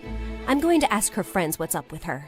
Charlie had returned to school, but he just kept his head down, talked to no one, and pretended Brianna didn't exist. She kept her distance from him, but she also found excuses to stay away from Amber and Maddie. One day, she was reading in the empty gym during recess when Madison snatched her book.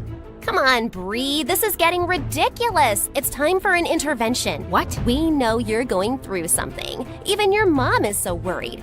I told her you've been avoiding us too. And well, I think I know what the problem is. You lied to me about your breakup with Charlie, and I'm mad. But it's not just that, right?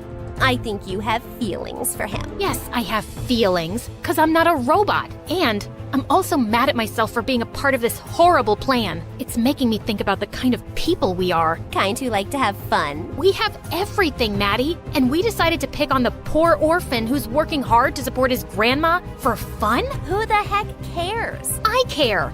I don't want to be this person, and I don't want to have friends like that either. So, are you saying you don't want to be a Barbie angel anymore? Yeah, I don't.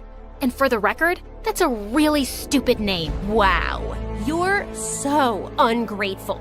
When you came to school as a nobody, I made you one of the most popular girls. And in case you've forgotten, I got you your first audition. How could I forget? You never let me.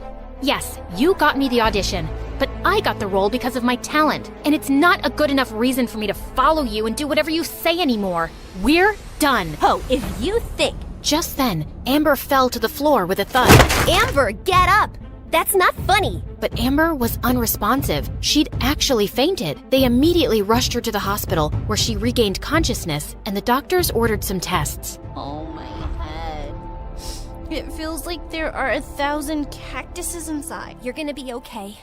Just go, Brianna. It's not like you care. You made her faint by stressing her out. You were the one shouting at me. Please, both of you, shut up. All of Amber's tests turned out clear. Her parents even sent her reports to the best doctors around the world, but no one could figure out her problem. Meanwhile, her headaches and fainting spells continued. But one day, Brianna's mom brought up something unexpected while visiting Amber. Someone at work had a back problem, and she swears this healer fixed her after the doctors gave up. I know it sounds a bit ridiculous, but maybe you could try it? At this point, we'll try anything. Who's this healer? Well, these girls know her grandson. It's Charlie's grandma. Amber's parents went over to Charlie's house, and they were told she can't see them. What did you expect? She hates us, of course. Why is she making this personal? Why won't she help someone if she can? Look, maybe if we go in there and convince her how sorry we are, she might listen. Fine. The three girls went over to Charlie's place one evening, and to their dismay, Charlie opened the door. What are you doing here? Don't flatter yourself. We're not here for you. We want to talk to your grandma. She doesn't have time for people like you.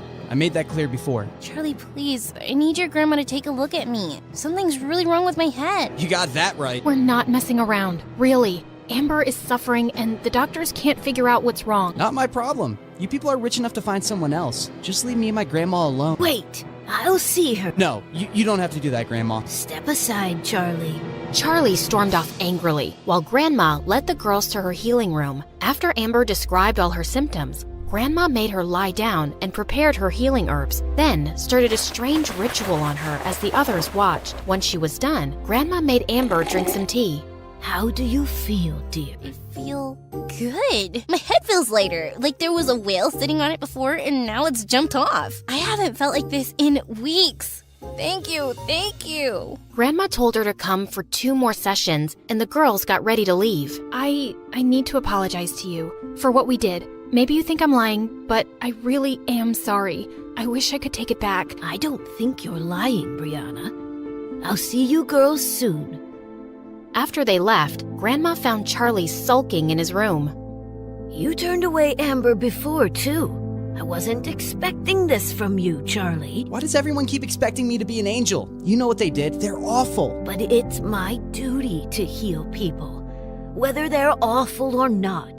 And what they did was wrong. But you have to let go of the anger and move on.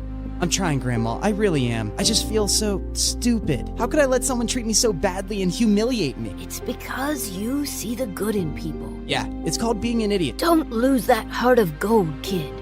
You'll find the right person one day who will really love you for it. Charlie decided not to let the spoiled brats get to him anymore. He worked really hard for the midterms, and when the results came, he was at the top of his class. What are you grinning about, Charlie? Found a golden ticket in a chocolate bar? Wow, I'm surprised you actually read a book. And I'm just happy about my grades, which have improved since we stopped hanging out together. Maybe your dumbass was rubbing off on me before. You can't talk to me like that. Just because your grandma helped Amber doesn't mean you're anything special. You're still a nobody. I'd rather not talk to you at all, Madison. And thanks for making it so easy to move on from you. I can't even remember what I liked in the first place. You go, Charlie. As Charlie walked away, Brianna impulsively called out, "Hey, Charlie, wait." What is it? I just wanted to say thank you to your grandma for helping Amber. I'm sure you already thanked her. Yeah, but I was hoping, Charlie, is there no way we could be friends again? We used to get along so well. But that wasn't real, right? And now I'd never be able to trust a word you say. So yeah, not gonna happen. But really, that was an Oscar-worthy performance. I'm sure you'll have an amazing career as an actress. After Amber's last session, Brianna wanted to thank Charlie's grandma, so she dropped by his place with some gifts when she knew he'd be working. She was surprised to find the front door already open, and then she gasped when she saw Grandma on the kitchen floor. Oh my god, are you okay? Brianna, what are you doing here? What happened? Shh, not so loud. You have to leave. What? Someone broke into the house, and he's upstairs right now. Please, I don't want to put you in danger. I'm not leaving you. Brianna heard the thief coming down the stairs and quickly locked the kitchen door and called 911. He kept kicking the door, but minutes later, when he heard the police siren, he ran out and escaped. From your description, he seems like a crazy homeless guy who's been bothering other people too. We'll get him. Did he hurt you, ma'am? No, I just fell when he pushed me aside. But I'm fine. We should still get a checkup. I should call Charlie. Sweetie, he's out of town for a day. Please don't tell him right now. Well, you can't be here alone for the night. I'll be just fine. But Brianna was so persistent that Grandma had to give in. Brianna took her home and made her comfortable in one of the guest rooms. You should have asked me before inviting your guest. Maybe I would have liked to say no. Mom, she cured Amber. Letting her stay for one night is a pretty small thing to do. Charlie hurried over to Brianna's house as soon as he was back. Hey, is Grandma okay? She wasn't hurt, right? She's completely fine, but she's asleep right now. You can come in and wait. I'm fine right here. Charlie sat down on the porch seat, and Brianna turned to go back in. Wait, I'm sorry. I just want to thank you. Grandma told me on the phone how brave you were and you didn't leave her, and then you brought her here. And you didn't have to, but I'm so grateful. What?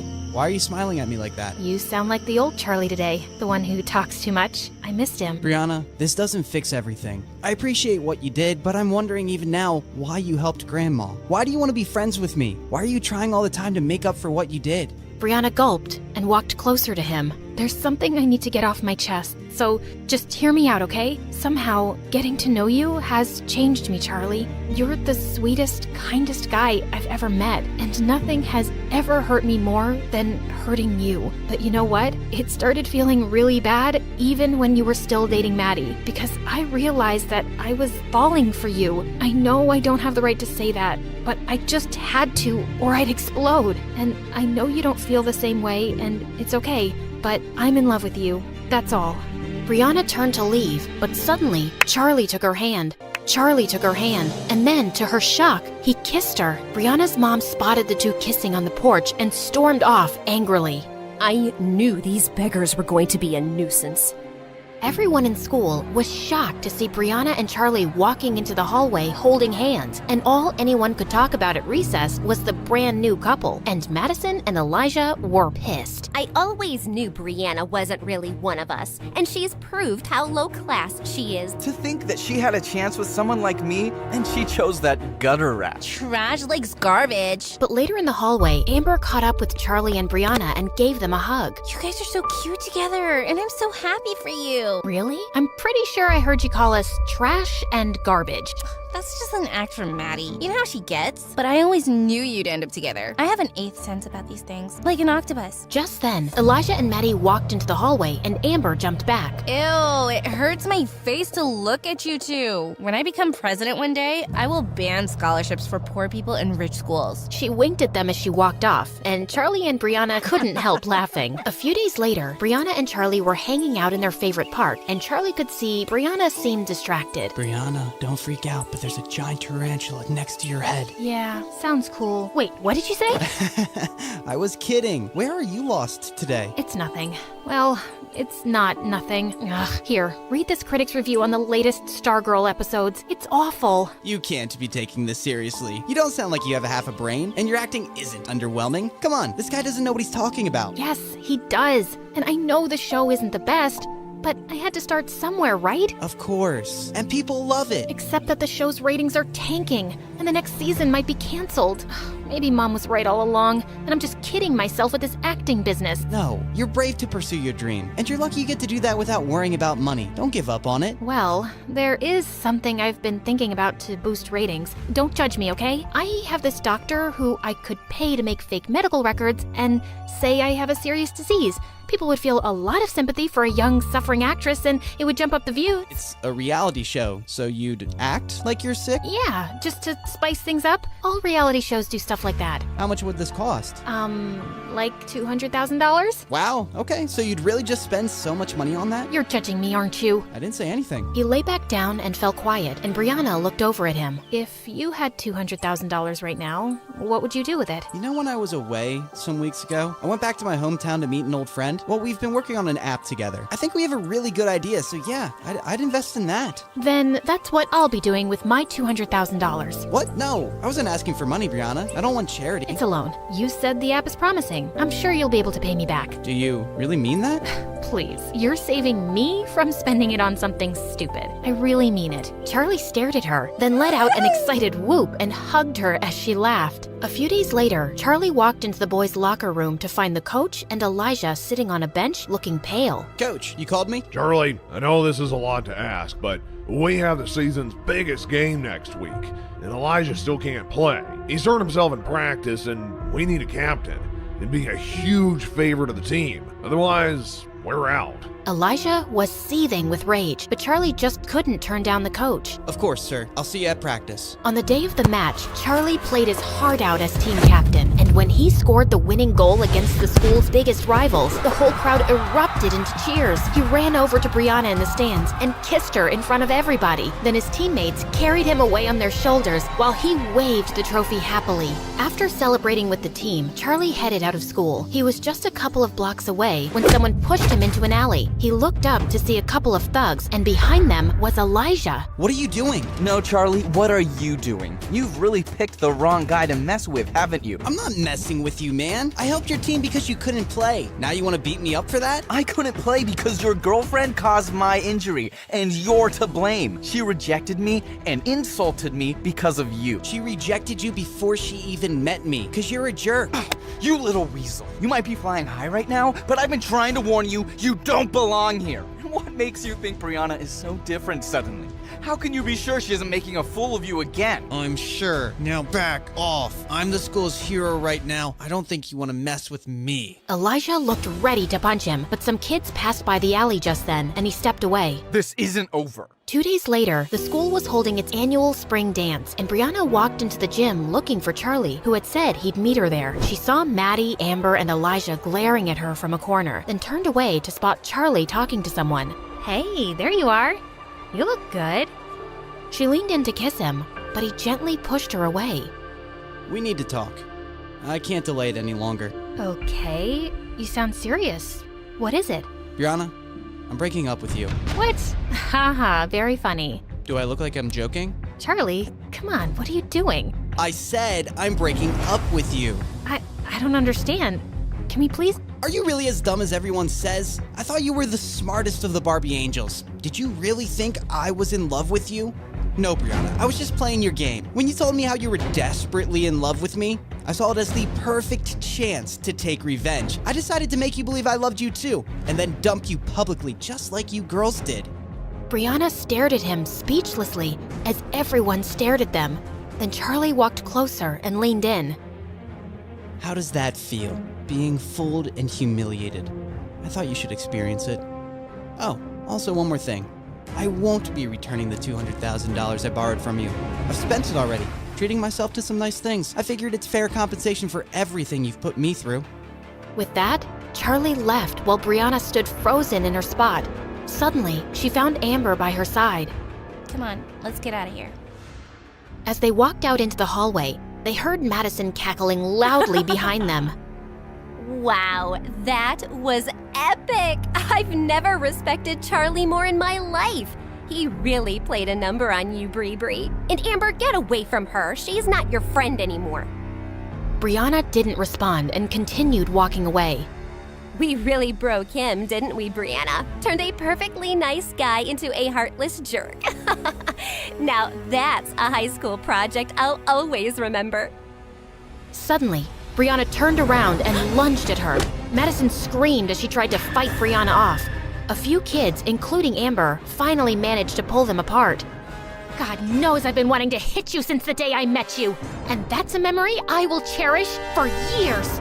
Brianna turned away and ran out, breaking out into sobs. Brianna refused to go to school and just stayed in bed for days, feeling completely miserable. One morning, a maid brought her a letter. It was from Charlie. She anxiously ripped it open, and the check she'd given him for $200,000 fell out. He didn't even use it. He was just teasing me. I really don't get this jerk. He's completely messed me up. She buried her head in her arms and started to cry, but then she stopped and picked up the check. I don't care what Charlie thinks of me. I'm gonna use this to save my show. She jumped out of bed, stuffed the check in her bag, and put on her coat. A few days later, Charlie and Grandma were watching the local news on TV when suddenly Brianna's face appeared on the screen with the headline saying, "Young TV star diagnosed with Crohn's disease." Charlie stared in shock, then his face darkened. Poor girl. That's terrible news. Charlie, I don't know what happened between you two, but I think we should go see her. She's lying. What do you mean? She's not sick, Grandma. This is all an act to get ratings and views for her show. What? No, she wouldn't do that. Why do you have to assume the worst about people lately? Because they are the worst. She told me of her plan to do this herself. Well, she must have some reason. Brianna isn't like that. Yes, she is. Why do you need to see the good in everyone, Grandma? Least of all these people. They're awful and shallow, and they think people like us are more worthless than the gum stuck to their shoes. I made a huge mistake convincing you to attend this school. I thought nothing could ever change you, but I was wrong. I hardly recognize you these days, Charlie. Grandma walked out before Charlie could say another word. A few days later, Brianna was told someone had come to see her downstairs. She made sure she looked pale and walked weakly into the lounge to find Elijah sitting next to her mom. "What are you doing here? Mom, I told you, I feel too sick to have visitors." Brianna, please sit down. This is important. Brianna, we both know you haven't been very nice to me, but I've always cared about you. It just crushed me the way that poor scumbag humiliated you. What do you want, Elijah? Oh, I don't want anything, but I brought you something that will really teach Charlie the lesson he deserves. That day at the spring dance, one of the kids standing close to you made a video. Elijah handed her his phone, and Brianna stared at it in shock to see Charlie caught on camera saying, "How does that feel? Being fooled and humiliated. I thought you should experience it. Oh, also one more thing. I won't be returning the $200,000 I borrowed from you. I've spent it already, treating myself to some nice things. I figured it's fair compensation for everything you've put me through." Brianna, when were you going to tell me about this? If Elijah hadn't shown me this video, I would never have checked your account and known that $200,000 have been withdrawn. How dare he threaten to not return your money? "Oh God, how can I tell Mom that Charlie returned the money? If she asked me where I spent it, I can't tell her I used it to bribe the doctor." Brianna, answer me. Has he been making any other threats? "No, Mom, he hasn't. Please, I'm just too sick to deal with all this. He'll give it back." Oh, you bet he will. When I sue him, I'll have my lawyer send him a notice today. No, I don't want to do that. Honey, I'm not asking you to be a part of this. You just need to rest. I'll take care of everything. There is no way I'm going to let some good-for-nothing beggar rob us blind. He's treated you very poorly, Brianna. Don't worry, we'll make him pay. Brianna got up and left the room, feeling panicked. When Mom accuses Charlie, he'll rat me out. What if the news gets out and everyone discovers that I faked my illness? My reputation will be ruined for good. Oh God, what have I done? The next night, Charlie found a courier at his door, handing him over a legal notice to appear in court the next morning. It was served by Brianna's mother, accusing him of stealing $200,000. He crumpled the paper and threw it aside, holding his head in his hands. Moments later, he got up and looked at himself in the mirror. I gave her back the money, and she used that to bribe the doctor. But of course she didn't tell her mom, and now she's too scared to tell the truth. So her mom thinks I still have the money and I'm some thief. If I said the truth, Brianna's reputation would be ruined. I won't stand a chance against people like them in court. Why should I suffer anymore because of Brianna? I shouldn't even go. But I will, because I'm in love with her. The next morning in court, Brianna nervously stole glances at Charlie as she sat next to her mom and Elijah. Charlie just sat there blankly, not turning to her once. Would the plaintiff's lawyer please read out the charges made against the defendant? The defendant, Mr. Charlie, is accused of the theft of $200,000 from Miss Brianna. We have submitted video evidence where he admits himself that he has no intention to return money given to him as a loan. The defendant is also accused of bullying and harassing Miss Miss Brianna, causing severe emotional and psychological damage. We have submitted documents of Miss Brianna's recent illness triggered by extreme distress. Objection, Your Honor. Is there any medical evidence to prove that? Your Honor, I know it's not my place to speak, but as a mother, I simply cannot stay silent. My only child has fallen extremely sick after being harassed by him. Her school, her work, her health, everything has been affected by his actions. Her doctors will vouch for it. And people like Charlie are predators who prey on the feelings of rich young women to get money out of them. He must be made to pay for it. Brianna's mom burst into tears as she took her place, while Brianna stared at her in shock. She's a better actress than I am. Would the defendant like to say something in response to that? Charlie rose from his seat, slowly. No, Your Honor. Did you intend to return the $200,000? No, Your Honor. And do you believe your actions have caused Miss Brianna psychological and emotional damage? Yes, Your Honor. Young man, do you understand that the charges against you are very serious? If you are unable to return the loaned money as well as damages, you could land for 2 years in prison. Charlie looked up and hung his head. I understand, Your Honor. Very well. Since you have pleaded guilty on all counts, the court gives you a day to arrange $500,000 or face prison. No, this is enough. Brianna, what are you doing? What I should have done before. Your Honor, I want to immediately withdraw this case. There is no case against Charlie. He returned the money, and I spent it on bribing a doctor to say that I'm sick. I did it to increase ratings and views for my stupid show. Everyone stared at Brianna in shock.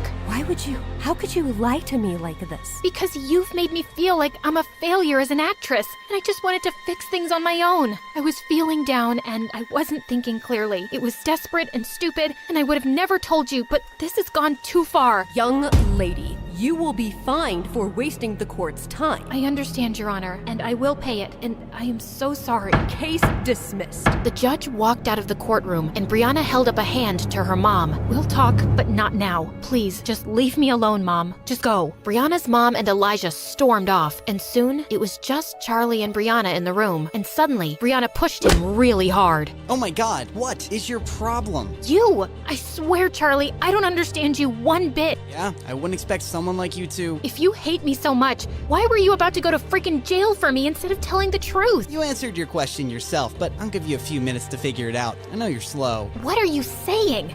You don't hate me? Charlie just looked at her and she started to cry. If you don't hate me, Charlie, then why did you break my heart? Because I became a monster, Brianna. I just couldn't get over how you girls used me for entertainment. I was just so consumed by anger and revenge. But after I broke up with you, I realized that hurting someone you love is the worst feeling in the world. I just couldn't expose your secrets and make you look bad, and I'm really sorry for how I've treated you. So am I. I hate the things we've done to each other. Listen, do you think there's any chance that we can start over? No drama, no games, no lies. Because I really love you, Brianna. I know you're way out of my league. I always knew that. And you could find someone else 10 times richer and handsomer, like you deserve to be with some movie star. But I swear I'll try to be cooler and I won't ever hurt you again. And if you let me out... How do I get you to stop talking? I'll even work on that. It's a nervous tick. I'll go to a therapist.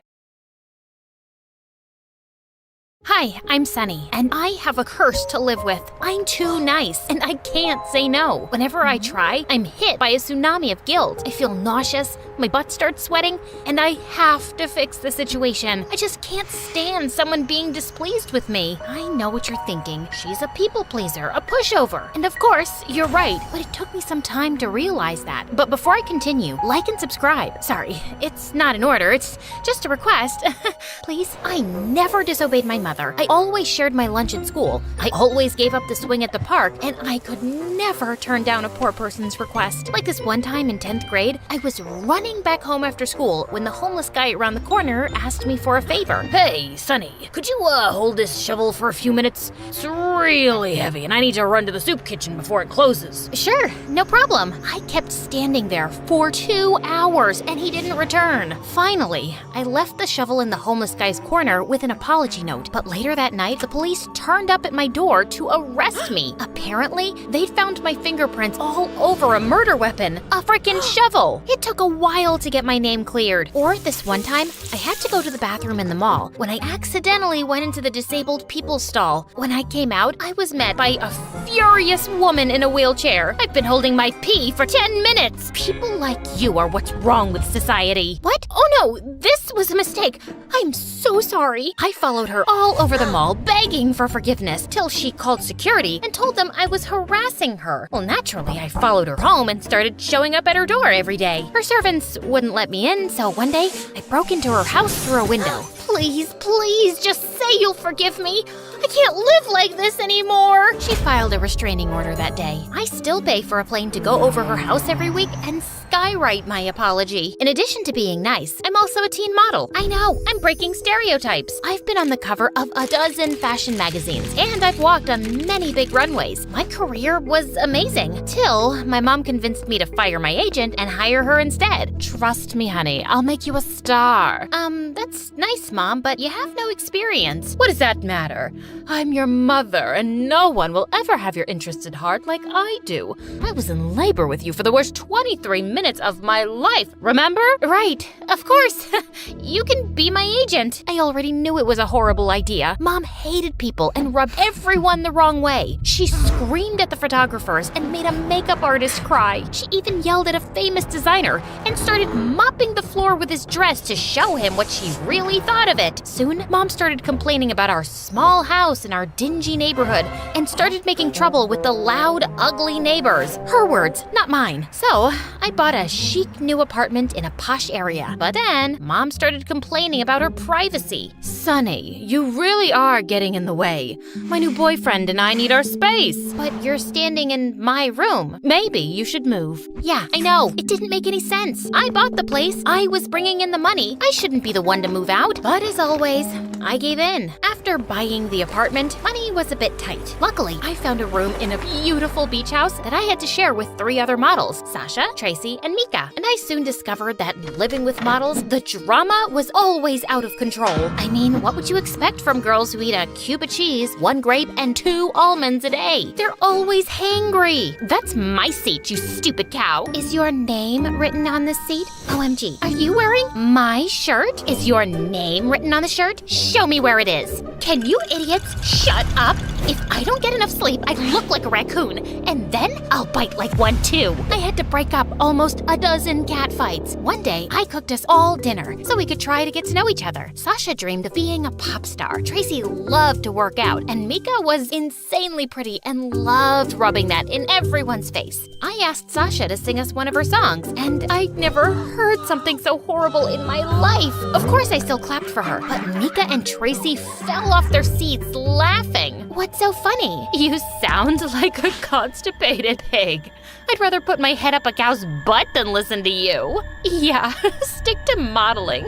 As long as you can. I mean, you're already showing signs of aging. Sasha got so mad that she threw her plate of pasta at Tracy. Tracy ducked and the food landed on Mika's dress, and they started shouting and pulling at each other's hair. I tried to break up the fight, but I slipped on some sauce and fell. Then someone tossed a hair extension onto the stove, and the kitchen caught fire. When the landlord found out, he was furious and banned us from the kitchen. I put up an ad online for a chef, and a ridiculously good-looking candidate named Lance showed up the next day.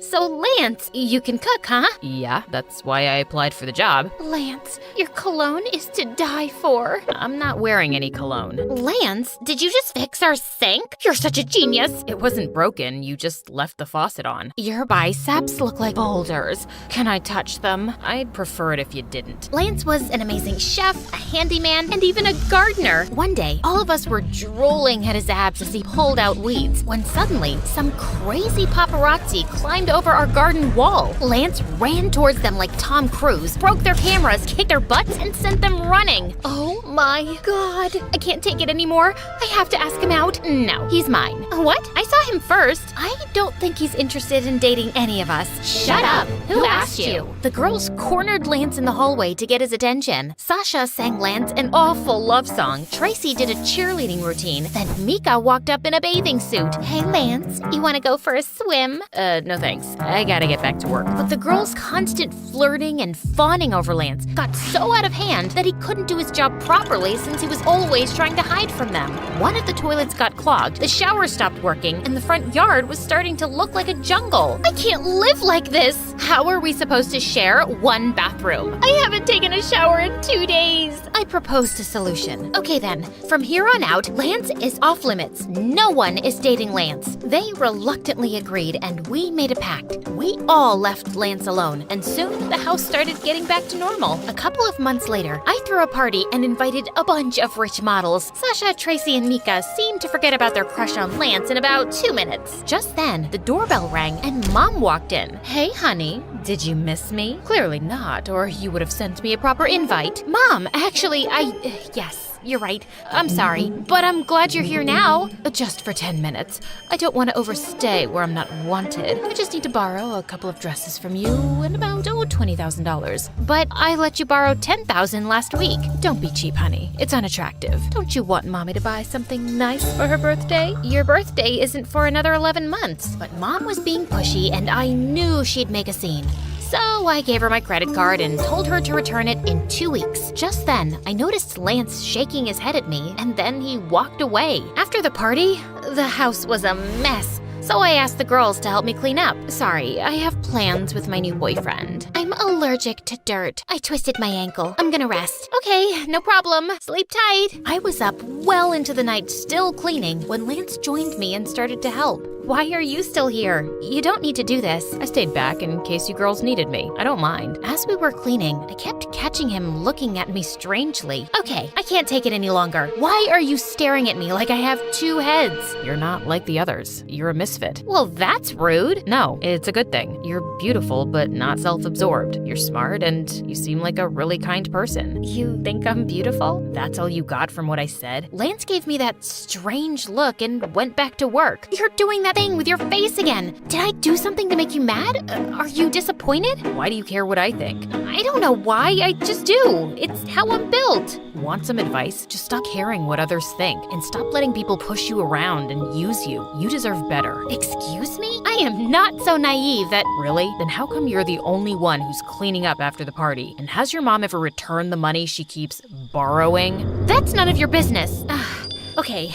That was kinda rude. I'm sorry. Why are you always sorry? Also, would you like to go out with me sometime? What? After you just insulted me? No. I mean, I'm sorry to crush your feelings, and it feels nice to be asked out by someone like you, but no, sorry. I spent the rest of the night replaying my conversation with Lance, feeling angry. But as I cooled off, I couldn't help thinking that maybe he was right. I did a lot for Mom and the girls, and I couldn't remember the last time they did anything nice for me. The next day, I was watching my favorite MSA videos on the TV when the girls walked in and Tracy just snatched the remote from me and changed the channel. I want to watch a movie. Sunny, please sit on the other sofa. No, Sunny, don't sit anywhere. You've got to drive me to the nail salon. Sunny, all my clothes are wrinkled. Iron them when you're back. Lance was right. I was a pushover, and I didn't like it. No! What do you mean, no? I won't take you to the beauty salon. I won't iron your clothes, and I was watching TV. All you do is use me, and you don't respect me, and that's not cool. Oh, also, I'm gonna go out with Lance, and you all have boyfriends, so I don't care if you're mad. I am breaking the pact. They were shocked, and so was I. I'd never yelled at anyone in my life, and it felt good. Later that day, the girls apologized for treating me badly and promised not to take advantage of me anymore. They even gave me their blessing to date Lance, and of course, I forgave them. Lance and I started dating soon, and we had such a good time together. He helped me stand up for myself more often and gain confidence. I even booked some modeling gigs without involving Mom, and I was doing great. One evening, Mom invited me to dinner at a fancy restaurant, and I decided to introduce Lance to her there. Break up with him, honey. That boy's a waste of time. I'm sitting right here. Mom, Lance is a nice guy, and he makes me happy. He's a loser. By the way, Lance, are you gonna finish that cheesecake? Before I forget, Sunny, I need to borrow your credit card again to book a flight to Hawaii. So just give it to me after you've paid for this meal, okay? I felt a wave of rage sweep through me. No! What's that sound you just made? I've never heard it from your mouth before. Hear it now, loud and clear. No, no, no, no, and sayonara. Oh, one last thing. You're fired. I snapped my credit card in half, grabbed Lance's hand, and stormed out of there. I'm sorry about my mom. She shouldn't have treated you that way. Don't worry about it. I'm so proud of you for standing up to her. Lance was such a supportive boyfriend, but Mom got more conniving by the minute. She started sending me dozens of texts begging me for money, and it got harder to ignore her each day. One night, Lance caught me sneaking out of the house. Where are you going? For a jog? At midnight? Fine, I admit it. I can't help myself. It's a curse. I know my mom's using me, but I can't sleep at night since I refused her money. There's no hope for me. I'm doomed. Leave now and save yourself. I started crying like a baby, and Lance pulled me into a hug. Maybe you should try giving money to a good cause, Sonny, to people who really need your help. I thought that was a great idea. The next day, Lance introduced me to his cousin Nancy, who owned a nonprofit to feed hungry kids. I was so excited to help that I wrote Nancy a big fat check. Sonny, that's a lot of money. Maybe you should think about this. No, I insist. A couple of weeks later, I donated double the amount, and the month after, I tripled it.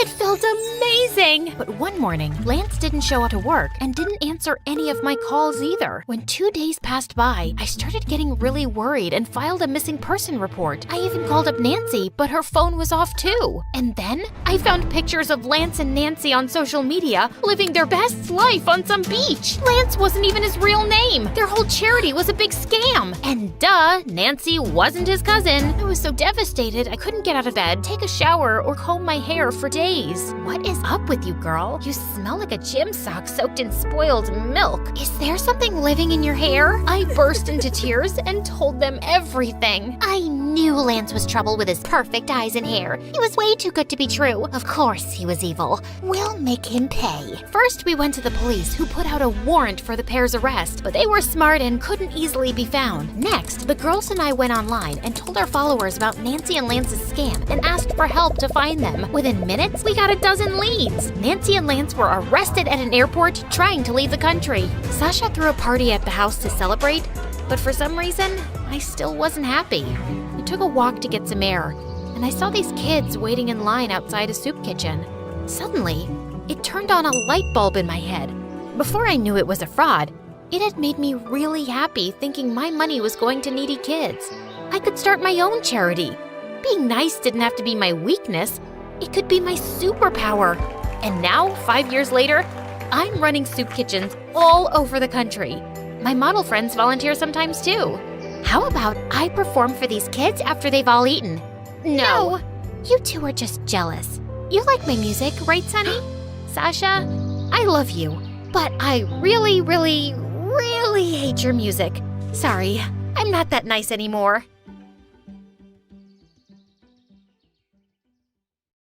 I slammed my bedroom door shut and spit at my best friend's picture. I hated her and everyone in my family. Because I had this condition, they thought they could use me. But oh boy, they messed with the wrong girl. Hi, I'm Lulia from Ukraine. I'm the youngest in our family with 3 older brothers. My dad never wanted a girl. He just wanted to raise a team of healthy young boys. He was very proud of himself for being so manly that he had only produced sons. But Mom had always really wanted a daughter. When she gave birth to me, he glared down at my tiny red face and said to my mom, "So, you finally did it, huh? I swear, if she isn't pretty, you're really gonna pay for it." My mom did everything to take really good care of me and make me pretty. Once she came to me and said, "Listen, you're not allowed to eat junk food ever." And she snatched the candy from my hand. When she left, I opened the lower drawer and took another candy. I ate whatever I wanted behind her back. Mom started taking me to salons when I was 5, and she would leave me there. I would regularly get manicures and pedicures. Every day I'd have a routine of face masks and visits to the hair salon. But no session would go on for more than 10 minutes before I interrupted it. One time, I pushed the ladies away and yelled at them. I took out my stories. "Read this for me, and I will tell Mom you did a great job." They loved it. One day, I also asked them to start teaching me how to read.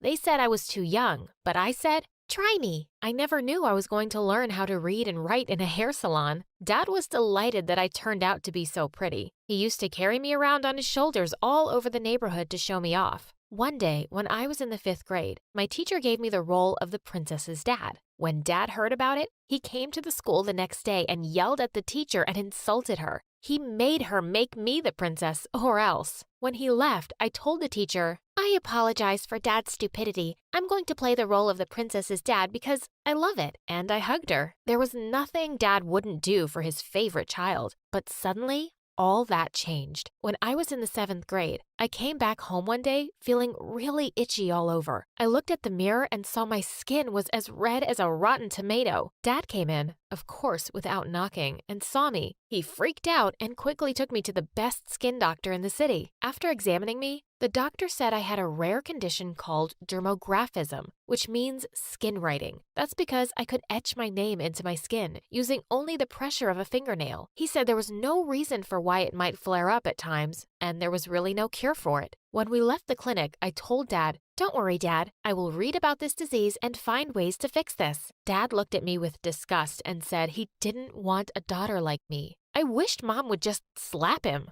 or one of my brothers would tell him he's being a complete jerk, but nothing happened. Dad just turned away and left the house. Why was Dad a terrible piece of ugh?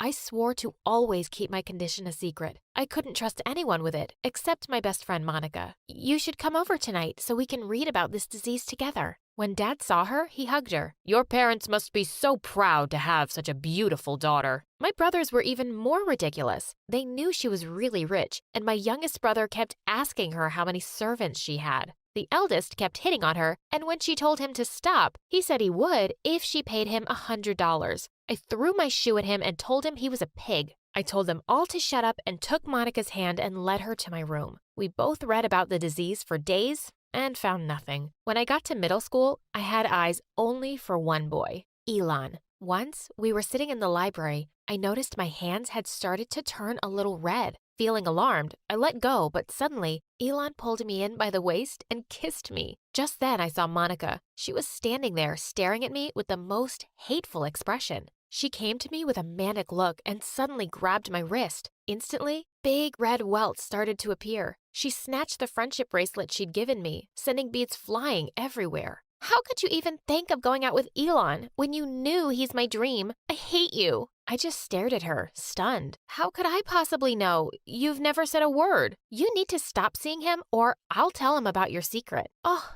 how could she?" I said, "Fine, I will stop seeing him." She instantly smiled and hugged me tight, like a psycho. Of course, I wasn't going to stop seeing Elon. Monica wasn't the boss of me. I started dating him in secret. In the school hallways, I would simply walk past him like he didn't exist. But we would meet up outside later every day, and I was fast falling in love. One day, Elon and I decided to skip gym class and meet at the big tree in the schoolyard. Elon had just pulled me in for a kiss when I felt someone drag me away by my shirt. I turned around to see Monica, and this time, she just went insane. She kept shouting, "Liar, liar," as she pinched and poked my arms. Thick red rashes were popping up like crazy all over my skin. Elon stepped back, looking horrified. "Look, Elon, she's a complete freak." I felt helpless at first, but then I felt a wave of fury rise inside me. I slapped her hard across the cheek and ran off. Elon kept texting me and said he couldn't care less about my allergies. All he wanted was to see me. I didn't reply to any of his calls or messages. One night, I heard a gentle tapping on my window, and I pushed back the curtains to see that it was Elon. "Please, leave me alone, Elon. You deserve someone much better." "I'm not leaving until you talk to me, Lulia." He just wouldn't go away, no matter how hard I tried. I was afraid he'd wake someone up, so I let him in. He took my hands and looked at me earnestly. "Lulia, there isn't a thing about you that could make me love you any less." My heart completely melted, and I let him stay with me for the night. Suddenly, we heard some noises downstairs, and Elon quickly snuck out. A few moments later, I heard a knocking on the window. I smiled and ran to open it, but when I parted the curtain, I almost screamed and fell back in horror. It was Monica. "What do you think you're doing here, you witch?" "I'm here to warn you, that boy is mine. I'm not sharing him with anyone. You better break up with him or else." I locked the window and shut the curtains in her face. Thankfully, it seemed like she'd left. But man, the girl was turning into a complete nut job. The next day in school, I could see Monica by the lockers, giving me a deathly glare. I also spotted Elon smiling and waving at me. If she thought I was scared of her, she was mistaken. I ran up to him, grabbed his face, and gave him a long kiss. When I looked up, she had disappeared. What was this psycho up to? Later that day in art class, I was painting away my self-portrait when suddenly I felt a dash of cold water on my back. I gasped, and to my horror, I saw that my painting was completely ruined. That's so much better, actually. Now it looks more like you, a freak. I just snapped. I turned around and was about to throw a tin of paint in Monica's face, but I stopped when I saw the teacher coming. My eyes, my eyes! This monster is out of control! What? I didn't even touch her. The art teacher swooped down in no time and started yelling at me. Lulia, I will not stand for this behavior. How could you hurt the most gentle girl in class? She wouldn't listen to a word I said. I kept pointing to my ruined work, but she kept on insulting me and said I'd been raised by savages. I'd just had it. Shut up, you idiot. I know her daddy's donation set up this art studio. That's the only reason you're taking her side. Of course, I ended up in the principal's office and waited while she called my parents. As soon as I saw Dad walk into the office instead of Mom, I just knew I was ruined. He'd probably ground me for life. The principal pursed her lips. We are shocked that any student of ours would behave like this. She has no respect for anyone and is a disgrace to this school and to you. I was sure my dad would agree with her. He rose up from his chair and punched the table. No one talks about my daughter this way. I'll make sure you regret it. She's the smartest girl you will ever meet. And he took me by the arm and we left. On our way home, he finally looked at me directly after such a long time and said, Don't ever give up on what you want. Be strong and keep fighting. And that was the last time I ever saw Dad. By the time I woke up the next morning, he had already packed all his bags and left for good. Mom, where did Dad go? My stupid brother scowled at me. You finally drove him away. It's your stupid condition that made him so depressed. He couldn't handle having a broken daughter anymore. Mom banged her glass on the table. Shut up and stop treating your sister that way. All you men are jerks. He left because he's in love with a rich woman who's 15 years older than him. I was stunned. Dad was so confusing. I never really understood him at all. Mom started dating a new man and looked happier than I'd ever seen her. She was making an effort to look good, and I was happy for her. But my brothers weren't happy about it. 2 of them left the house, and the youngest stayed because he was still in school. I didn't miss Dad all that much, really. But his last words were stuck in my head. I kept going out with Elon openly, and Monica stayed out of my way since that day. When I got to high school, though, my condition got much worse. My allergy would flare up at any time. People started to notice and would point or whisper, so I started wearing long-sleeve shirts and pants to hide my skin. One day, Elon came up to me beaming. Hey babe, you're coming over to dinner tonight. My place. I can't wait for my parents to meet you. I told him I wasn't sure if I was ready, but eventually I agreed. The minute I stepped into his house, his mom's face froze mid-smile, and she looked at me like I was a demon. Elon, what's that on her neck and arms? She's disgusting. What a rude woman she was. Mom, what is wrong with you? You want to keep seeing her? Fine, but you can have another girlfriend, can't you? How about that beautiful rich one who comes here often? What's her name? Yeah, that Monica. I couldn't believe my ears. What a cheater. Elon turned to me and said he could explain, but I just slapped him and left. I was so heartbroken and angry at this betrayal. I never spoke to Elon again. He tried approaching me at school a couple of times, but I always rejected him. One day, I was sitting alone on the bleachers when a handsome jock came and sat next to me. Hey, I need some help with math. Will you be my tutor? I knew exactly who he was, even if he didn't know me. Yes, of course. It's the best revenge ever. What revenge? Oh, never mind. Let's start now. We got closer over time and started going out. One day, Sean invited me over for dinner at his place. As soon as I entered the house, I spotted Monica on the stairs, staring at me in complete shock. This was priceless. What are you doing here? Oh, didn't your brother tell you? I'm his girlfriend. You can't go out with her. She's a big freak. Break up with her now. Luckily, Sean's parents walked in just then and seemed horrified by Monica's behavior. Her dad told her to shut up and go to her room. She stormed off in a rage. Sean's parents were so lovely. I had no idea how they'd raised a witch like Monica. but I decided to try and mend things with her and went to her room after dinner. Monica was lying on the bed and didn't even turn around to look at me. I sat down and said, "Look, Monica, you and I used to be best friends once. Can we just start over? I forgive you for everything you did to me." "Who asked for your forgiveness?" And in a flash, she'd turned to pounce on me like a wildcat. Before she could hurt me, Sean barged in and pulled her away from me. "Thank you for saving me from your crazy sister." And I started kissing him just to make Monica angry. She screamed in anger and left her own room. Weeks passed and I graduated from high school with honors. I'd never meant to fall in love with Sean, but Hi, I'm Stormy. Please like and subscribe. I lived with my parents in a small city in the States. My parents loved me loads, and I was living a simple, peaceful life until I discovered something strange about me on my 5th birthday. When I was about to thank the guests after the party, I felt quite nervous with everyone staring at me. We did thank you all for coming to my birthday. What a fumble! That's the first time I realized I stutter in nervous situations. Everyone around me laughed and I just ran away. I sat by the pool crying when a girl my age with glasses came and sat down near me. "Hey, I'm Nora. We just moved here. I know, speeches suck. Yuck. I hate them too." She wiped my tears and I instantly put my arm around her. It felt like we were destined to be friends. "Mommy takes me to the park every night. Wanna come along? It'll be fun." And so we met at the park every evening, and soon we became best friends. One such day, I saw another girl with Nora. As I approached them, the girl started laughing. "Don't tell me you're friends with her. Isn't she the dummy who said thank you at her birthday party?" "Yeah, I did. But what's your problem?" "You're such a stupid combo. Stormy the dummy and No Eyes Nora." She laughed and pulled Nora's glasses. Nora reached out for them, but the girl threw them on the ground and stomped on them. I lost it. I kicked her hard and she fell on her butt. "How dare you mess with my friend?" "Your friend? She's my sister, you moron. Get lost." What? Turned out she was Nora's twin sister, Leah.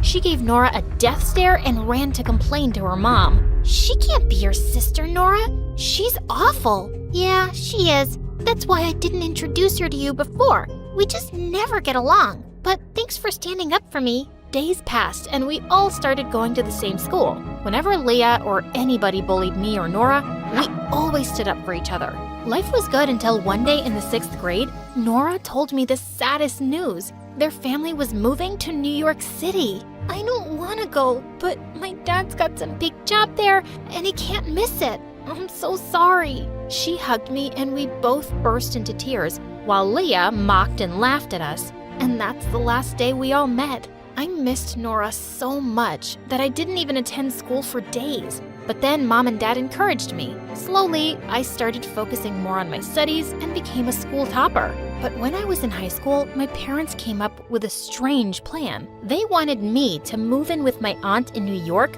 for a better education. I wasn't so happy to leave them, but I agreed. When I reached New York, Aunt was so pleased to have me.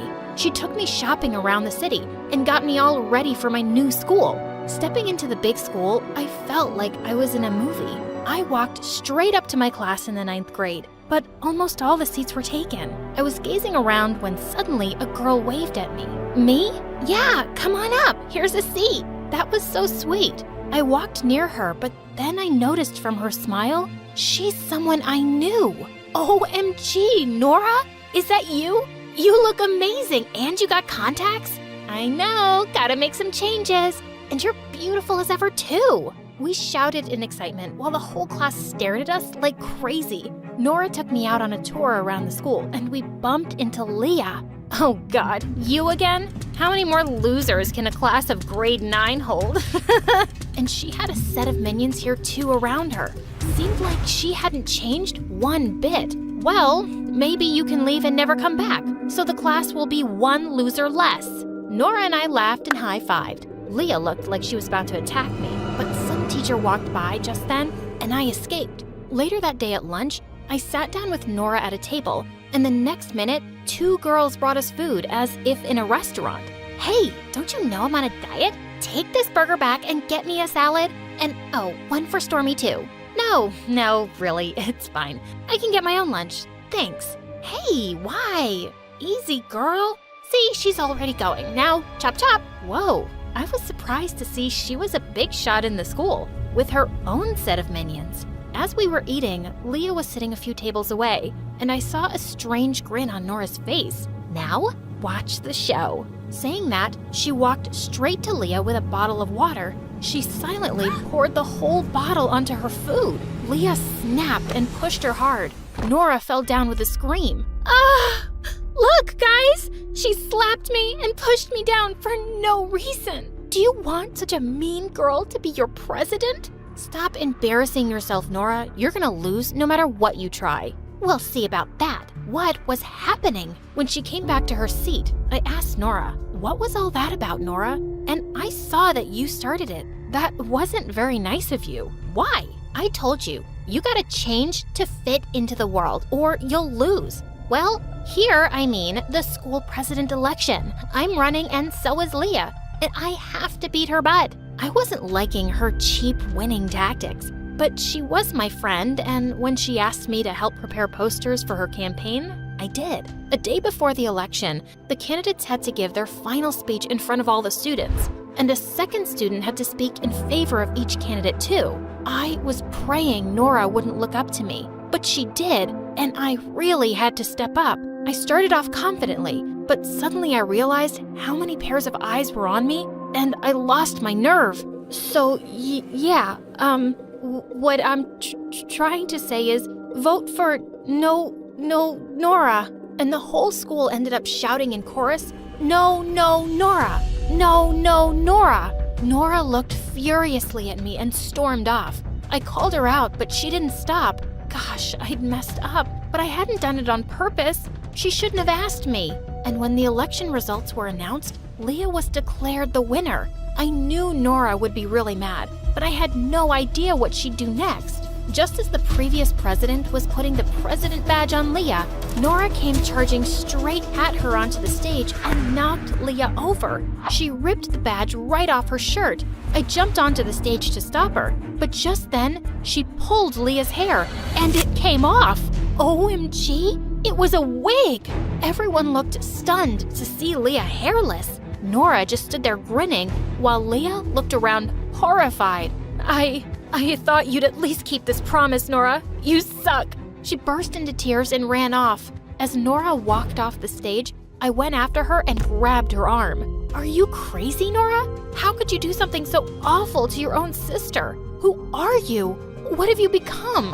Who are you to ask me that, you stuttering moron? You cost me the election too. She pushed me so hard that I hit the wall. I lost it. I attacked her back, and it was a big fight that landed us both in detention. But at least I was clear about something now. I was not going to be friends with her ever again. I didn't even know who she was anymore. I felt bad for Leah, but she didn't show up for days. And Nora was just going out of control. She made the whole class sign a petition for a re-election and sent it to the principal. Worse, she used Leah's absence and told everyone she was the acting president. So class, today we're all gonna skip the math test and go watch the soccer team's rehearsals. They're amazing. We're not listening to you, Nora. You can go if you want, but we'll be right here in class. You always were such a loser nerd, Stormy. Don't talk back to your president. You are skipping math. Everyone will, 'cause I said so. That was insane, and there was no way I was gonna listen to her. I stayed back in class, and I was glad at least some of the other kids did too. Weeks passed, and finally, Leah showed up for the exams. But she wasn't the same girl anymore. She sat in the last seat in class and didn't talk to anyone the whole day. I decided to go talk to her. When I went to her at lunch, she immediately stood up and started walking away. Hey, wait up! You don't have to run away from anyone. If you start running, you'll have to do that your whole life. Just stop. And she did. She came back and sat down next to me for lunch. And I saw Nora and her gang staring at us from afar, but I couldn't care less. I shared my lunch with Leah, and slowly she started getting comfortable. She told me she got a strange condition called alopecia a year ago, which made her lose most of her hair. She even apologized for being so mean towards me. You know, all these years, I thought being mean to people says you're tough and strong. The way I treated you and Nora till now, I think I deserve this shame. No, you didn't deserve it, Leah. It was cruel, but I'm glad you realized your mistakes, and I hope this means we can be friends now. We started hanging out in school and even at my place to study together, and she was actually quite easy to get along with. We aced the exams, and I was really looking forward to junior prom, but Leah seemed reluctant. Actually, I don't think junior prom is a good idea, but you should go. It's just me. Oh, come on, Leah. You're the president now. You mean the hairless president? If only it was a Halloween party. You could come as Voldemort and win. Shut up, Nora. There's a big difference between being hairless and heartless. You should be more worried about how ugly you are on the inside. How come you don't stutter at all when you raise your voice at me, Stormy? Was it a plan to make me lose the election then? Think whatever you want to. I don't care. See you at prom. Leah and I walked out. I took her shopping that evening, and we got some beautiful dresses for the big eve. And I bought something that shocked Leah. A bald wig. This is gonna complement my costume. I'm gonna show everyone being hairless is a fashion in itself. How about you? She cried and hugged me tight. I held Leah's hand tight and took her to prom, beautifully hairless.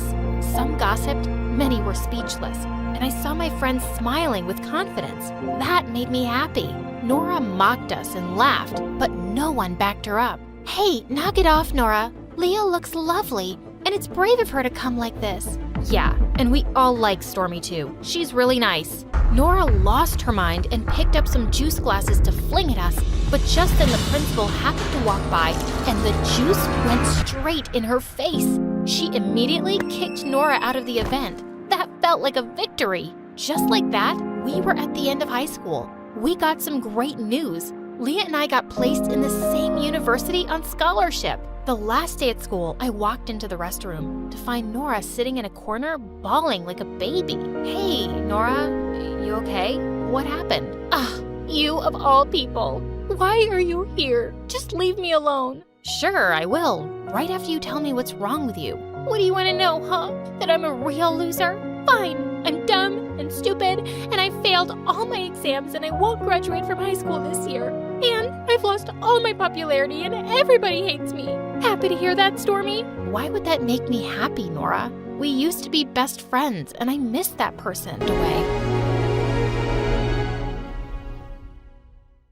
Hi, I'm Anne from France, and I'm here to tell you my story. Please like and subscribe. I was born when my mom was just 18. Since childhood, Mom wanted me to have everything in the world, everything she didn't have growing up. One time, Christmas was coming, and I really wanted a Barbie I'd seen my friends play with, but Mom said she'd get it for me on Easter instead. But Mommy, you promised. You can't break a pinky promise. Please, please, please. And on Christmas, I was so happy to see that she got the Barbie for me. She was the best. Soon, Mom started getting all sorts of random things. A vase, some magazines, which I totally knew she'd never read, and the most bizarre things. Tons of garden gnomes. Like, why would Mom buy that when we didn't have a garden? I knew something was off. For starters, we didn't need that stuff. And secondly, I wondered where Mom was getting the money from. She worked as a baker in someone else's bakery, and I knew the job didn't pay that much.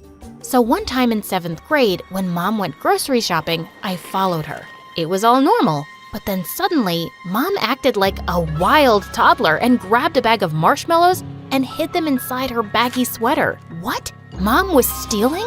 I ran to her and she knew I'd seen her, and she put the bag back. When we got home, I confronted Mom, and she broke down into tears. What? Who doesn't like marshmallows? I just wanted them, so, I sort of just grabbed the bag. Wow, that's your excuse? Mom, you're not a 2-year-old kid. Please, promise me you won't steal again. Mom rolled her eyes, but promised, and I was relieved. But one time during a parent-teacher meeting, Mom lost it. Seeing the teacher's table full of stationery, Mom's eyes widened, and I knew she was up to no good. And I was right. Just as the teacher went to bring my file, Mom jumped up and started shoving the teacher's stationery in her bag. Before I could react, I heard a laugh. It was Billy from my class, and ever since I'd reported him for cheating on a test, he hated me. This is epic. Stealing school stationery? That's a new low. He snatched Mom's bag and turned it upside down. It was the most embarrassing moment of my life, because Mom hadn't just stolen the teacher's stuff. She also had all sorts of things from around the school in her bag. Everyone looked at us like we were freaks. Later, I found myself in the principal's office with Mom. Anne, I truly don't know what to say. This has never happened before. I should be reporting the theft, no matter how small or big, but I want to give you and your mom a chance. Take her to a doctor, get her checked. This isn't normal. Of course it wasn't normal. Mom had become a habitual thief. After many evaluations by the doctor, we learned that Mom was, in fact, sick. She had kleptomania, an uncontrollable urge to steal. It wasn't her fault. Mom, I'm so sorry. I will do everything to help you get better. Oh, sweetie, I'm sorry too. I wanted to explain it, how it just happens. I'm so ashamed of it all.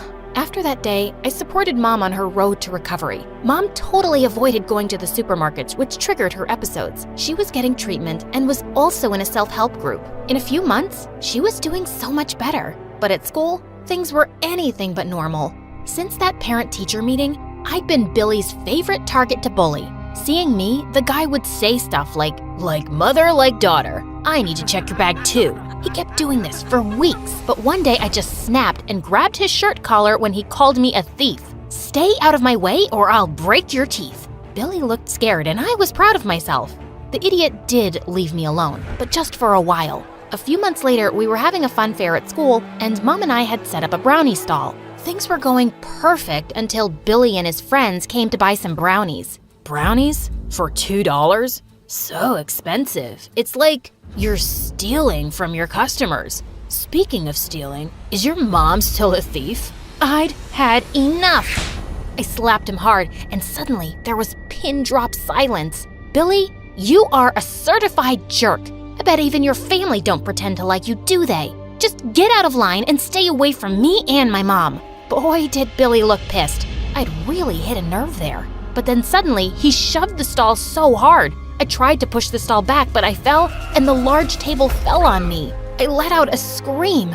I was taken to the hospital, and the doctor told me how I had a mild fracture and had to wear a cast. The next day, the principal visited me at the hospital and informed me how Billy was expelled, and his parents were sending him to a really strict boarding school. The guy totally deserved it. With Billy gone, my life was perfect at school. I started to do well in class again and even topped in 10th grade. I wanted to pass high school with flying colors and aim for a scholarship at a prestigious university. Mom was so happy. Oh, my love, I am so proud of you. Mom, so am I. The way you're managing your illness, you make me so proud. Mom and I went to my grandma's for summer vacations, and I had the most fun there. When we returned, I was excited to go back to school. But right on the first day, I was walking when a car whizzed past me at full speed, splashing mud all over me.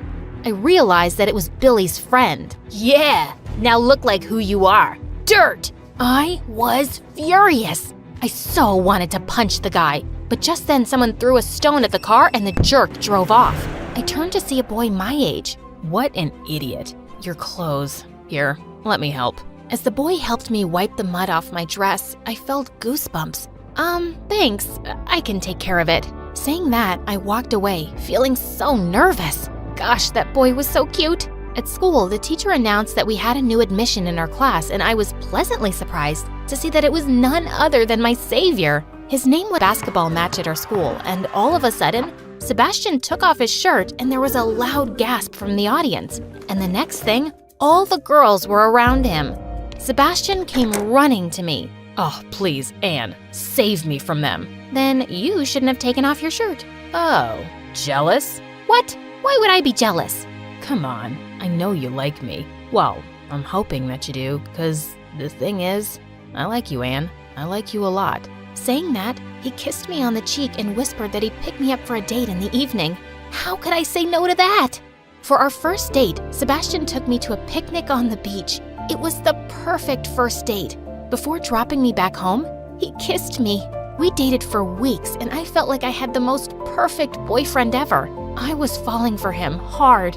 Until one day, I saw Sebastian surrounded by Billy's friends. What were they doing with Sebastian? Sebastian, can I talk to you? Yeah, maybe later. So, what were you saying? Whoa, he actually did that. I was so mad. Throughout the day, I totally ignored him. But he was constantly on my mind. So much that I totally forgot about the big test we had in history class, and I ended up failing miserably. Gosh, that's what you get when you think about boys. I reminded myself of my goal and decided not to worry about Sebastian at all. But things only got messier when my teachers gave me an F for assignments, saying they never got them. I was so sure I emailed them all my assignments. Some days later, I was called into the school's counselor's office and informed that if I wanted to get my scholarship, I needed to bring my A game and work harder. I poured all my strength into my studies, but one night I found Sebastian at my door. Wanna go out? What? You act like you don't know me and now you're here?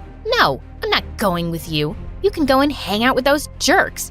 Babe, you got it all wrong. I was just busy. Please, come with me to this amazing party. Come on, you're my girlfriend. I was determined not to go, but when he literally begged me, I caved in.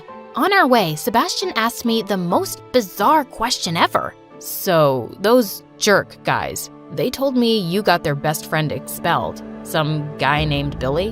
What exactly happened? Got him expelled? I had nothing to do with it. He brought it upon himself. When we parked outside the party, I showed Sebastian pictures of the time I wore a cast. And then I told him all about Mom's kleptomania and how Billy was always pestering me and what he did at the fun fair. He looked really shocked. Let's go somewhere else. This party doesn't look worth it. What? We drove like half an hour to be here. Come on. Well, that party was insane.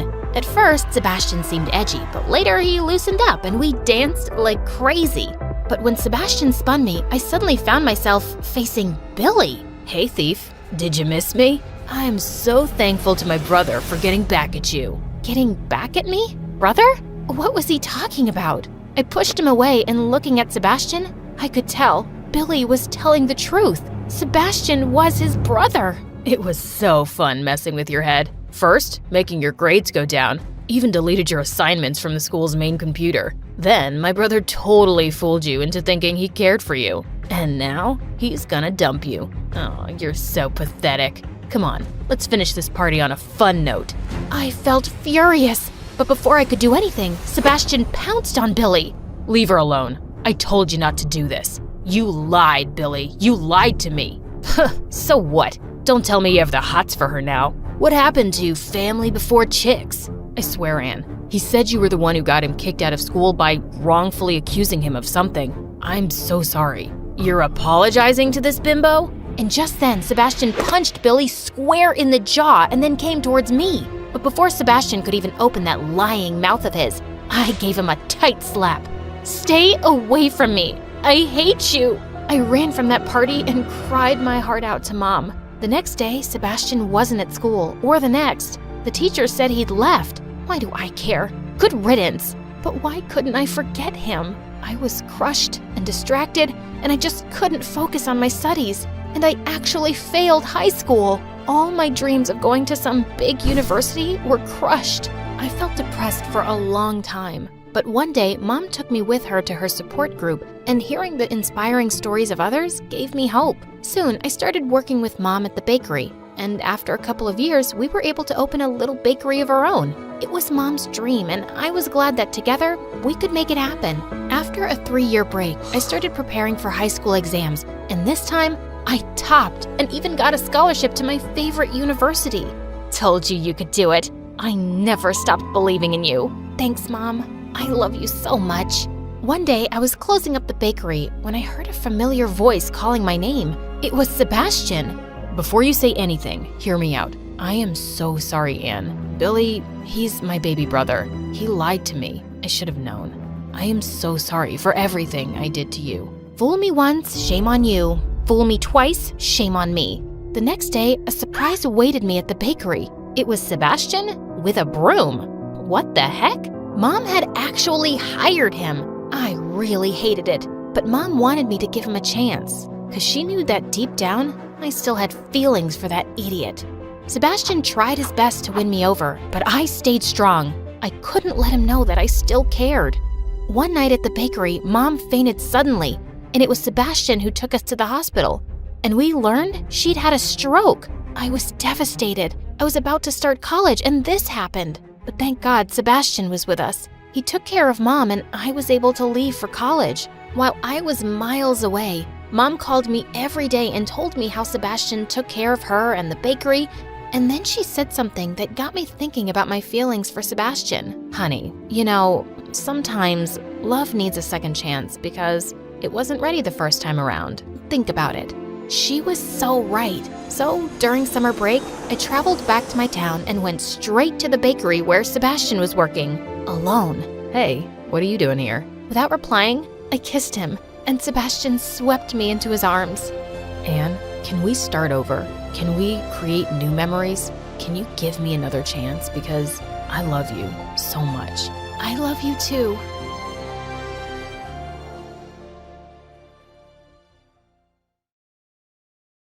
Hi, I'm Lorna from Nashville, and this is my story. Please like and subscribe to For Eve.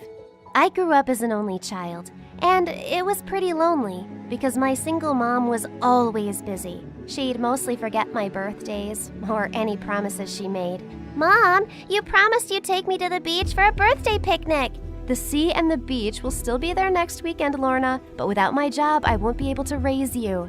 Mom worked as a chef at a big restaurant, and I enjoyed watching her cook whenever I tagged along with her to work. That soup looks tasty. I need to use the bathroom. Don't touch anything.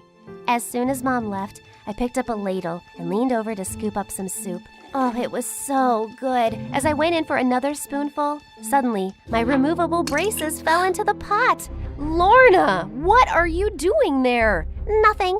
I quickly moved away, and she hurried with a bowl and dished out some soup. We have a very important guest in the restaurant. No distractions, please.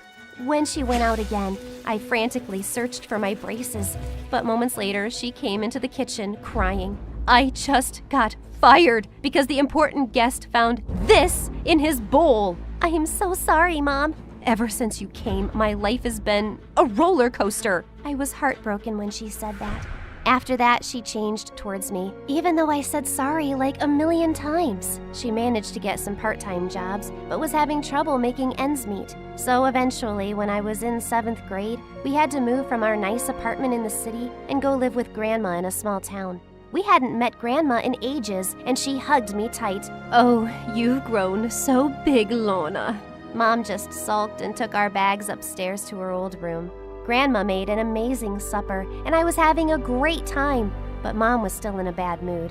And then she had the strangest conversation with Grandma. I don't want certain people to know that we're here. That's kind of impossible, dear. It's a small town. We're only going to be around for a few months till I get another job. Just don't talk about us with anyone. But I like Grandma's house. Please, let's just stay here for good. Mom just ignored me and walked off. We'll convince her to stay, don't worry. Now, you go to bed because tomorrow is your first day at your new school. The school I was going to was actually Mom's old school, and Grandma took me there the next morning while Mom stayed in bed. As I walked through the corridor, I saw this boy with big glasses hanging from his locker. Hello, can you help me down? How did you get up there? My stupid older stepbrother and his friends. I was as short as him, so it was a bit difficult getting him down, but we both ended up in a heap on the floor. Thanks, I've never seen you around before. Oh, I'm new. My name's Lorna. Ew, what's that smell? What smell? It's coming from your bag. Do you have dead skunks in there? When I opened it, I saw that Grandma had packed me lunch and it was leftovers from last night, and it didn't smell right. The boy ran away without even telling me his name, but when I got to class, I saw him there, and he instantly yelled, "Hey everyone, there's the stink bomb I was telling you about." That's how he paid me back for helping him? Everyone pinched their noses as I sat down with my stinky backpack, right behind that jerk, whose name was Brad. Hey, idiot, I'm hanging you back on that locker later. I know what I did was wrong, but I've been waiting for a long time for someone new to take my place in school. What are you talking about? I've always been the easy target for bullies, the one that gets thrown in the trash bin or gets his face stuck in the toilet. So you want me to go through all that? It's not that bad, you look strong. Good luck. I couldn't wait for class to be over so I could get back at him, but he ran out like lightning. When I got home, I told Grandma it was a bad idea to put leftovers in my lunchbox. I'm sorry, dear. Let's go get some lunch snacks from the grocery store. No, she's not going to the grocery store, Mom. Why can't I go to the store? It's just a short trip. It'll be fine. No one knows who she is. What? Nothing. Mom reluctantly agreed. And as Grandma and I roamed through the aisles, I suddenly spotted Brad walk in with a man who was probably his dad. Grandma, that's the boy who made all the kids laugh at me at school. Just then, Brad's dad saw us and approached Grandma. Hi, it's been a while since I've seen you. Oh, yes. Your son is really grown up. Yeah, who's this pretty girl? Oh, just a maid's daughter. What? No, I'm not, Grandma. Grandma? She's your granddaughter? Oh, God. Yes, she's my granddaughter. And then Brad's dad bent down and suddenly hugged me. Okay. What are you doing, weirdo? Gran, what's going on? Honey, I wasn't supposed to tell you this, but he's your dad. What? But Mom told me my dad wasn't alive. Oh, that's what she said. Well, I'm very much alive, honey. And this is your twin brother. What? Brad and I looked at each other stunned, and then Grandma said we needed to leave. On our way back home, Grandma explained everything to me. Your mom had just completed high school when she had you and your brother, and she wasn't ready to start a family, so she took you and asked your dad to keep your brother. But that's so unfair. I always wanted a sibling, because growing up, Mom was always busy and I was so lonely. I know, love. It wasn't a fair choice for both you and your brother. When we got home, Mom was waiting for us, smiling. I got a job interview. You told me I didn't have a dad, but I saw him today. And I have a twin brother too? Were you ever going to tell me? Gosh, I knew I shouldn't have come back here. She had to find out one day. Things like this just can't be kept a secret forever. This is a mess. Lorna, listen, I don't want to hear anything you have to say. You lied to me all my life. The next day when I woke up, Dad was in the kitchen with Brad. Why didn't you tell me you were in town? Because we made an arrangement to never see each other ever again. But you're here now. Don't you want to meet your son? Mom looked at Brad tearfully, and he looked as angry as I felt. I have a mom. And I have a dad. The situation in the kitchen was really tense, so I took Brad to my room while our parents still argued. This used to be Mom's room, but now it's mine. I can't believe I have a mom. My own mom. And a grandma and a sister. After Dad married my stepmom, things just went bad for me. She and her son are awful people. Don't worry, you have me now. I'm sorry about what I did at school. I forgive you. Mom and Dad apologized to us both and said they'd been wrong to keep us apart. Brad and I told them it would take us time to forgive them. But secretly, we both thought it was the best thing we'd ever discovered. Mom decided to stay, and as time went by, Brad and I got really close. He started coming by often, and we had a lot in common. Grandma adored Brad, and slowly he and Mom started warming up to each other too. Like this one time, Mom was struggling to open a bottle of pickles, and he instantly got up to help her out. Wow, you're a strong boy now. She kissed him on his forehead, and his face just lit up.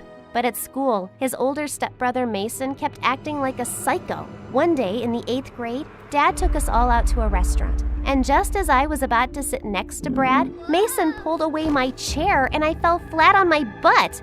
Mason, what? I was pulling out a chair for the lady. I was being a gentleman, Dad. It's not my fault she's a clumsy idiot. When Mason went to the bathroom, I smothered his seat with barbecue sauce without Dad noticing. Brad and I giggled as he took his seat. What are you two goofballs laughing at? It was so hilarious because when he got up, it looked like he pooped his pants. As we grew up, we learned how to defend ourselves against Mason and his friends.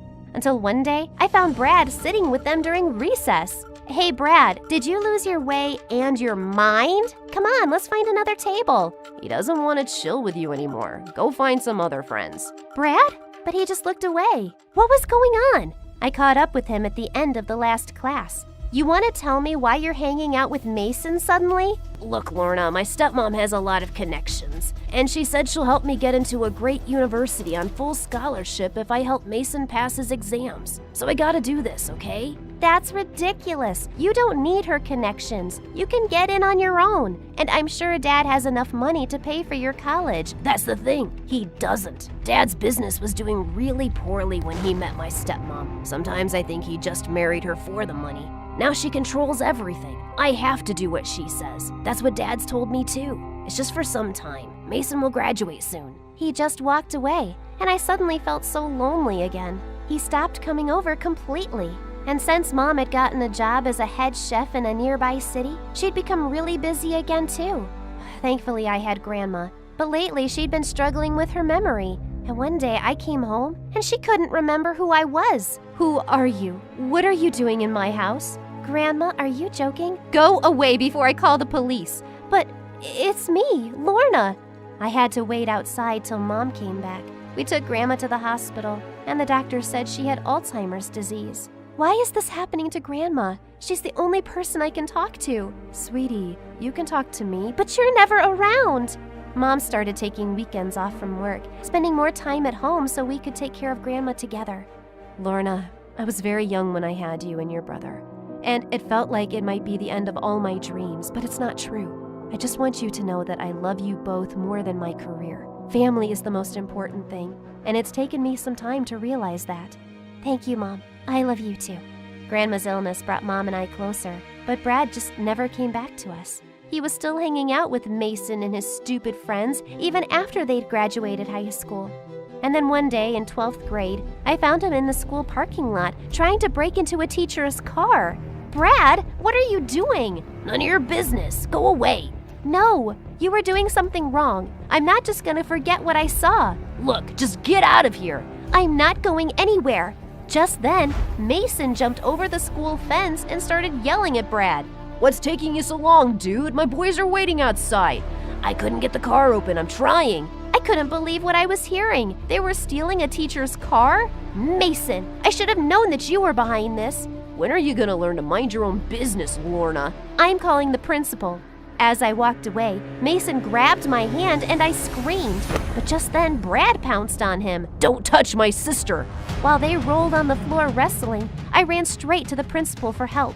The principal called the police, and Mason was arrested for trespassing on school property and attempted theft. Turned out, it wasn't the first car he and his gang had stolen. Brad, what happened to you? Lorna, you don't know what I had to live with. Mason's mom is so evil. If I didn't listen to Mason, then he would tell his mom, and I won't get to go to college. Did you talk to Dad? Did you tell him that Mason is making you steal cars? I tried, but he never believes me. I hugged him as he cried. You should have told me. I would have helped you.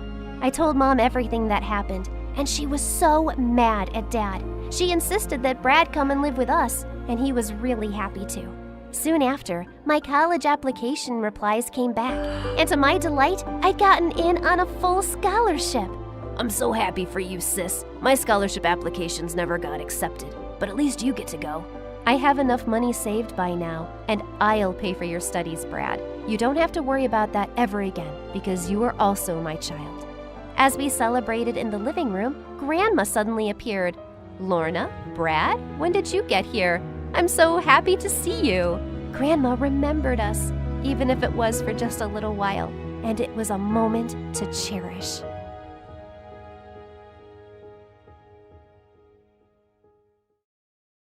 Hi, I'm Valerie from Philadelphia. Please like and subscribe. Growing up, I thought I had the coolest mom. She was a professional gymnast who'd won tons of competitions, and I wanted to be just like her, the best at something. But no matter how hard I tried, Mom always said I could do better, and she kept comparing me to others. Mommy, I won second in the art contest. What is this? The neighbor's daughter draws like Picasso, and her art was published in a magazine. Mom, I came in third in the math quiz. Well, that's disappointing. Your cousin just skipped 2 grades because she's a genius. Mom always had something to say. Your cousin's a genius and she's so perfect, and her farts smell like flowers.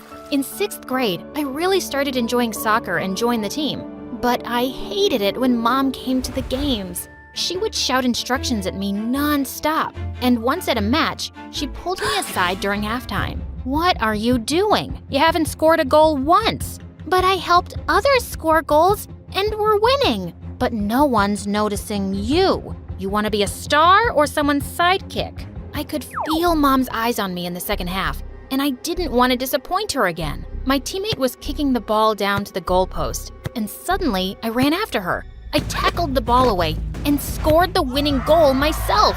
Our team won, but everyone was angry at me for stealing the ball from my teammate. I felt terrible, but Mom was ecstatic. Did you see that? My daughter scored the winning goal. Take that, losers. I left the soccer team, but soon after, Mom took me to my first ballet, and I just knew what I wanted to do with my life. "I'm gonna be a ballerina, Mom." Mom encouraged me and hired a private instructor who trained me hard for the next few years. And in 9th grade, Mom enrolled me in a fancy private school which had its own ballet team. On my first day, I was just signing up for the ballet club when I heard loud voices behind me. I turned around to see a gorgeous girl walk in, and for some reason, everyone seemed excited to see her. I thought I'd find out who she was, so I walked over with a form. "Hi, are you signing up too? You can take this. These forms are for nobodies, like you. I'm already in." Wow, what's with the attitude? And who are you? "I'm Tatiana's daughter, you fool." What? Tatiana was a ballet superstar and my idol. I'd have to compete with her daughter? Okay, so having a famous mom doesn't mean you're any good because I've never even heard of you. I walked off before she could reply. Her name was Anastasia, and even though I'd played it cool, I was definitely intimidated. On the day of the auditions, I realized that my ballet shoes were missing. I had no choice but to borrow some spare ones for my performance. I calmed myself down as I stepped onto the stage, but just then, I spotted Anastasia grinning at me from a corner, and I knew she had something to do with my shoes. I felt so bothered that I just couldn't focus. As I did a jump, I suddenly lost my balance and stumbled to the ground. I ran off the stage, my face blazing. And Mom was even angrier. Tatiana's daughter did this? I went with that witch to school, and she was so aggressive and competitive. Of course, her daughter's just like her. I was shocked the next day when the ballet teacher called me and said I'd been selected. I had no idea what changed her mind. Later, as I was putting stuff in my locker, Anastasia came and slammed it shut in my face. Wow, you're such a cheater. You're only on the team because your rich mommy bribed the principal. Yeah, I saw her here today. What was she talking about? You're one to talk. I know you hid my shoes, and you keep using your famous mommy's name any chance you get. Well, now we're both here. May the best ballerina win. But I couldn't help wondering if Mom really had done something to get me on the team. So I asked her. The principal and I are old friends. She owed me a favor. "Mom, that's cheating. I messed up." "You listen to me, Valerie. I will not have your chances ruined because of one mistake. Sometimes to get ahead, you have to play a little dirty. Do you want to be on the team or not?" The truth was, I wanted it more than anything. It felt wrong, but I couldn't miss this chance. And by 11th grade, I'd worked so hard that I was the best in my class. Anastasia was really good, but I was better. We were soon performing in the year-end musical, and the teacher told us that professional ballet dancers would be attending. I knew Anastasia was burning because I had the lead role. Well, I'd earned my place. One rainy afternoon, I'd just picked up my new ballet dress from a shop when suddenly a cyclist came charging down the pavement at full speed. I managed to jump out of the way, but slipped on a puddle. I was about to land hard when someone caught me. Whoa, gotcha. I saw a boy with messy hair smiling down at me. Oh my God, you saved my life. You're welcome, but you wouldn't have actually died. Oh, I'm a ballerina. I can't afford to get injured, especially right now. So thank you. Thank me by having lunch with me? I can't. I don't have time to spare. And suddenly, my stomach growled loudly. Looks like you don't have time to eat either. Come on, I just saved your life. And I gave in. His name was Seth, and he was in college. I was having such a good time that I hadn't even realized 2 hours had gone by. As he was leaving, he asked for my number. I didn't have much time to date, but he was cute, and it was hard to say no. We began texting each other, and soon his messages became the highlight of my day. Why are you always grinning like a moron these days? Is it a boy? It's called None of Your Business. So it is a boy.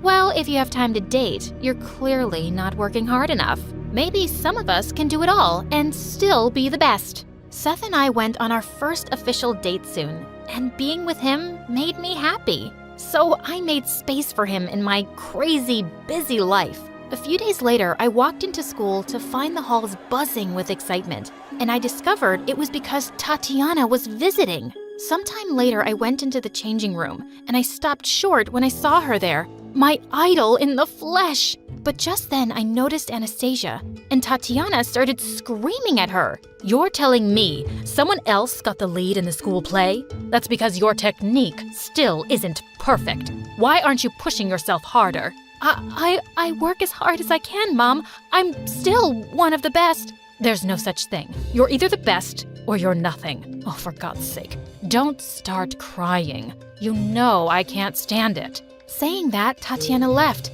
My idol was a witch, and for once, I felt sorry for Anastasia. Hey, are you okay? Valerie, were you spying on me? Did you hear everything? I won't tell anyone. And your mom's wrong, Anastasia. I've seen how committed and talented you are. She's being unfair. Who do you think you are, Mother Teresa? Did I ask for your pity? My mom's the best, and I will be too. I'm not gonna be nothing, you'll see. Wow, these two were crazier than my mom. That afternoon, as I was leaving school, I was surprised to see Seth outside, leaning against a fancy car. Seth, what are you doing here? Hi.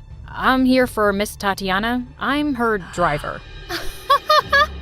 OMG, your boyfriend is our poor driver? I thought you would have aimed a little higher, Val. Oh, maybe you can come work for us as the maid. The driver and the maid.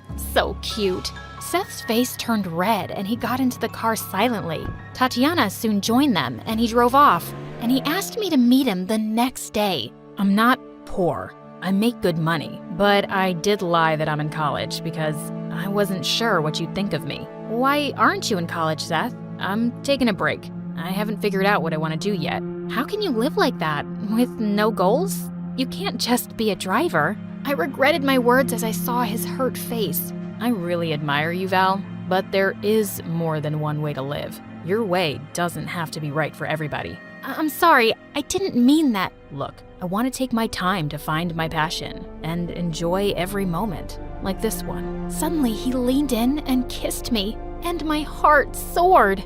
One night as I got home from a date, I found Mom in panic. Valerie, where were you? Why weren't you answering your phone? Oh, I guess the battery died. Do you know how worried I was when your instructor called and said you never turned up for rehearsal? I stared at her in shock. How had I forgotten about my rehearsal completely? You were with Seth, weren't you? Valerie, you have to break up with that boy. But why? Because he's a distraction, and he's making you lose your focus. He has no goals or ambition. You hardly know him, Mom. He's amazing, and he cares about me. But he doesn't get you. He's not right for you. You can be a superstar. Why are you letting him bring you down? I missed one rehearsal. Big deal. You would have never said that before you met him. I felt so angry at Mom. Seth wasn't like me, but he made me happy. The school musical was the same day as my birthday, and Seth took me for a little picnic by the beach before dropping me at school.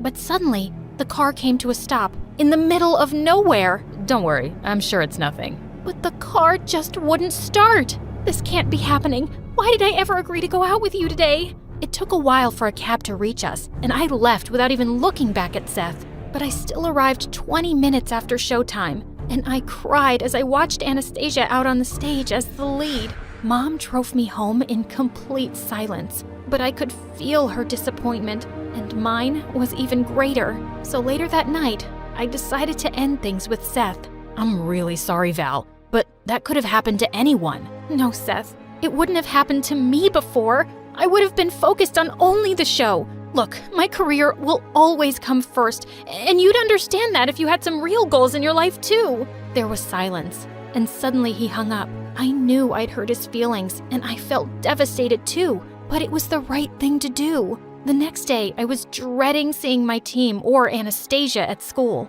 but mostly, I was feeling heartbroken over Seth. I went into the empty locker room and broke down into tears. Moments later, Anastasia came in. You're here to rub last night in my face? Go ahead, get it over with.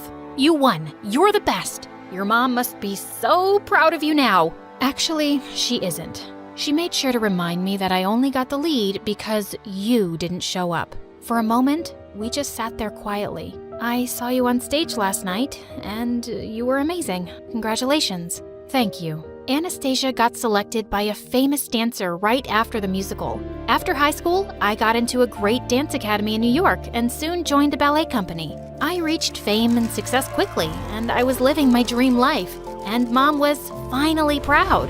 A year later, I went back home for some shows, and to my surprise, I bumped into Anastasia one day. She looked different, and I was shocked to learn that she'd given up on professional ballet. I'll always love ballet, but I just couldn't take all that pressure. I'm not like Mom or you. So I left it, and I started a dance studio for young kids. She looked so much happier now, and I was happy for her. One night as I was performing, I suddenly spotted a face in the front row that made my heart skip a beat. Seth! After the show, he was waiting outside my dressing room. I'm a journalist now, and I was in town to cover a story. I had to come see your show. You were magical, Val, and I'm so proud of you. That means a lot. Thanks. Got time for coffee with an old friend? I was so happy to see him that I said yes. We kept seeing each other for the next few weeks, and I realized I'd really missed having him in my life. But a few days later, I found out I was being sponsored to go on a world tour by my company. I would be an international star.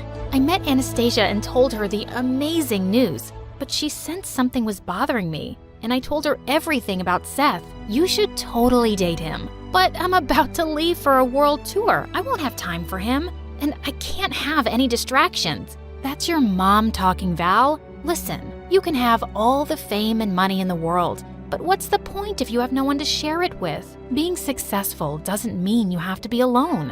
Anastasia was right, and the next day I met Seth and told him everything. This time, I don't want to choose. I don't want to give up one dream for another, but I'm moving soon for my world tour and… Val, I wouldn't dream of holding you back. I travel for work all the time, and I can move to Europe while you're there. We can make this work. I let you walk away from me before, and I don't want to do that again. I love you, Valerie. I love you too, Seth.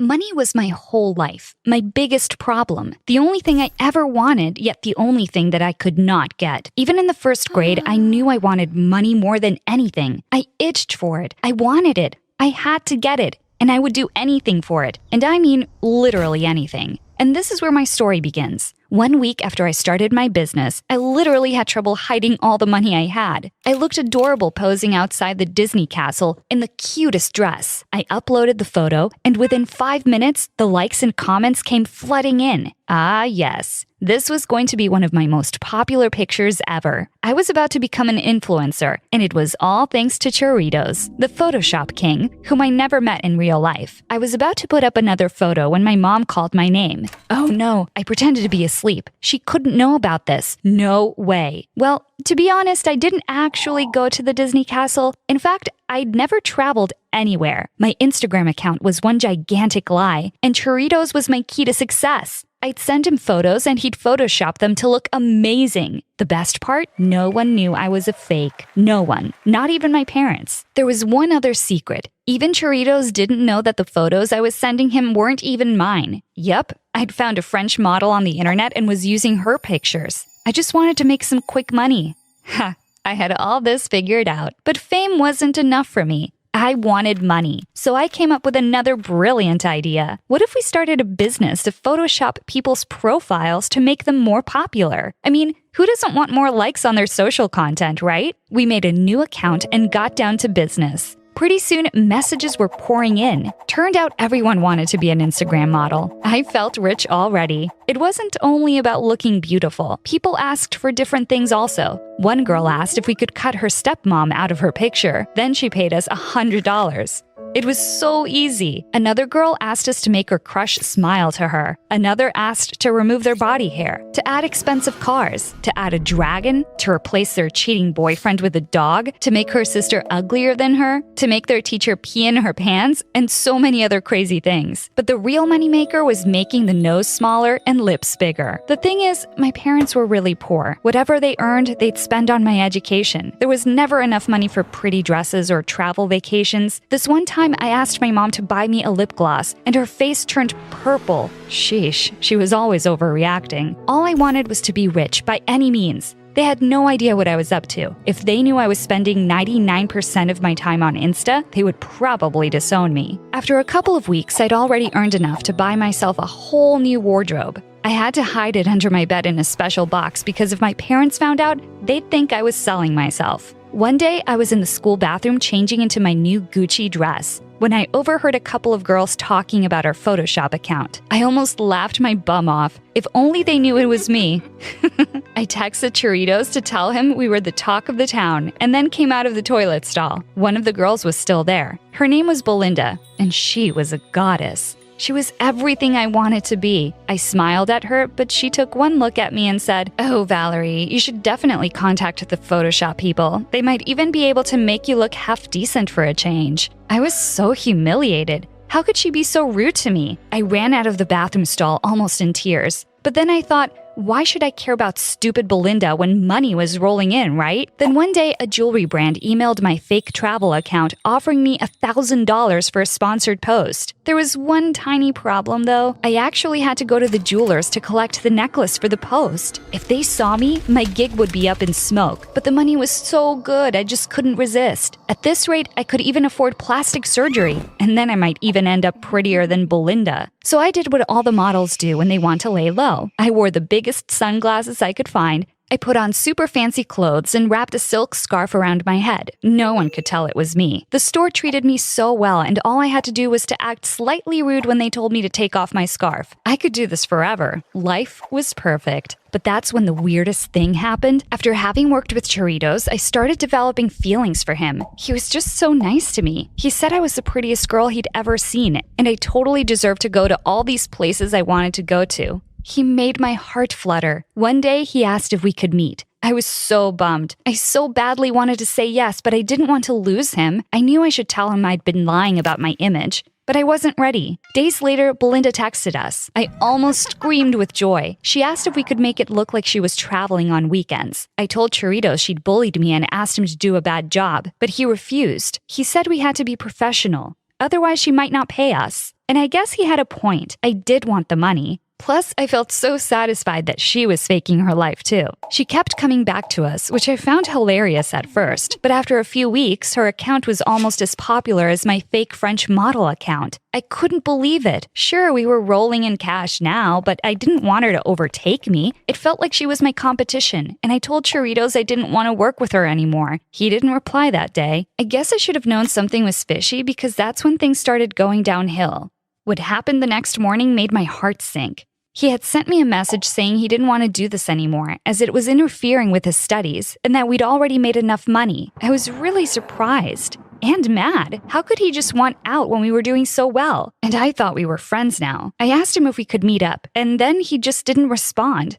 I couldn't believe it. I was furious. What a traitor. I didn't need him. I could do this on my own. I removed him from the Instagram account and then posted an ad.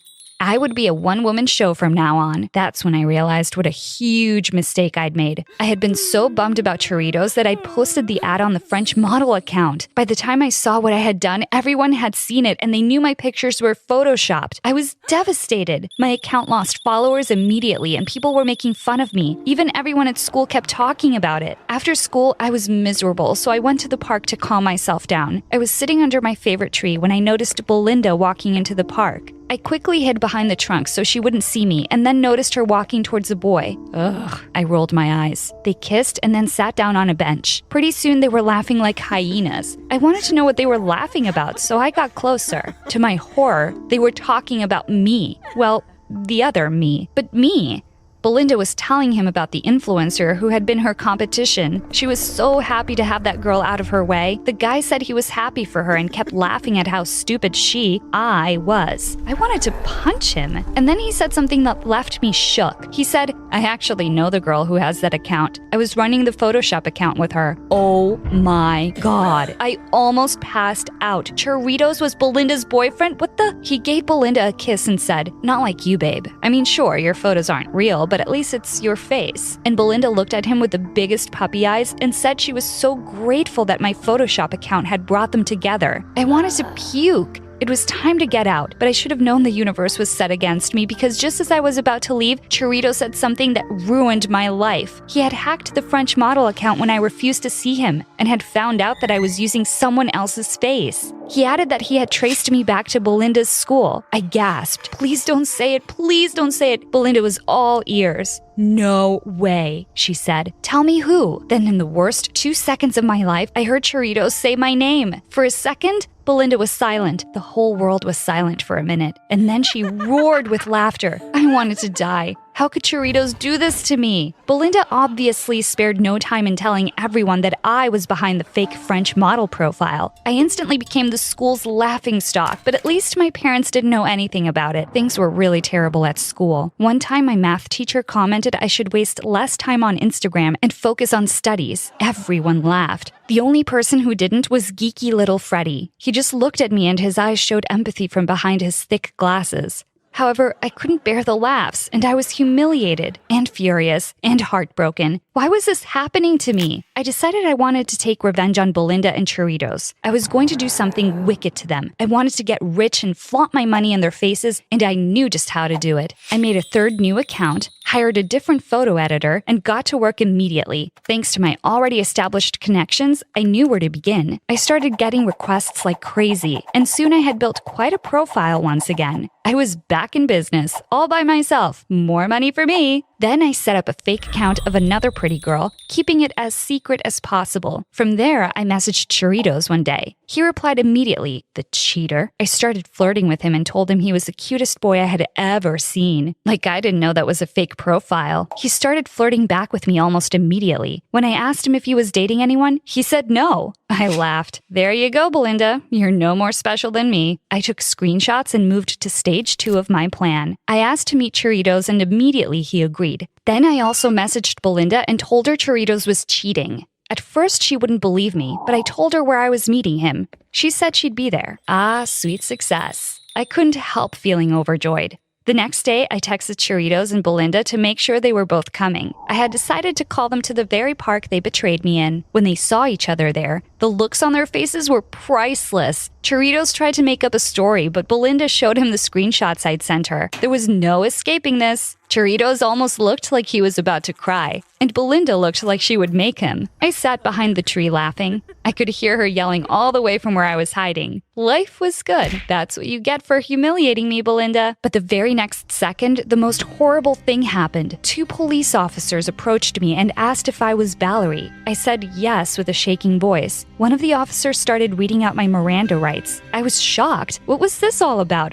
I had done nothing wrong. The commotion also attracted Choritos and Belinda's attention. They stopped fighting and came over to see what was happening. It was just my luck that they saw I was getting arrested. I kept asking what I'd done wrong, but the cops said they had to escort me to the police station where they would call my parents and explain everything. I was scared to death as I got into the police car. I swear I saw Belinda and Choritos laughing. I wanted to cry. Once we got to the police station and my parents had arrived, looking totally confused and anxious, the chief investigator told us that they had convicted a serial offender who they had been looking for several months. It turned out he used fake internet IDs to scam people. They had reverse-tracked his fake IDs to my account. They were arresting me for assisting a federal criminal, and I would have to appear before a judge. I was horrified. My mom was so embarrassed that she started crying on the spot. Dad just stood there silently in shock. I wanted the ground to open up and swallow me whole. My life was over. I was going to be thrown in prison. The idea of the cold, dark walls of a prison cell made me want to puke. I started shaking and crying uncontrollably. Mom asked the police chief to let me go, but he said there was nothing he could do. When we appeared before the judge, our lawyer advised us to plead guilty to all the felonies I had committed. Since I was underage, they couldn't send me to prison, and I was so thankful. The police said that they were going to take down all of my accounts and I would have to repay the victims. I thought I had earned some really decent cash, and not only did it get taken away, but also my parents had to pay extra fees for the lawyer and court expenses. My dad didn't speak to me for an entire week, and Mom locked herself in her room and cried her eyes out. At school the next week, I tried to keep my head down, but there was no escaping Belinda. Seeing me at the park, she had obviously put 2 and 2 together and understood I was behind her and Chirito's fight. So she even forgave him. But me? Everyone was whispering about me. At lunch, Belinda the demon came up to me and said, "Valerie, you're pathetic. First, you make fake accounts, then you get involved with criminals." I wanted to shout back at her and tell everyone she was a fake too, but I was too scared to even try now. I snuck around in the shadows all day, hoping no one would see me. Sometimes I went to the park to cry. I was devastated. I just didn't understand why all this was happening to me. One day, as I sat crying under a tree, I heard a voice, and I almost jumped out of my skin. I swear if it was Belinda, I was going to punch her, but it turned out to be Geeky Freddy. He asked me if I was okay. I sniffed and rolled my eyes at him. After everything that was happening, did he expect me to be okay? Suddenly, he just started laughing. That's it. I couldn't punch Belinda, but this geek was getting his butt kicked.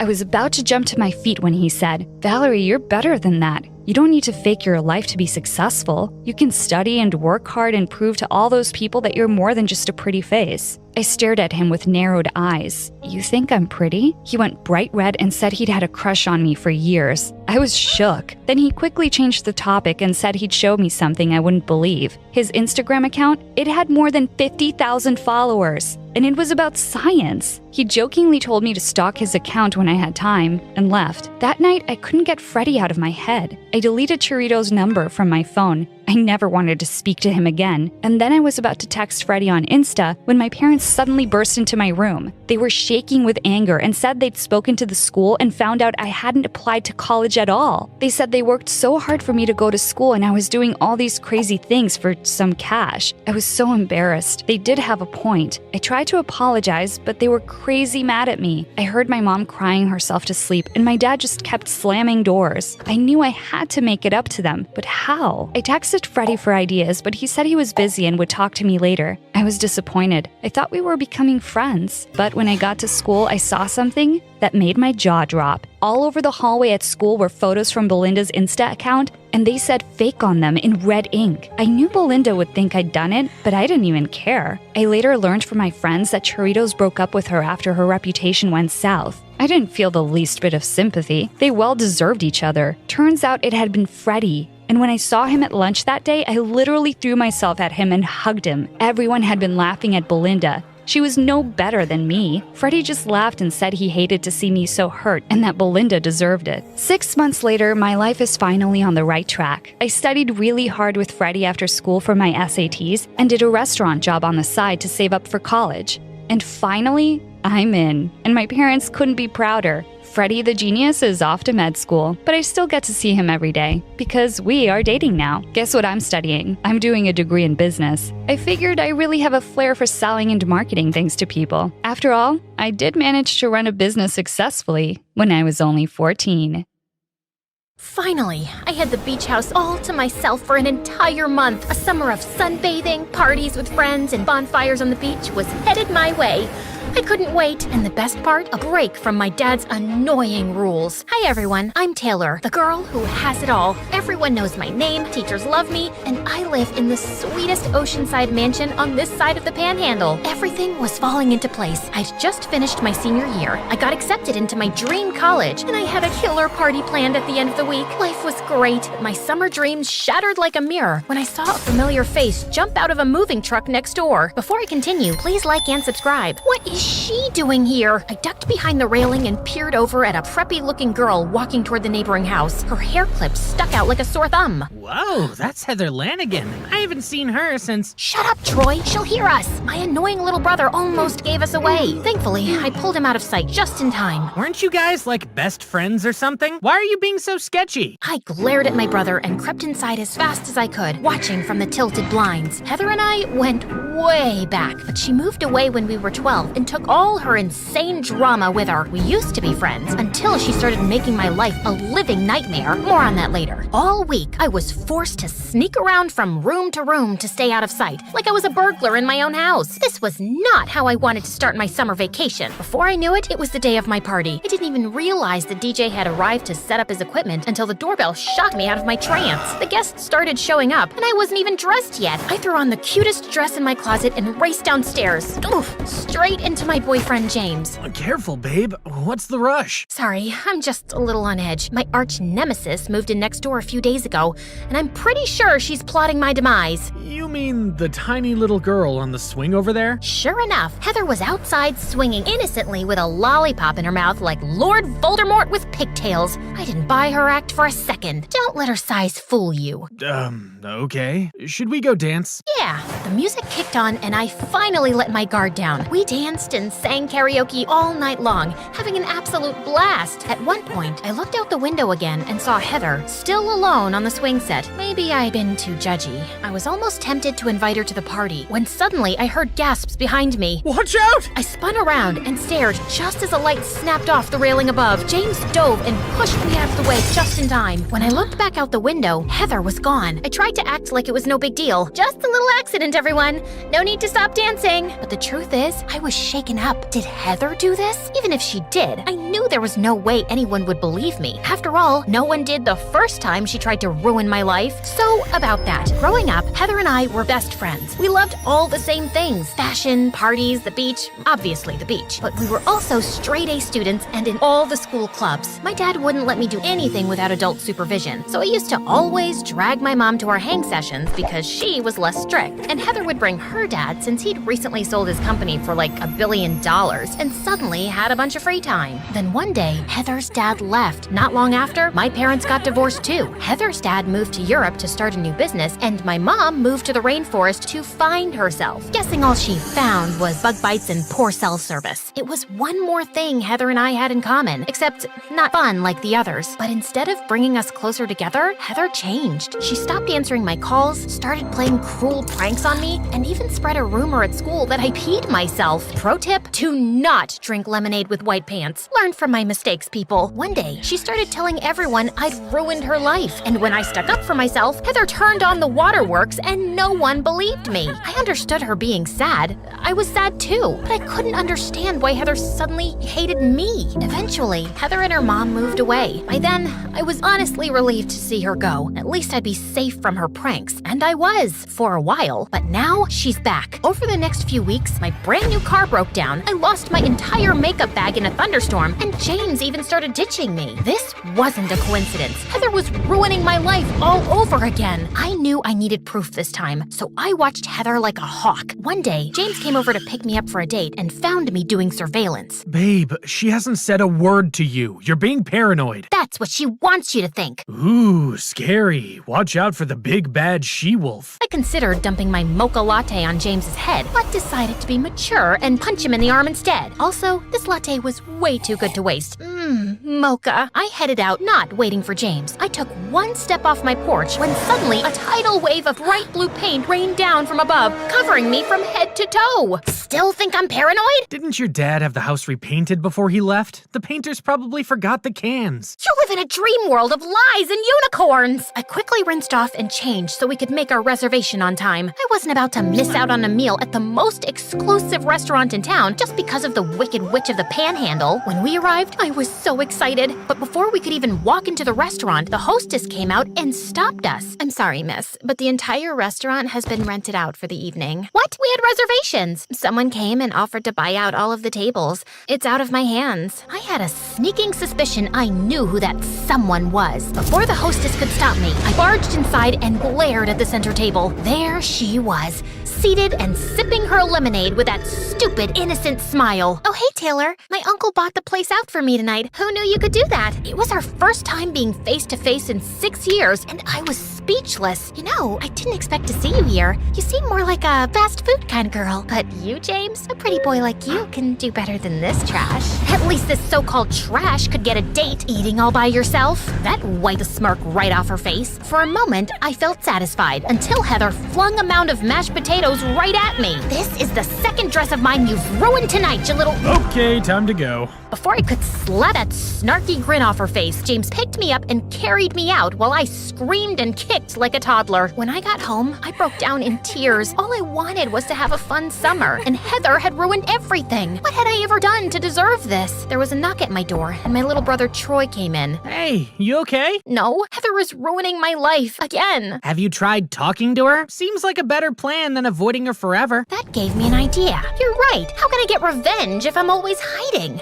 I didn't say anything about revenge. Thanks, Troy. You're a genius. Troy was right. It was time to turn the tables. The next morning, I got up bright and early and headed to Heather's favorite cafe. I had a hunch she'd show up eventually. Sure enough, soon she came in to order. I slipped a note to the barista and hid behind some rando's laptop. Shortly after, the barista put her drink on the counter. Double espresso macchiato for horseface Heather. The entire coffee shop started laughing. Heather turned beet red and then looked right at... Uh-oh. Before I could hide, Heather marched right over and dumped her iced coffee on my head. Did you really think you could hide? I could see the tacky dye job from stormed off. I'd never really had a falling out with her, and it didn't feel good. But if she couldn't support me being with Brett, then I wasn't talking to her. Brett and I were inseparable, and every weekend we went to some new exciting place or party. I'd never felt so happy. Maybe I was finally done with all the dates and all the boys, but after a perfect month, things slowly started changing. Brett seemed a bit distant. He didn't want to go out on dates or parties so often now. When I asked him about it, he said he missed hanging out with his friends and wanted to spend more time with them. But I had this nagging feeling, and I'm not proud of this, but I followed him from his house to the other end of town,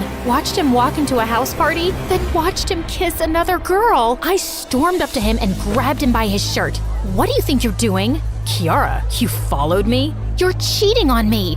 Look, can we please not do this here? OMG, is this your crazy ex you were just telling me about? The one who has a whole journal for your future wedding? Girl, I saw the pictures, and you're pathetic. My what? You went through my things and took pictures? I just found it under your pillow one day. What were you thinking, planning our wedding? You even had pictures of what our kids would look like. Who does that? What I do in private is none of your business, and I never said anything to you.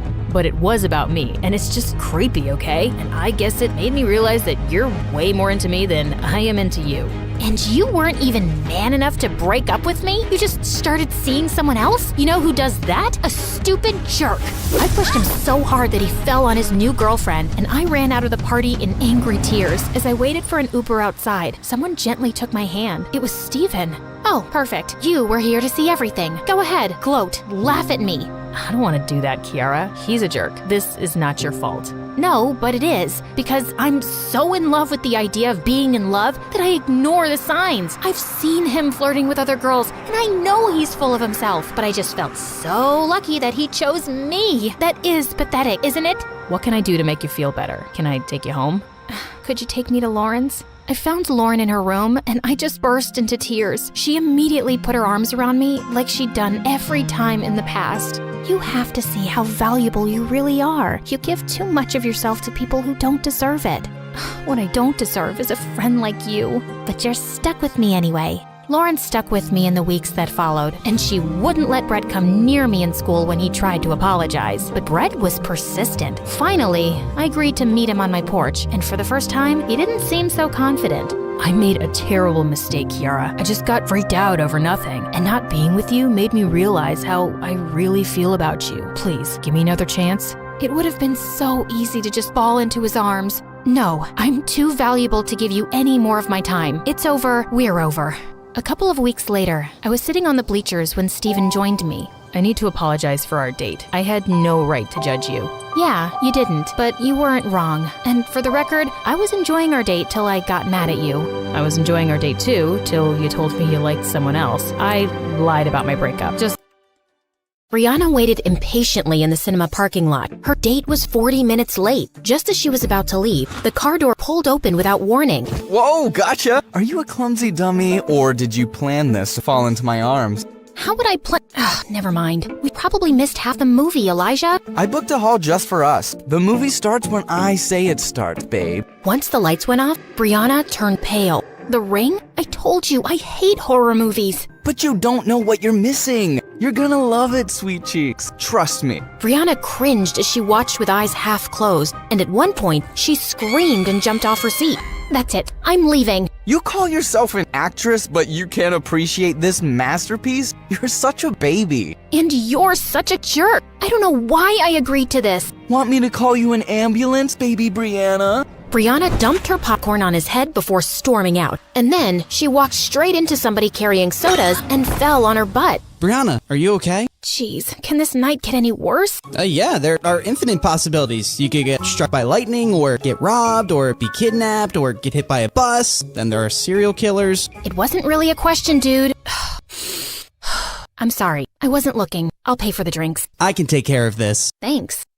What's your name? Wow, you don't even know my name? Why would I? I know your name. Yeah, because I'm, famous. What's your excuse? I'm in your biology class. I joined your school 3 weeks ago. Brianna was embarrassed. The teacher did introduce some new scholarship kid, but I've hardly noticed him since. It's okay. I'm not offended. It's what I'd expect from someone like you. I'm Charlie. I'll see you around. He smiled and walked away, and Brianna felt kind of bothered. What did he mean, someone like me? Charlie knew Brianna wasn't kidding about being famous. He had seen some of her TV show on Stargirl. At school, she was surrounded by girls just like her, and guys who changed sports cars faster than clothes. Of course she hasn't noticed someone like me.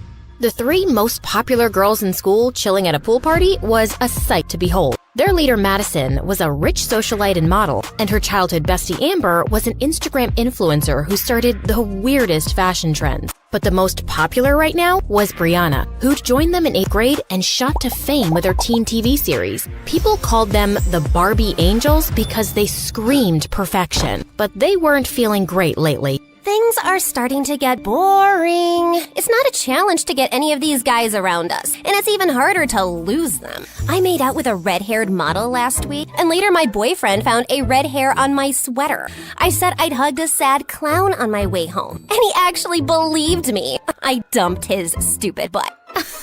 Seriously. I went on a horrible date with Elijah, and he texted me to say he was going to Korea, and we'd go out again once he returned. What made him think that would happen? Crazy, right? Ugh, even blind guys are drooling over me. I feel you, girl. Remember my blind stalker who tried to climb my bedroom window, but he fell down and was taken to the hospital? Ugh, so clumsy. Yeah, what a dummy. Girls, we need to spice things up. I want to find someone really different. Make him fall in love with me, mess around with him, and then dump him. Wouldn't that be fun for us? OMG, yes. I haven't felt this excited since the 11th Harry Potter book came out. Just then, something caught Brianna's eye, and she left. I wasn't even done talking. Amber, do you feel sometimes that she isn't as nice as before and her fame's gone to her head? Her head does look a bit smaller than usual. Anyway, who cares, Maddie? You've got me. I'm your favorite girl, right? You know you are, babe. Brianna had spotted the DJ at the party, and it was Charlie, looking much cuter. Wow, you're full of surprises, DJ Charlie. What? I said, you're full of surprises, DJ Charlie. Brianna, I heard you the first time. Then why did you say what? I just meant, what's the surprise? Oh, well, you're a scholarship student, so I thought you'd be a nerd. Didn't imagine you as a DJ. Guess you have a limited imagination then. My imagination's just fine, thanks. In case you didn't know, I co-wrote the series I acted in, the one that's really famous. That reality show with a bunch of rich girls doing rich things? Yeah, my coworker made me watch a few episodes. I'll have to get your autograph for her sometime. She's a huge fan. And with that, Charlie switched up the music louder. Every time I speak to him, why do I end up feeling insulted? So annoying. I have just the guy for Project Plaything, Maddie. See the DJ?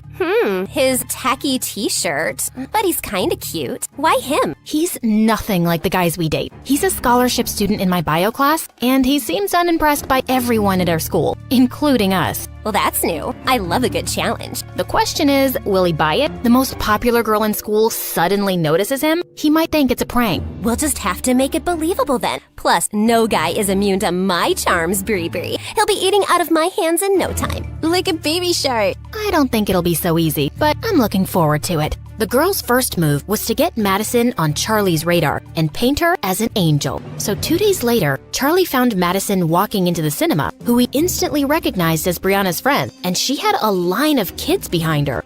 Hi, could I please have 30 tickets for the new Minion movie? And whatever snacks the kids want. Are these kids from an orphanage? Yeah, I volunteer there, and I thought I'd treat them. It's not often that they get to go out, so I want them to have a really good time. Wow, she doesn't even have a PR team taking pictures. Charlie led the excited kids into the theater, and as he was leaving, Madison touched his arm.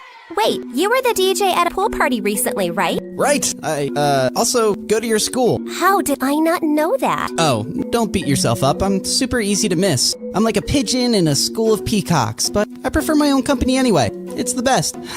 I'm sure it is. Well, thanks for your help today. Madison kissed him on the cheek, and Charlie smiled awkwardly before running off. Was the most popular girl in school just flirting with me? Nah, she probably flirts with everybody. Later, Maddie called the others to update them. Do you think he bought your act? Of course. I'm beginning to think I'm a better actress than you are, and this is gonna be a lot easier than I thought. The next day, when Madison walked into the cafeteria, she spotted Charlie in a corner, and his eyes were already on her. She helped a kid with crutches get his lunch and tipped a janitor generously before making her way to Charlie's table. Hi, do you mind if I sit here? Of course not. Yes, please sit. I am sitting. Oh, righto. You want half my sandwich? My grandma made it. The filling is probably this week's leftovers mixed together, and the bread is a bit stale, but it's not bad. I think the gravy she put inside is making it, what's the word I'm looking for? Moist. Yeah, it's moist. Tempting, but I haven't had bread in years. Just then, Charlie noticed that half the cafeteria was staring at them. They're thinking what I'm thinking. What is a beautiful, rich model doing with me? This is clearly a prank. You know, I just remembered. The librarian asked me to feed her fish, and they'll die if I don't do it right now. Really? Well, I can come with you. No, I'd rather you didn't, okay? They like their privacy. The fish. They're private people. She stared at him, and he felt more flustered as he reached for his bag and ended up stepping hard on her toe. He turned to apologize and knocked his sandwich on her clothes. I am so sorry. So sorry. Gotta run. And later in the bathroom, as Maddie cleaned up, Brianna and Amber howled. Will you two stop laughing? He had to feed the librarian's fish? Girl, that is the lamest thing I have ever heard. He couldn't get away fast enough. Oh, that was so funny too. My grandma made me this gravy sandwich. Yeah, right. His grandma came back from the dead to make him a sandwich. Maybe his grandma is just alive? But both my grandmas are dead. Aren't everyone's grandmas dead? Oh my god, focus! He seemed smitten with me when I took those gross kids to the movies. Why is he running away from me now? Maybe I just make him really nervous. Or maybe he isn't stupid and he's not buying your sudden interest in him. Well, you're in the same class with him. Do something. I'll get the teacher to make me his lab partner tomorrow. Let's see what I can pull off. Charlie just wanted some peace, but the universe literally said no when he got paired up in the lab with Brianna. Are we really gonna open up that frog? There's no way I'm touching that thing. Charlie ignored her and started doing it himself.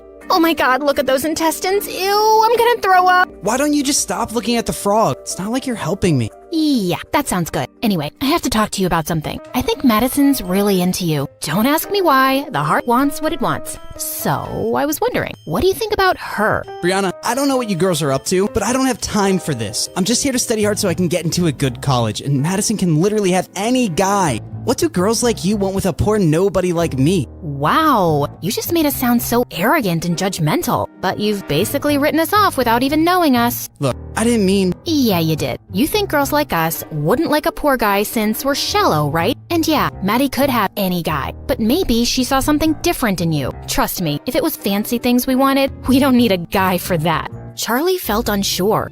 Maddie is beautiful, and she seemed sweet.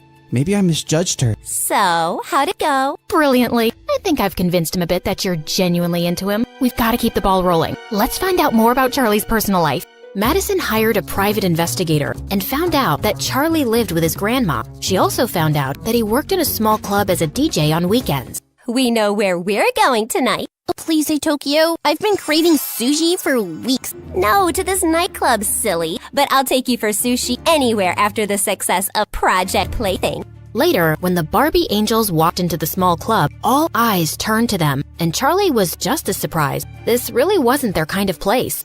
Once he sees my heart-stopping dance moves, he'll be following me around like a lovesick puppy. The girls moved to the dance floor and had everyone's attention. As the song ended, Madison walked over to Charlie. The music here is amazing. You're really talented. Gee, thanks. Listen, Madison, I've been avoiding you, but I want to say I'm sorry. For that day in the cafeteria, I was such an idiot. I'll forgive you if you dance with me. Oh no, there's a reason why I'm in charge of the music. Those who can't do, teach. Those who can't dance, DJ. Come on, it can't be that bad. Just put a song on and join me. No, really. Just then, Maddie lost her balance a little and her drink fell all over the music dashboard. 2 seconds later, it stopped working. Oh my god, what did you do? It was an accident. The system's fried. The club owner's gonna fire me. You came in here just for your fun and games, but this is serious business for me, Madison. Thanks for nothing. Charlie instantly felt awful as he realized everybody was staring at them, and Madison stood frozen in her spot. Then she burst into tears and ran out.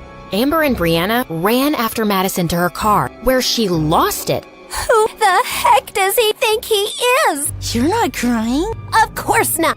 And it took all my willpower to not claw his eyes out. How dare he humiliate me like that? Oh, once he falls in love with me, I'm gonna squish him like a bug. That was brilliant. Now he's gonna feel terrible because you didn't even lash out at him. And he'll think you're the sweetest angel on earth. Oh, I underestimated you, Maddie. You're the worst. I am the worst. And when I'm done with him, he's gonna wish he was dead. Charlie just couldn't face Madison in school the next day, and after a lot of begging, he finally managed to get her number from Brianna. Little did he know, the girls had decided that Brianna would be the one to talk to him, pretending to be Maddie, because she was the smoothest talker. Charlie felt super nervous as he called her that night. Hello? Hello? Hi, hello. Hello. Hi. Madison? It's me. Charlie. What do you want? Listen, before you hang up, please don't hang up. I'm really, really sorry. I just lost it and you didn't deserve that. And you didn't even scream at me or hit me, which you should have. You still can. Charlie, I get it. You freaked out. I hope you didn't get fired. I did. But it's okay. I'll find another gig. I'm sorry. Are you for real? Don't say sorry to me. Do you think we could just start over? Yeah, I'd like that. Hi, I'm Charlie. Nerd by day, DJ by night, and I get free popcorn once a month at the cinema. You go. I'm Madison, and I'm a famous model. Also, I've been on a diet since forever, so I don't remember what popcorn tastes like anymore. That's the saddest thing I've ever heard. The two ended up talking and laughing for hours, and she kept surprising him. She was funny, well-read, and had great taste in music. It was 4 a.m. when they finally said goodnight. I can't remember the last time I had such a good conversation with someone. The next day, Brianna updated Maddie on everything they'd talked about, but she didn't see Charlie in her biology class. The girls hadn't seen him at recess either, so Brianna sent him a text as Maddie, and he replied, "Grandma broke her hip this morning. I'm at the hospital. If you really want to seal the deal with Charlie, you should go see his grandma." Ew, I hate old people with their wrinkly skins and their weird smell. Come on, they're cute. Just be nice to her. Charlie will love it. Should I really interact with her? I don't think I could be nice to an old woman. Brianna then thought of a better idea. After 3 days, Charlie's grandma was discharged, but he had one problem, the hospital bill. He decided to talk to the hospital staff about paying in installments, but then they told him that someone had already settled it. What? Who? The person had chosen to be anonymous, but Charlie insisted so much that the staff revealed the sender's identity, Madison. Why did you do it, Madison? What do you mean? You paid my grandmom's hospital bill and tried to hide it. Why? Because I knew you wouldn't accept money if I offered it to you, and I made you lose your gig. It's the least I could do. I care about you, Charlie. You can have any guy you want, Maddie. Why me? Well, I've dated enough guys from my circle to know they're not very nice people. They're mostly after my money or fame or my parents' influence, and you don't care about any of that. You're like a breath of fresh air. But if you don't feel the same way, I won't hold it against you. Charlie was about to reply when his grandma called him, but he couldn't stop thinking about Maddie. What she did for me is amazing, but I feel scared about falling for someone like her. Charlie hadn't come back to school for a week, but he and Brianna had been exchanging texts, as Maddie, of course. She was laughing at a meme he'd just sent when she found Elijah by her locker. Ugh, why is he back? Just read something funny? Tell me, babe. I love a good joke. Excuse me? You were just laughing at your phone? I hope it's a joke and not a boy whose butt I have to kick. What are you, my dad? Because you're definitely not my boyfriend. Stay out of my business and don't call me babe again. I've forgiven you for the last tantrum, Bree. Now tell me where you'd like to have our next date. How do I spell this out for you? There won't be a next... Brianna, is this guy bothering you? Charlie, you're back. No, we're done here. Who's this loser? Did you wander here by mistake from some homeless shelter? Just leave him alone, Elijah. Charlie turned around to see Maddie, and his heart skipped a beat. What happened while I was gone? Since when did you girls start mingling with nobodies like him? Suddenly, Charlie walked over to Maddie, and he pulled her close. There you are. I've been looking for you everywhere. I've missed you. And then he kissed her on the lips, and Brianna was even more surprised than Maddie at Charlie's move.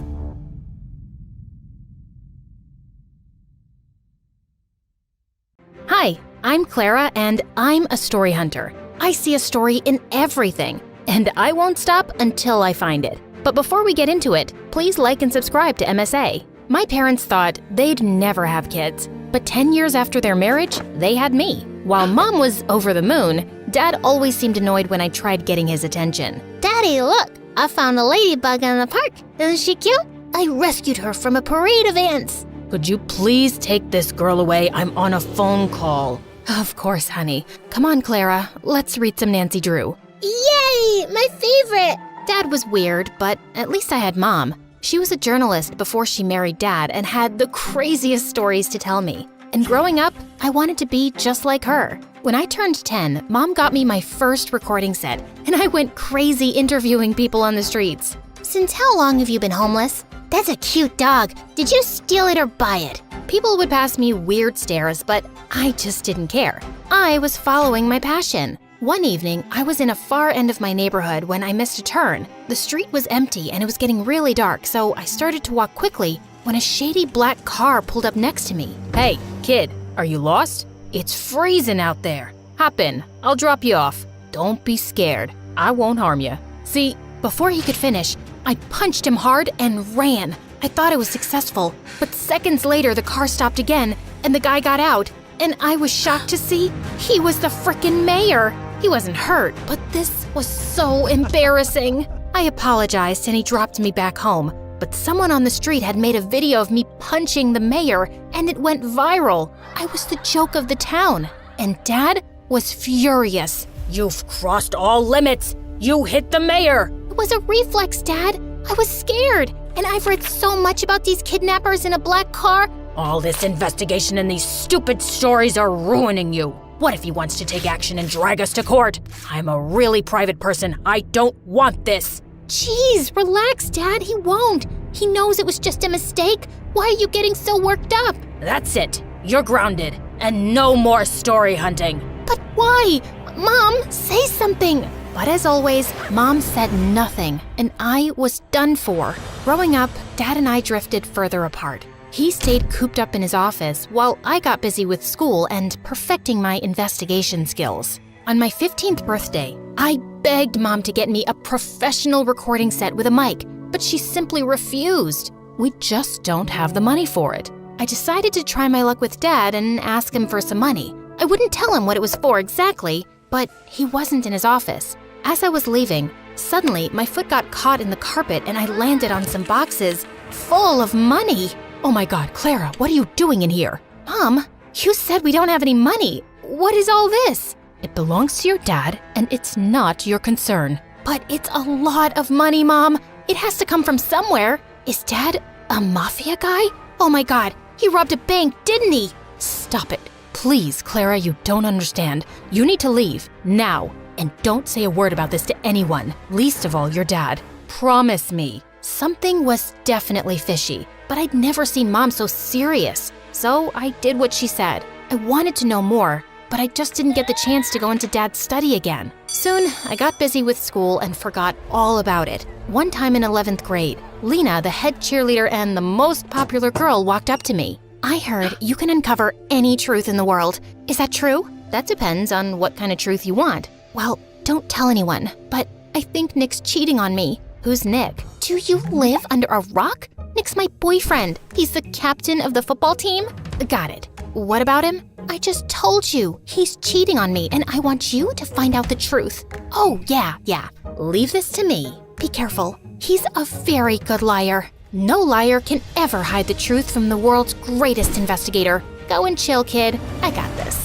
I started following Nick around everywhere, but I couldn't find any dirt on him. Until one day, I saw him sneak into the coach's office and saw him making out with another girl. I waited till he left without noticing me, and then, right in the middle of the cafeteria, I made him pay. I dropped an entire carton of milk all over his head. What the heck? What do you want, weirdo? Listen up, everyone. This jerk right here cheated on his girlfriend. No, I didn't. I knew you'd say that. Here's the proof. Nick looked at me in shock as I showed him the video of his makeout session. Lena broke up with him instantly, and he was getting a lot of backlash for cheating on the most popular girl around. Soon after, he left and got transferred to North High, our rival school. After that, Lena and I started hanging out and became besties. As much as I liked having her around, her band of cheerleaders annoyed me. Especially this girl, Wendy. Lena even had a YouTube channel with her where they ran gossip sessions and fashion advice. You know, I was thinking, why don't we add Clara to the channel? Why? So we lose all our followers and our popularity? I don't think having 5 followers makes you popular. But then again, what do I know? Stop it, you two. Clara is a professional. You saw what she did with Nick, and with her brains and cool stories and my beauty tips and styling, we'll be so much more popular. We'll be like Daphne and Velma. Who? Scooby-Doo? Forget it. We should totally do it. I joined the YouTube channel soon after, and we started with collecting scoops on everyone in school. Within a few months, we hit 1 million subscribers. I was happy, but Lena was on cloud 9. Her popularity was through the roof, and she loved the attention. We got invited to every party in town, and she would drag me with her even when I didn't feel like going. One day I was at her house getting ready for a party when Wendy made a snarky comment. Do you always have to dress up like a homeless person? And why's your hair such a mess? There's nothing wrong with my hair or clothes. I don't want to look all dolled up. Detectives are meant to look rugged, right, Lena? Yeah, but it won't hurt you to put on a little makeup now and then. It'll only make you look prettier. No, it'll make me look like a bimbo. So you think I'm a bimbo? I didn't mean it like that, but Lena was already walking in the other direction.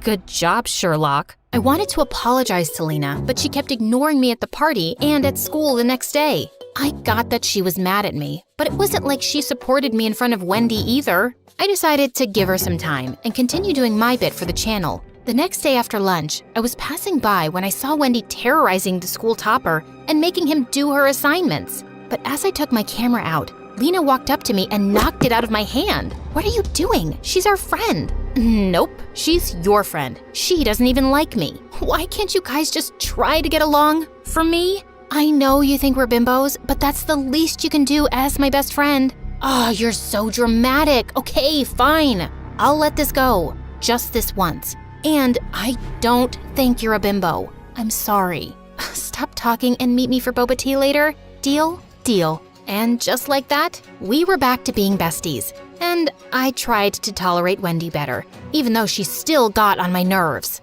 Soon after, the entire school was buzzing over the senior day prank wars with North High, and Lena was determined to crush the rival school, mainly because Nick was their new student body president. We need to ace this. They should never see us coming. How about we break into the school? You can't be serious, Wendy. You guys will get caught. Not with these masks, we won't. And why are you so negative? I'm being practical. It's the dumbest plan on earth. Back me up, Lena. Actually, I like it. No one will ever know. Now, are you in or out? Out. You know my dad. He would ground me for life if I got caught. You know what, Clara? I've been there for all your dumb investigations. I even got you in on the channel. And now, if you can't support me, then you're not a good friend. Hey, that's not fair. It's my channel too. I made it popular. Really? Wow. Tell me why she's here again. Oh my god, I can't deal with you guys right now. I'm going. Lena turned to leave. I didn't want her to be mad again, so I reluctantly tagged along.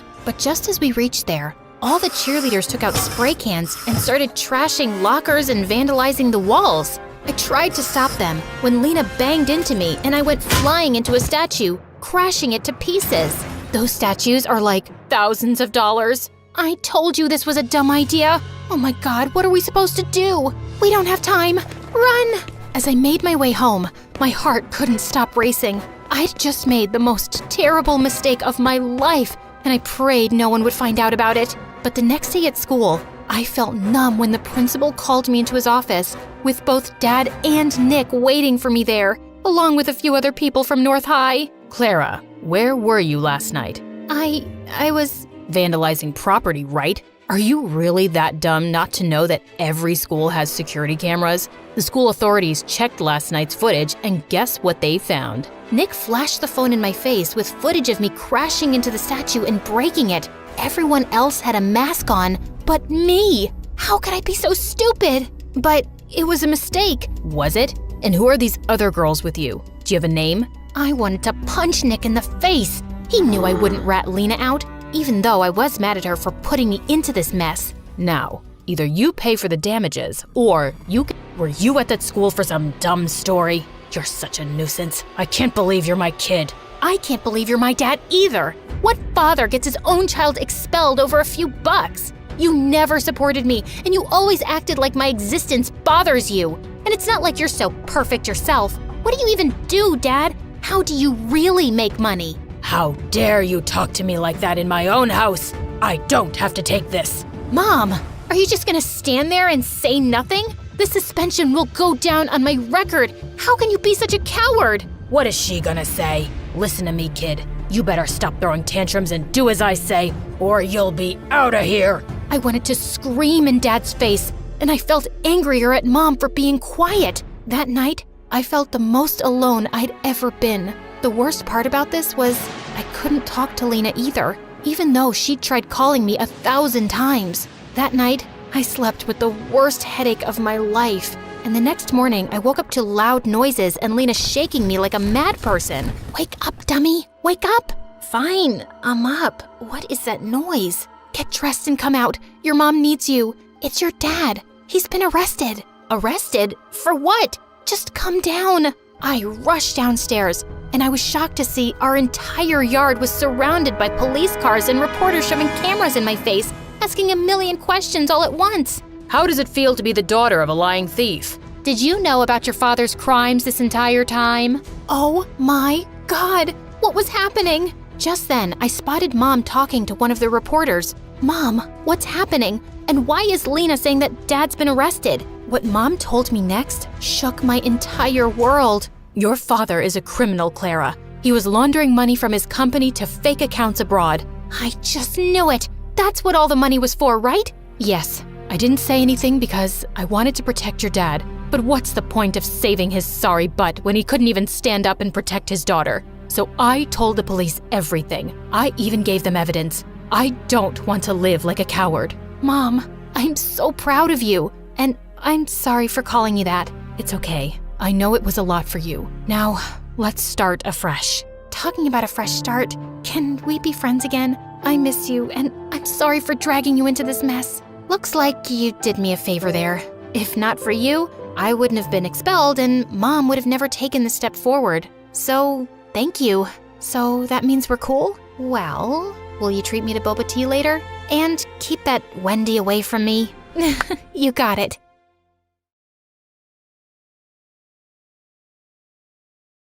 Hi, my name is Anna, and I'm from Ohio. Please like and subscribe. My parents always dreamt of being world-famous singers, but they could never become anything more than background vocals. So when me and my sister Tanya were born, Dad taught me all about music. While Tanya was Mom's favorite, 'cause she was the pretty one. Everyone admired her emerald green eyes and blonde hair. Once when we were 5, a woman even tried to steal her from the park. Let go of my sister or I'm gonna scream! I'll give you $10, kid. Let go of her hand. Tanya and I struggled until she let go and ran away before the police came.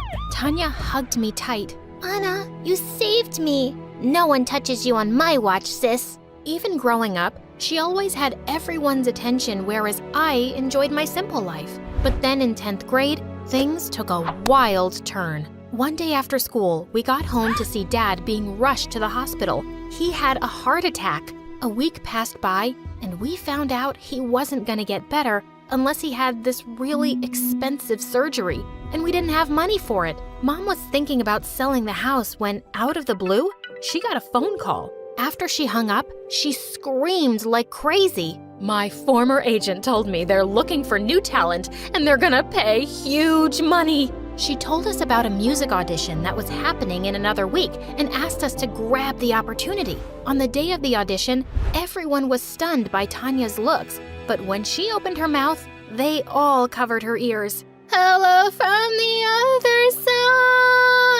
side. Someone grabbed the mic from her hands or shut off the speakers. I can't stand her voice. Well, he was over-exaggerating, but not entirely. Tanya couldn't sing a note, not even in the bathroom. A few minutes later, it was my turn, and when I started singing, the producers looked mesmerized. I'm not giving up on you. You know I love you. Please hug me and say it back. I love you. After a long discussion, they announced they were gonna sign both of us, but there was one condition. They wanted me to sing, but in the background, for Tanya, she would lip sync to my voice. No, that's wrong. We won't be doing that. But Tanya held my hand with teary eyes. Please, sis, you have to do this. We need the money. But Tanya, Anna, my love, the future of our family rests on your shoulders now. Think about your dad. Think about our family, honey. I knew it was wrong, but I couldn't stand to see my family suffering. So I agreed. After we signed the deal, all of Dad's hospital bills were paid, and he came back home all healthy in a month. And then it was just me and Tanya and the non-ending music videos and tours around the country. Everywhere Tanya went, people would go crazy for her. They would literally jump over each other to catch sight of her. These people were nuts. And clearly, this was getting to Tanya's head, because when we returned to school after summer break, she started acting like a queen and a bully. Get out of my seat. That's my spot. Don't you know who I am? The guy didn't even flinch and kept munching on his sandwich, and Tanya looked as furious as a dragon. Hey, it's okay. We can take another seat. Maybe he can't hear, but she just picked up a bottle full of mustard and dumped it on his head. You've got to be frickin' kidding me. I looked at the guy, who looked raging mad. Hey, I'm sorry about my sister. She's a little... Please, let it go. I'll pay for your jacket later. I grabbed Tanya's hand as I pulled her out of there. Have you lost your mind? Didn't you see? He was acting as if he didn't know me. Tanya, you're not the president, and you should...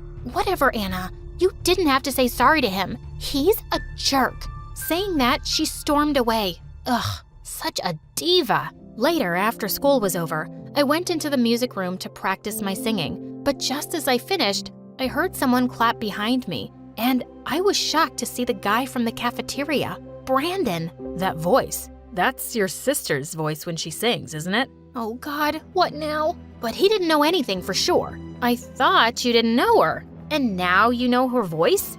I never said that. She just assumed it. I know who she is, and now I know her little secret. You know nothing. With every sentence, he kept getting closer as I was backing away. I tripped over something, and he caught me. What are you even doing here? Everyone's gone. But you're still here, and you kinda owe me something. My eyes widened at that, but then he put me back on my feet and continued. You said you'll pay for my jacket. I'm here to collect the money.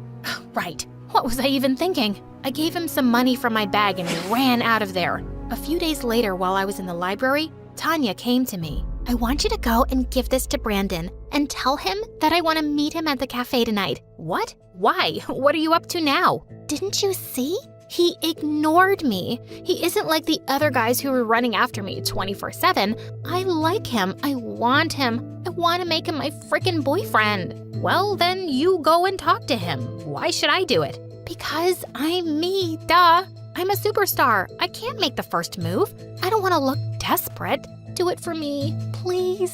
Ugh, Reluctantly, I left a note on his table and asked him to come to the cafe and ran out of there. Later, Tanya asked me to tag along, and just when we reached the cafe, she saw some random people with cameras there. Oh no, paparazzi. I can't be seen with anyone. My contract doesn't allow me to date publicly, Anna. But what about Brandon? He's waiting for you. Can you please go and tell him I'll see him tomorrow at school? Okay, thanks, bye. Saying that, she ran into a cab and rode away. Now I had no choice but to inform Brandon myself. So I went in. Hey, I'm sorry, but I thought you wouldn't come and that this was some stupid prank, but I'm glad you're here. What? Me? Wait, did he think I was the one who called him here? Shoot! I wanted to tell him everything, but he looked so happy to see me, and he'd ordered all my favorite food items. I thought I could wait another few minutes before telling him, but as time went by, things just kept getting better and better. He was pretty cool. After our little date, he walked me back home. This was my chance to tell him the truth, but he just pulled me in for a kiss, and gosh, it was amazing. Suddenly, I heard Tanya coming out the front door, and I pushed him away into the bushes and rushed in. The next day, I was looking for him everywhere to tell him the truth, but I found Tanya was already talking to him in the corridor. Frickin' fishes. What do you mean you don't like me? Then why did you show up at the cafe last night?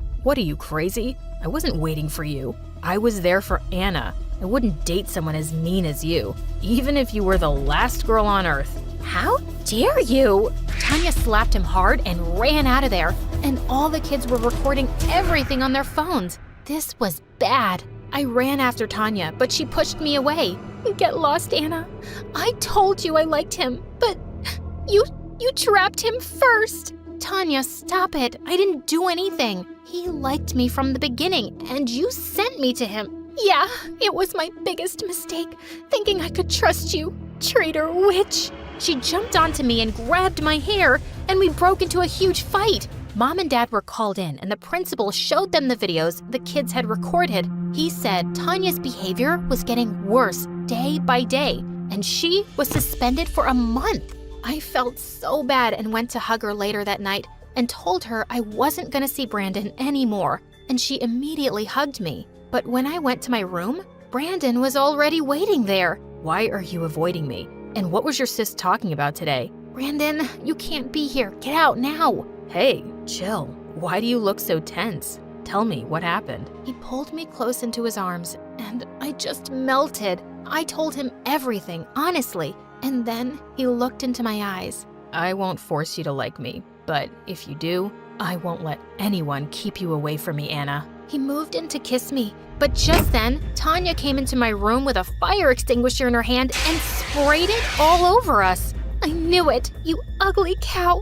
I knew you're a filthy backstabber, and I'm gonna destroy you both. Suddenly, Mom and Dad came running too, and she was taken back to her room. And I was grounded for a week for inviting a boy. We had a big concert soon, and though I was super mad at Tanya, I still had to help her because of our contract. As usual, I was singing backstage while the entire crowd was cheering for Tanya. After the performance was over, she was given an award for star performer. Even Mom and Dad were called on stage. You guys must feel truly blessed to have a daughter with the voice of an angel.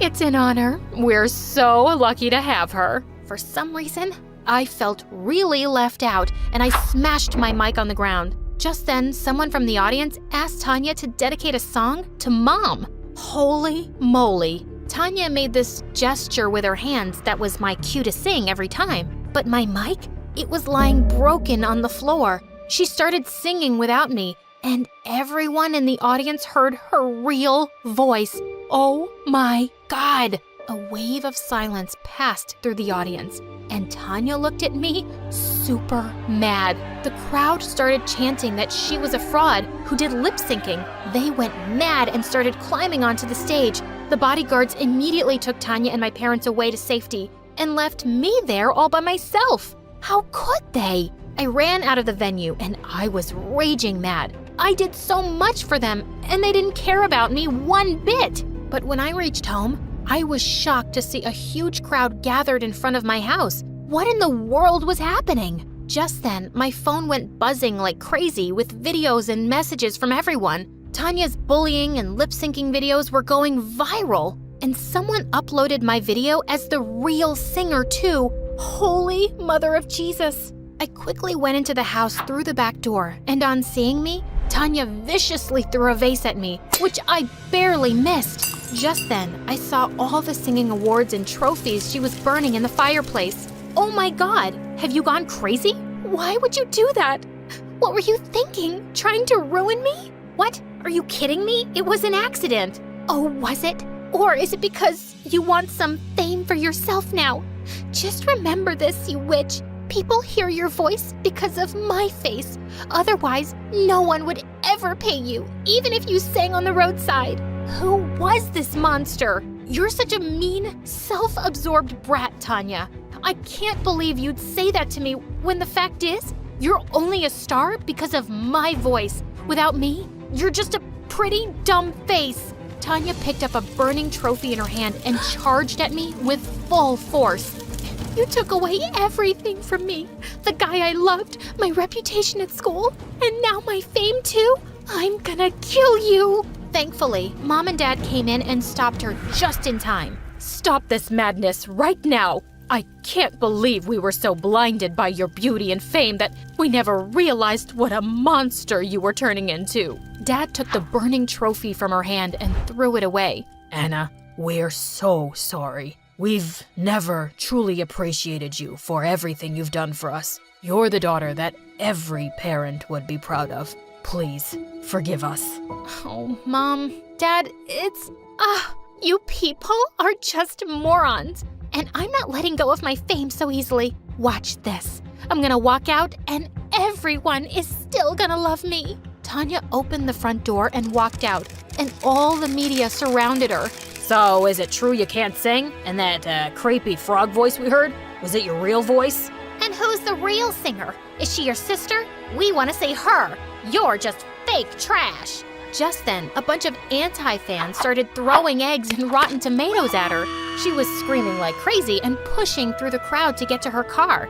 And well, I was enjoying it. She was totally getting what she deserved. I thought I'd get a better view from my room, so I went up and found Brandon there. I immediately hugged him. Whoa, the truth's all out now. And I can't believe I'm dating the real star. I'm excited for your famous life now. No, Brandon. I just want a peaceful life. And if you're with me to enjoy some kind of popularity, you got the wrong girl. No, babe. I don't care about what you choose, just as long as I can be with you. Always.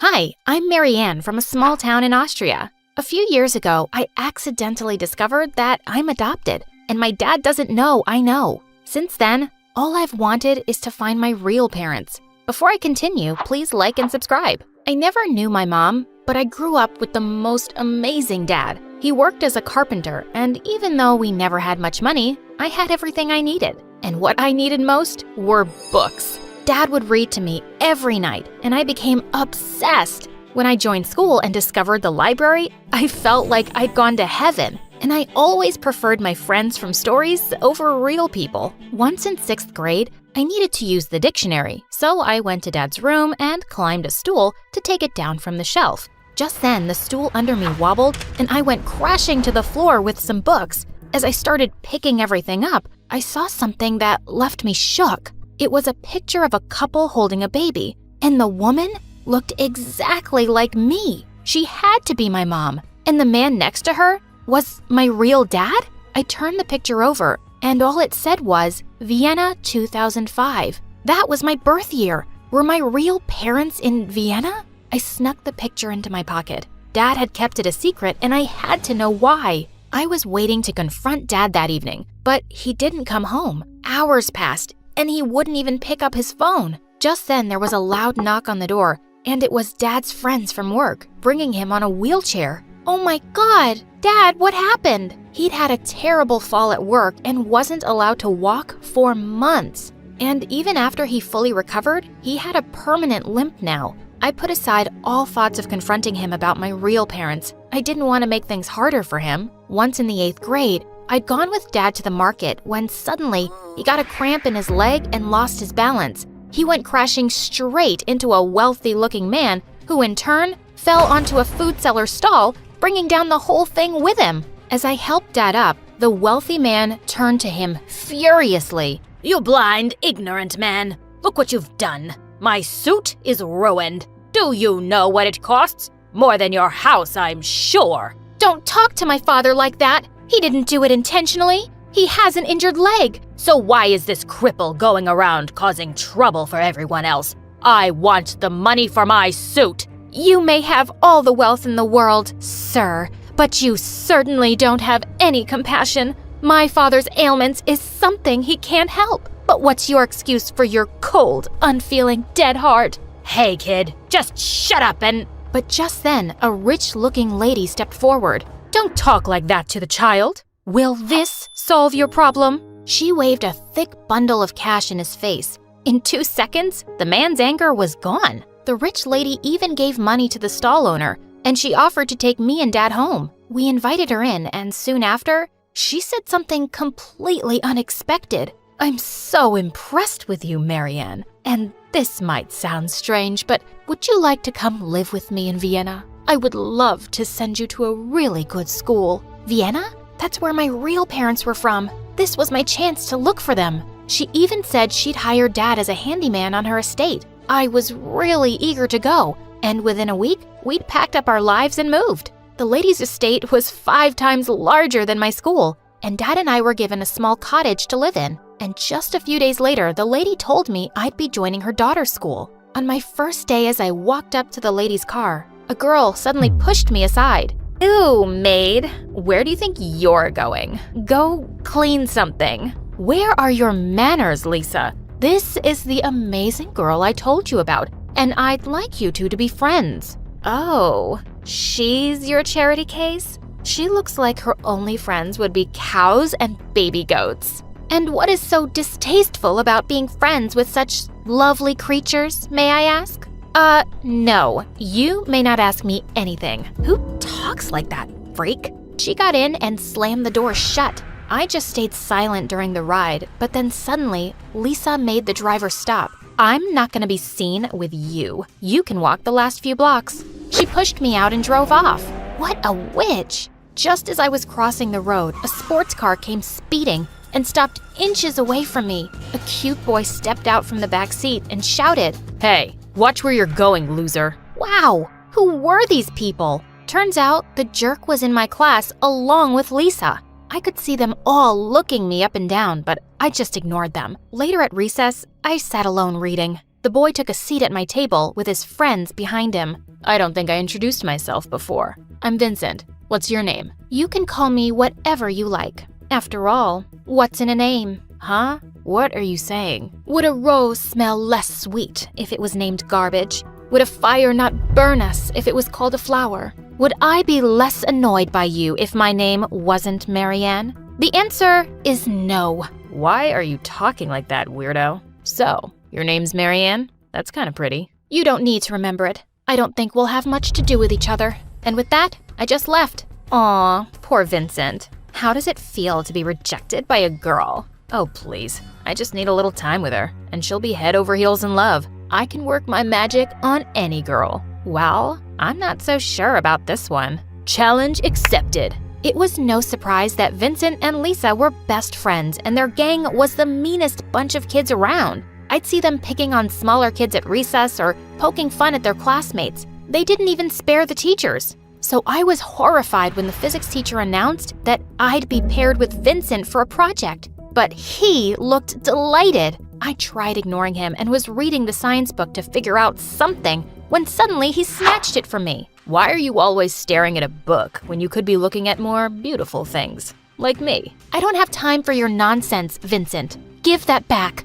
Okay, but only if you agree to go out with me. I'd rather jump off a cliff. Wrong answer. And with that, he ripped some pages out and threw the book in the trash bin. What is the matter with you? Don't you have any respect for anyone or anything? God, you're such an imbecile. Why do you use such strange words? An what now? An imbecile. It means a fool, an idiot, a dummy, a moron. I pushed him away and he went crashing into our half-finished project, but I didn't even care. There was no way I was working with him. A few days later, I was walking back home when suddenly it started to pour heavily. As I dashed through the rain, a car stopped me, and Vincent rolled down the window. Hey, you're gonna get sick. Get in the car. I'd rather catch pneumonia. Oh my god. Just get in. Hate me later. Reluctantly, I got in, and a minute later we were driving up to his gigantic mansion. He quickly led me to the fireplace in the library, and my mouth was just wide open. I've never seen so many books in one place in my whole life. What a treasure this is. Well, you're welcome to take some. I don't read them, and my parents are hardly ever here. I felt a bit sorry for him. That sounded lonely. And suddenly, I remembered something. Oh my god, my parents' picture! I dug through my pockets to find it all wet, and I started flapping it around to dry it. What's that, and why are you acting crazy? It's the only picture I have of my real parents. I told him how I'd discovered it and that I carried it around with me, hoping I'd find them somewhere. I think I could help you with that. My parents know a good private investigator. He could probably track them down. Do you really mean that? That would be amazing. Thank you so much. As we spent some time talking, I felt myself warming up to Vincent. When he walked me out to go home with his driver, I suddenly turned to him. Vincent, why do you act that way in school? What do you mean? I mean, you have everything in the world, and you're wasting every opportunity to learn. And all you do is tease and mock other people. I'm sure your life isn't perfect, but that's not an excuse to be the worst version of yourself most of the time. I thought he'd be really mad, but instead, he took my hand. I'm sorry you've only seen the worst of me. I'll try to change that. He kissed me on the cheek before he turned away, and for some reason, I couldn't stop smiling all the way home. As I was walking down to the cottage, Lisa suddenly jumped out from behind a tree. Is that Vincent's car you just got off from? Why? It's none of your business, Lisa. Vincent is very much my business. I know you have a wild imagination, but don't start dreaming that someone like him could ever like you. I pushed her aside and walked off. She was crazy, as if I wanted someone like Vincent. Or did I? He was just so nice after that day. He'd come sit next to me in the cafeteria, help me carry my stuff, and one time as I was walking back home, he leapt out of a car and decided to walk with me. He told me the investigator was hopeful we'd find my parents really soon. And a few days later, when he asked me to be his date for the Christmas dance at school, I really couldn't refuse. Dad had surprised me one evening with the most beautiful dress, and at the dance, I felt like someone straight out of a fairy tale. I was searching for Vincent in the hall when I felt a gentle tap on my shoulder. Wow, you look really beautiful, Marianne. He took my hand and led me to the dance floor, and it felt like we were in our own little world. At the end of the song, he suddenly pulled me closer and leaned in to kiss me. Everyone around us was clapping and cheering as I kissed him back. During the evening, I went to freshen up in the bathroom, and when I returned, I found Vincent in a corner with Lisa and his friends. Wow, Vincent, you really take a challenge seriously. You said you could make any girl fall for you, and you proved it. That kiss could have fooled even me. Marianne has totally fallen for your Prince Charming act. It's gonna be so much fun when you dump her. That's what I was? A challenge? Vincent looked shocked as they all turned around to see me behind them. No, Marianne, wait. It's not what you... I suddenly slapped him hard. Why did I think you were actually a decent human being? You even pretended to help me find my parents just to convince me that you cared? You're the most vile person I've had the misfortune to meet. I hate you. No, I despise you. I didn't go to school for days. I just didn't want to see anyone's face. But one day, Dad walked into my room holding a package. A boy from your school dropped this, saying it was important. Forgive me for opening it first, but Marianne, you've known about your parents and you've been looking for them? Wait, what? Dad, I'm sorry, I just needed to know. He gave me the package as he sat down on my bed, and I looked through the papers with trembling hands. The first was a newspaper clipping saying my parents were politicians who had been sentenced to prison for 25 years for stealing state funds. I worked at your parents' house. When they were arrested,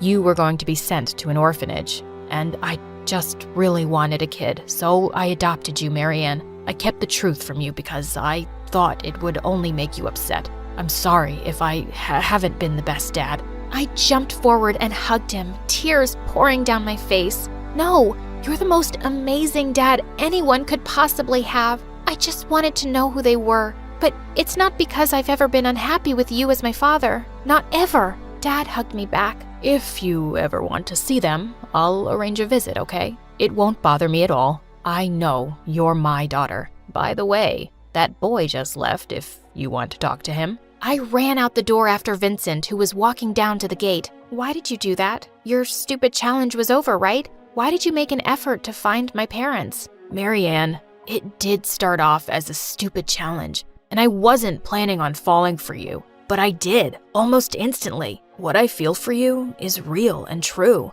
I wouldn't have made all that effort if I didn't love you. You're the most special girl I've ever met, and you make me want to be a better person. I'm so sorry for hurting you. Please forgive me, will you? I looked into his earnest eyes and slowly smiled. I'd rather go down with the Titanic, but I stepped closer and pulled him in for a kiss.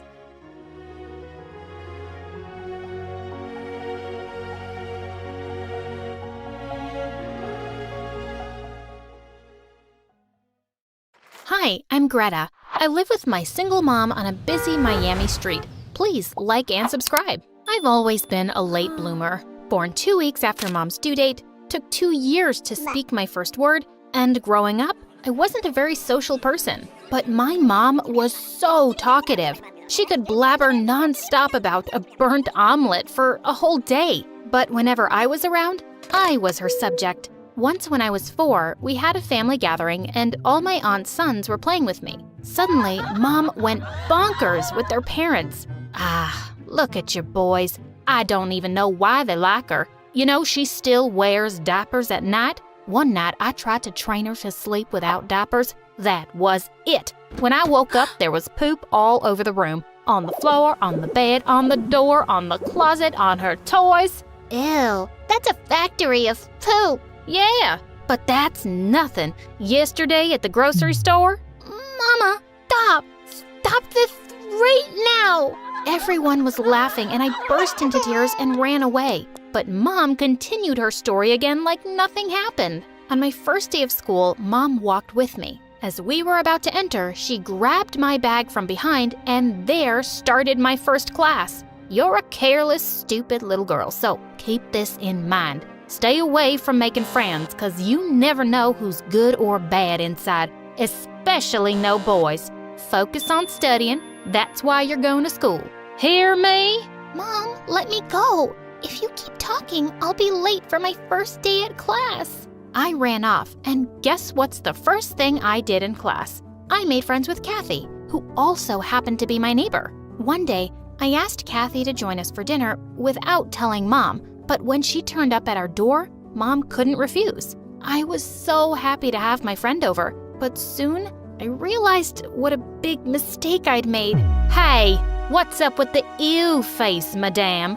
You only eat lobsters and caviar for dinner? So, our food isn't good enough for you? Thank God you're not beautiful, or you'd think you're the queen of the world. Mom, she didn't say anything. Let her eat, please. Eat? No. I can see from her rich dress and her entitled look, you don't belong with her. Just go away, ugly girl. Kathy freaked out and ran away. That felt horrible. I ran after her on the road when suddenly a bus came charging straight at me. I stood frozen in horror, but Mom pulled me back just in time. Are you crazy?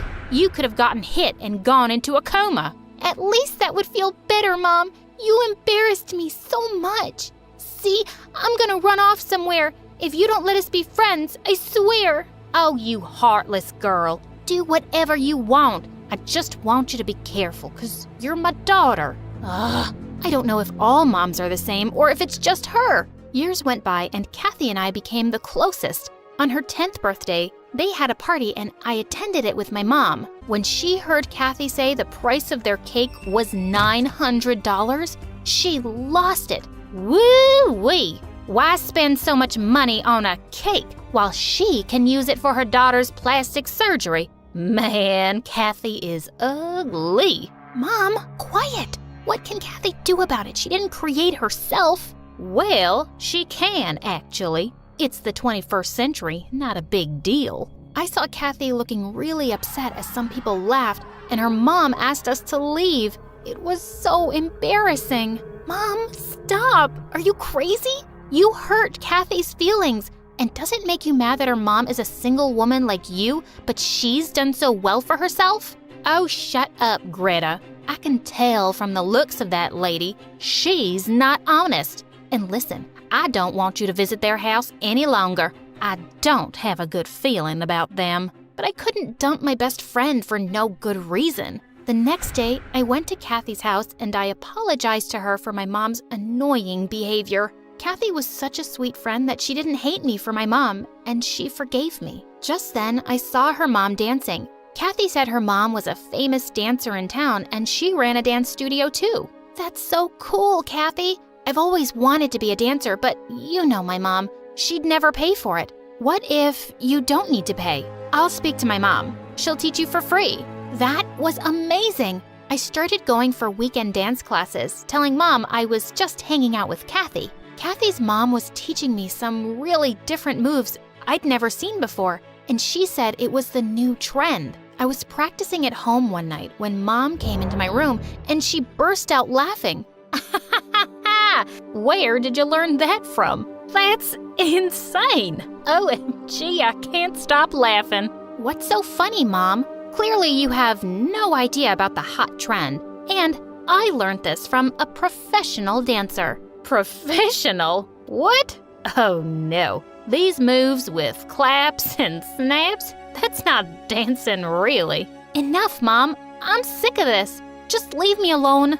I pushed her out of my room and closed the door. God. Weeks later, we had a talent show. All the parents and teachers were going to be there, and I was freaking confident. I was going to get some big applause for my dance and prove my mom wrong. The moment I got on the stage and the music started, there was so much noise from the audience. Wow, they were loving it. But seconds later, they started throwing paper balls and shouting, "Out, out, out, out, out, out, out, out."